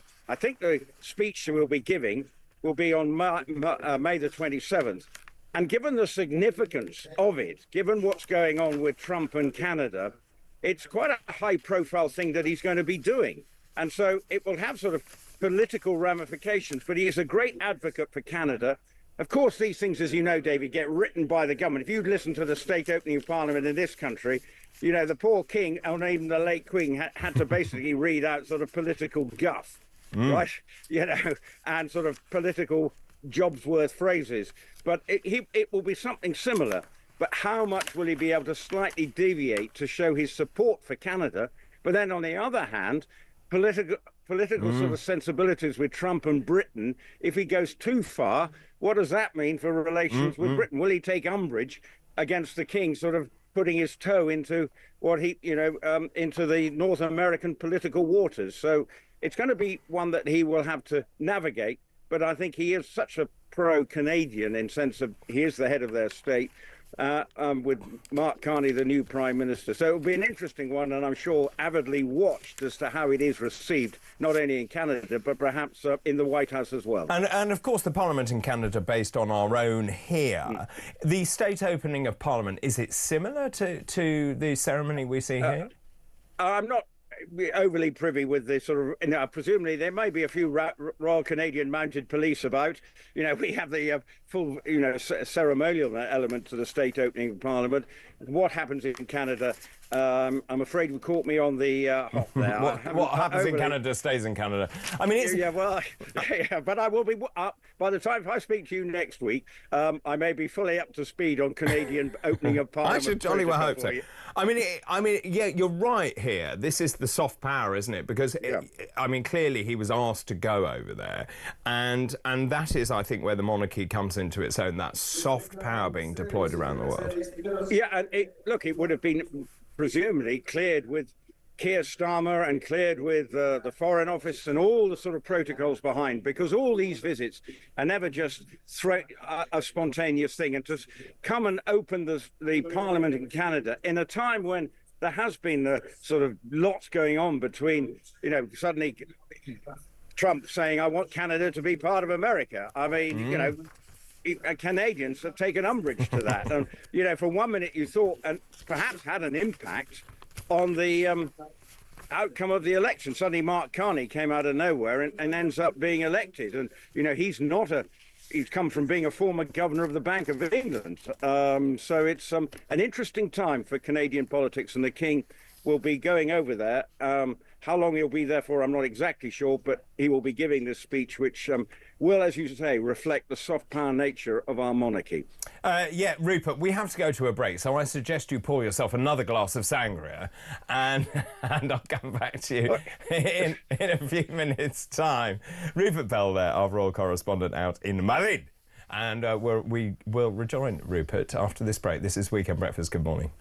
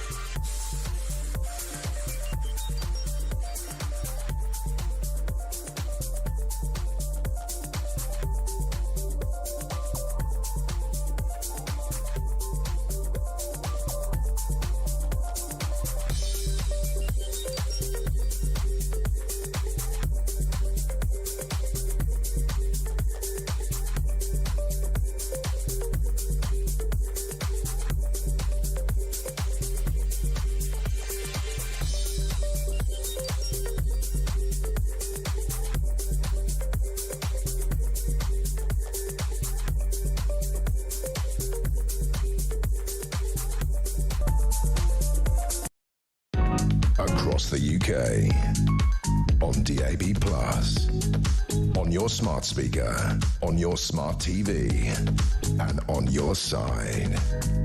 This is Talk. Welcome back. 9:43 on Sunday, May the 18th. I'm in conversation with Rupert Bell, who clearly is out abroad as usual. This week he's in Madrid. Watching some equestrian event. Right, Rupert, let's move on. So the Sunday Times Rich List is out, and I saw your name on it. No, I didn't actually see your name on it. But the King is on it, and his wealth has gone up. Yes, it looks through his investments. Now, this is an area that can be quite controversial for the royal family. He doesn't pay inheritance tax on after the Queen died. He didn't pay inheritance tax, and I think it's seen his portfolio increase substantially, and that's why he is suddenly 30 million up. Yeah, so which is obviously his investors are presumably doing a good job, but he also gets money from the Duchy of Lancaster, which also showed a profit as well. So it is an area that obviously can get the royal family in hot water. These are all historical over the years, and has built up the royal family's wealth.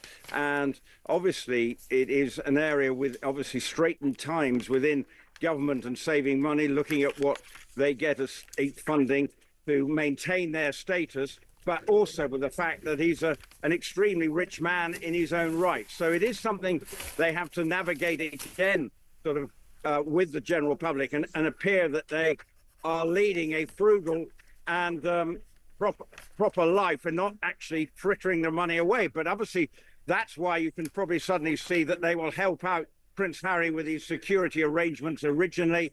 So it is an area that can cause them problems. But at the moment the wealth is being managed, but actually they've got to make sure that they are seen to not be taking too much when they need funding from the government to run the royal household. We do know, David, that they do generate significant sums for PLC GB from just the tourist point of view, but on a personal level, you've got to look, well, what can he afford to, and how do they manage that, given the fact that his wealth is increasing at this present time? I'm just looking at this. So the late Queen, her wealth was 370 million in 2022. So he's gone up 270 million in 3 years. That's not bad going, is it? No, it's not bad going, and that's what I mean. You know, particularly when we're in times that are, you know, a lot of people are struggling. If the royal family are seen to be going in the other direction almost, it's not an easy one. So it is something I'm sure they're very mindful of, and I know the king actually is mindful of it. But these are, you know, historic well, it's been in the family for a long time, and it is. But obviously, things like not paying inheritance tax will, you know, upset a few people, saying, well, why shouldn't they, given that everybody else does? Or abolish it completely, Rupert. That's what I would prefer. Inheritance tax? Yeah. Well, that, I think some people might agree with you there. Yes, I know exactly what you're... But, you know, because people would say, well, I've worked hard, why have I got to give it away? You've already paid tax. Yeah, exactly. So I'm not too far away from where you're thinking, David, there. I do think that I could never wear that shirt, though. But anyway, sorry, David. It's a bit slim-fitting for you, Rupert. Also, the King is now on the same line as Rishi Sunak and his wife, Akshat Murthy. Yeah. Well, and I think that's probably... She's from a very rich family in her own right. She is. But it's interesting, and he's still an MP. And again, you know, you think, well, why did he want to put himself through it when he's basically didn't need to, being a prime minister and everything? And actually, I think there's a serious point here. You know, sometimes you need your politicians. I know that it may be extremely rich, but you need them that almost can afford to do it at times, or know they're doing it for the right reasons. And, you know, whatever you think of Rishi Sunak as Prime Minister, he still did his best. He may have left the Conservative Party in a bit of a confusing state. But I'm again going off piste here. So, well, maybe. I mean, certainly with all your wealth, maybe you should be going to the politics and become a member of Parliament. I've got better things to do with my time, David. Actually, you're far too busy. I like coming to Madrid and not being told what to do by some spin doctor. But there we go. So I'm quite happy with my lot. Now I mentioned this. I think it was yesterday. Brooklyn Beckham and his wife Nicola Peltz, and then this idea that they didn't turn up to David's birthday party, but they're best friends with Harry and Meghan. Do you know what? I don't care really. But what's the latest scoop? Well, I think really what it is that, you know, the similarity between the two families. Yeah. You know, the Meghan and Harry separating from their family, and with the Brooklyns. Now, I'm sort of going, Brooklyn Beckham and his wife, I'm sort of going into showbiz territory here, but what you're getting is that they are saying that, you know, the contrived image almost of Victoria and David Beckham. Now, we know when you looked at their Netflix documentary, which was an Emmy Award-winning, this is the Beckhams one. Yes, it was brilliantly produced and a PR masterclass from the Beckhams, and they are the masters of PR.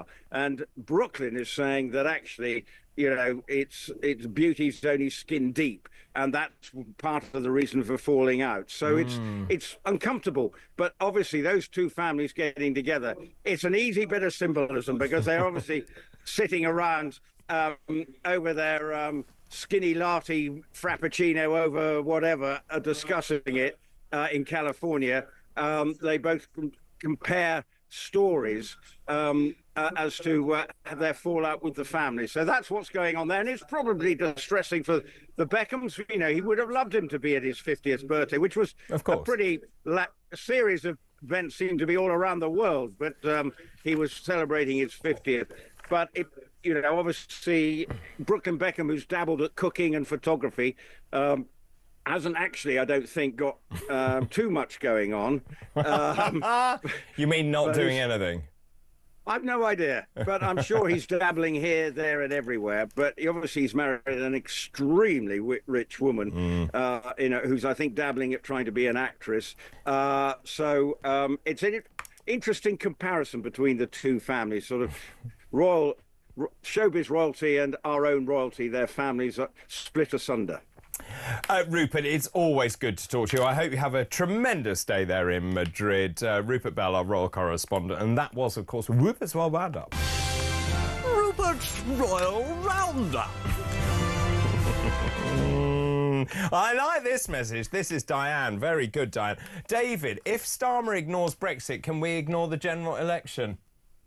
Good idea. Right, let's take a break. After the break, your calls, your messages, your thoughts. This is Talk.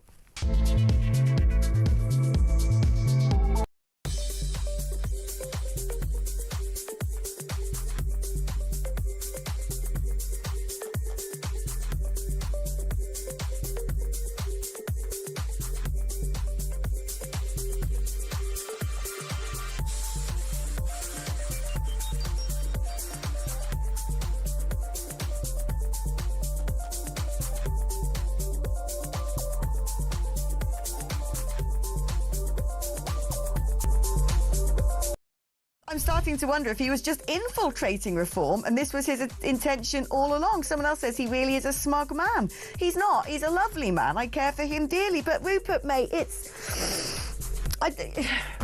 I'm not sure this is working out for anybody. You know, let's just put politics and the nation first, because we learnt during the Conservative Party era that when people start blathering on about how much they dislike each other in public, everyone looks like a...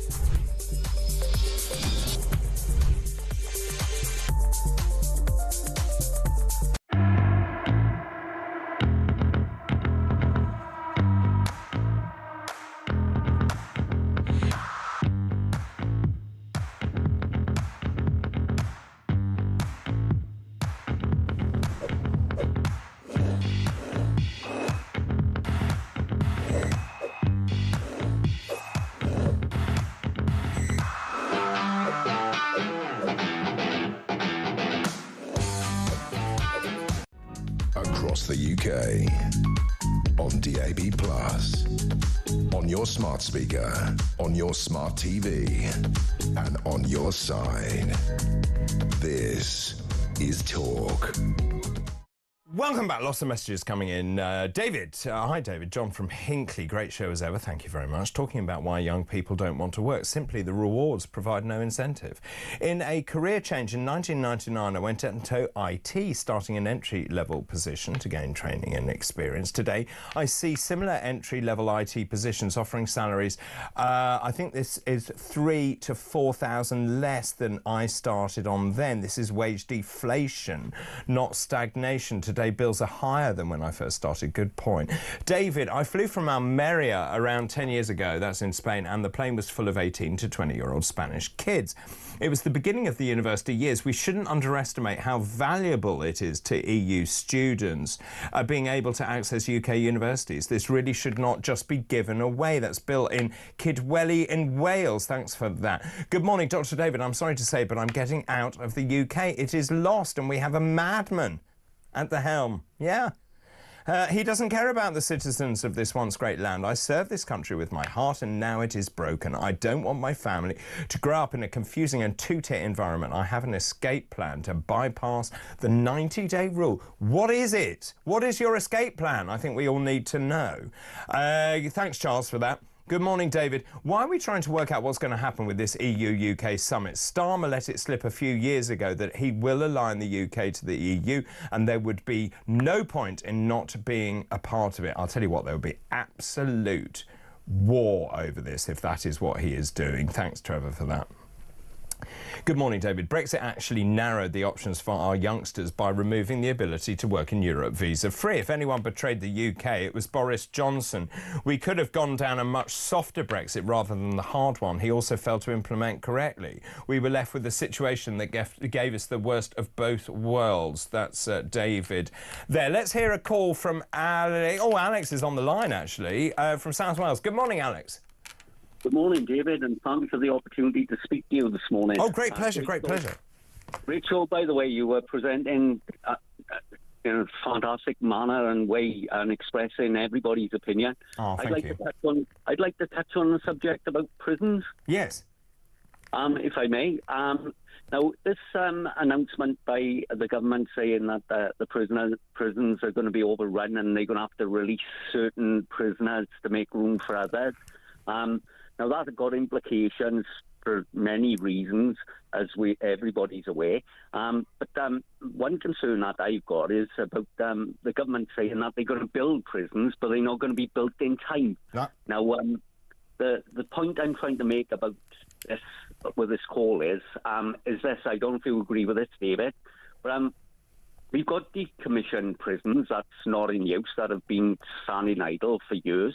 Why can't they use the little money we got and invest in sorting them out instead of, having this long story about building new ones and is never going to happen? Yeah, I mean, it's a brilliant point. I don't know the answer to that. And of course, the whole point of prison is it should be a place of deterrent and not to have the latest mod cons and all the rest of it. I imagine they'll say they're not fit for purpose and they can't actually repurpose them. But you're right. And also, the fact is, it just seems all wrong to me. I don't know what you think, but it seems wrong to me that we're basically going to give them a lesser sentence because we haven't got enough prison places, and that sends out all the wrong signals about you've been caught, you're guilty of a crime, so I'll tell you what, we'll have a really soft sentence. That's nuts. I agree with you, David. And I'll present an example. You're a shoplifter. You go, you get caught. You go through the penal system, which is costing the taxpayer to go through all that process. You put in prison, then you're released early, and because you might be homeless or whatever, you go and shoplift again. You're back in again. I know. How is that? How is that? Financially viable? And how is it teaching someone doing something wrong isn't right? I couldn't agree more. Thanks so much for your call, Alex. That's Alex in South Wales there. This is quite interesting. Ed says, David, the high street isn't dying. Well, not the ones with Arabic writing on the shop fronts. Good morning, Peter Cardwell. Good morning, David. How are you? I'm good, thank you. I can't stop thinking of the baby version of you. Thank you. It's just, there's no other way, really. There is no other way. You'll never take me seriously again. It's so Not brilliant. that you ever did in the first place, No, but I really anyway, didn't. yeah. But it is such a brilliant baby of you. It is superb. It is superb. With the accent and everything. Well, it's my voice. Oh, it is your voice. voice. I didn't know how an AI baby. Yes, so, well, it's just an AI baby. Just an AI so baby. have you a busy show, AI baby? Very busy show, very busy show. Would you be joining the Home Guard, David? Do you know, I would.